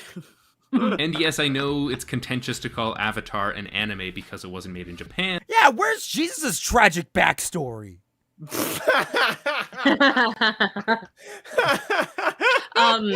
Jesus was invented before tragedy, so yeah, evidently. But if it looks like a duck and so on and so forth. BC is actually BT before tragedy. Anyway, if you hit the link in the description of this video, you'll get a 30-day ad-free trial of Verve Premium, which will give you access to a bunch of channels like Crunchyroll, Funimation, Rooster Teeth, Mondo, and more. And you can watch everything you like on the go without an internet connection. I recommend checking out Dan Harmon's Harmon Quest, a Dungeons & Dragons semi-animated improv comedy. And don't forget... Oh, God. What is this now? Dan Harmon was the guy that created Rick and Morty, right? Yeah. And he got apparently he's a freaking sex pest. Yeah. Oh. He got canceled pretty hard. Also, yeah. We have honey, I want to go watch Critical Role. We have Critical Role at home. Watch a bunch of uncomfortable celebrities try and play Dungeons and Dragons for the first time. Yeah, for an audience. God, this is the reason I want to watch these ads. Just like, this is a time capsule of stupid. Yeah. Actually, you know what? I'm gonna click the link. See what happens. Oh man. Here's a preview of Destination. Go to Destination. It just takes you to Crunchyroll now. Yeah, because Verve, I guess, is just no longer a thing. Really? Yeah, I think it shut down maybe 5 years ago. Oh. Oh my God! It's around the time Just Right and Mahler had their debate. Oh no! Mahler killed it. What? Let me see. We're Verve streaming service. Oh, it was 2023. Okay, so it was only 2 years ago. It looks like it got bought by Sony and then it just merged into Crunchyroll. Yeah. All right. Get to check out the episode that I did on Harmon Quest for one of the many reasons why that series is so special. Just well, that's gonna be a topic. Oh, I'm loading that up. I'm tracking that shit down. In one of the first videos. Yeah, it's why Mulan mattered. Oh Christ. Oh God. Oh my God. This man is rich. Harmon Quest. What writers should learn from Dan Harmon? Remember to use the link in the description to get that 30-day ad-free trial. This episode is also funded by my fantastic supporters on Patreon. If you want to help support the show, then consider pledging as little as $1 per video. For higher pledges, you can get early access to these episodes, bonus content, and more. So thanks again for watching this video. Remember to like and subscribe, and I'll see you in a couple of weeks. See the Patreon? Keep writing, everyone. So he actually put something like a little gag at the end of the last video. So oh yeah, it was really simple, but we were looking for the post-credit scene, you know. Oh, but that was just right, ladies and gentlemen. Yeah, I've seen him on EFAP before. I forgot how fucking vapid he is. Guys, did you know tragic backstories are compelling? You should make every backstory compelling by having a tragic backstory. Oh my God. If a character is just a normal dude and they don't have anything tragic about them, they're bad characters. Get rid of them. Yeah. God damn. Get him out of here. Well, I give the ad a 5 out of 10. Could have used more gambling like Chris Stuck. Oh, fuck. Oh God, Chris Stuckman, that man is a goddamn nightmare. Oh, like for someone so bland, you didn't think that he would be like so offensive in certain ways, but he really, in trying to be inoffensive, is just offending everyone. It's great. Well, yeah. I mean, that's what happens when you're just insanely hapless. You know what I mean? Dalmatians killed my mom. God damn it! I forgot about. Yeah, that's what happens when you try to give characters a tragic backstory when they don't really need one. Yeah. I mean, if anything, you could have still given Cruella a tragic backstory because, like, some people just looking at her character design, they see that she's incredibly underweight. She has she looks like she's so much older than what is effectively her classmate, who looks to be in her early to mid 20s. She looks like she's fucking 50 years old. So they're saying that not only is she incredibly anorexic, but she also probably does some sort of drugs or has some sort of drug addiction on top of being a smoker. And she's incredibly vain, and she needs to look like she has a lot of money. You could make some sort of tragic backstory out of that. You didn't need to have the tragedy tied to Dalmatians. It could just be her pursuit of fashion in order to fill some sort of gap in her life. Well, what's wild is that she's still a complete, even from childhood in that film, she is a reprehensible creature of a person. Like, it's like, oh, I'm creative. I'm always so creative. I'm the most creative on the planet as a child, but no one understands my genius, so I get kicked out of schools and all those sorts of things.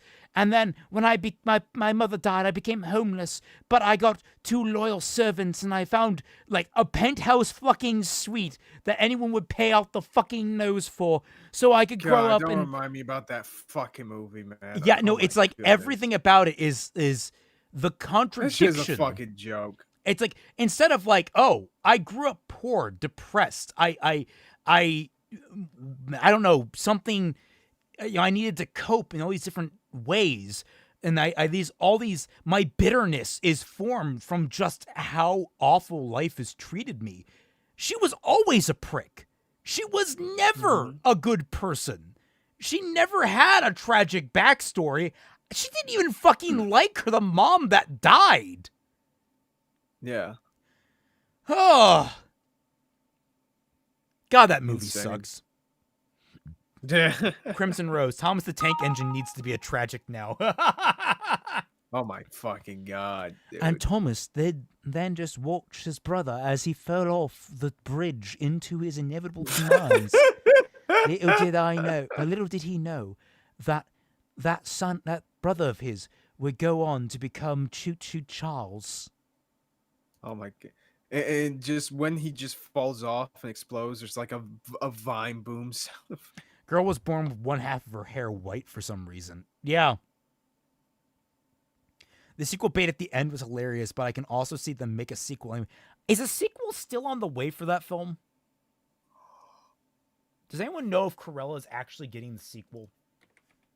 I don't know. I am not sure. 2000. We should be hearing about it soon, otherwise.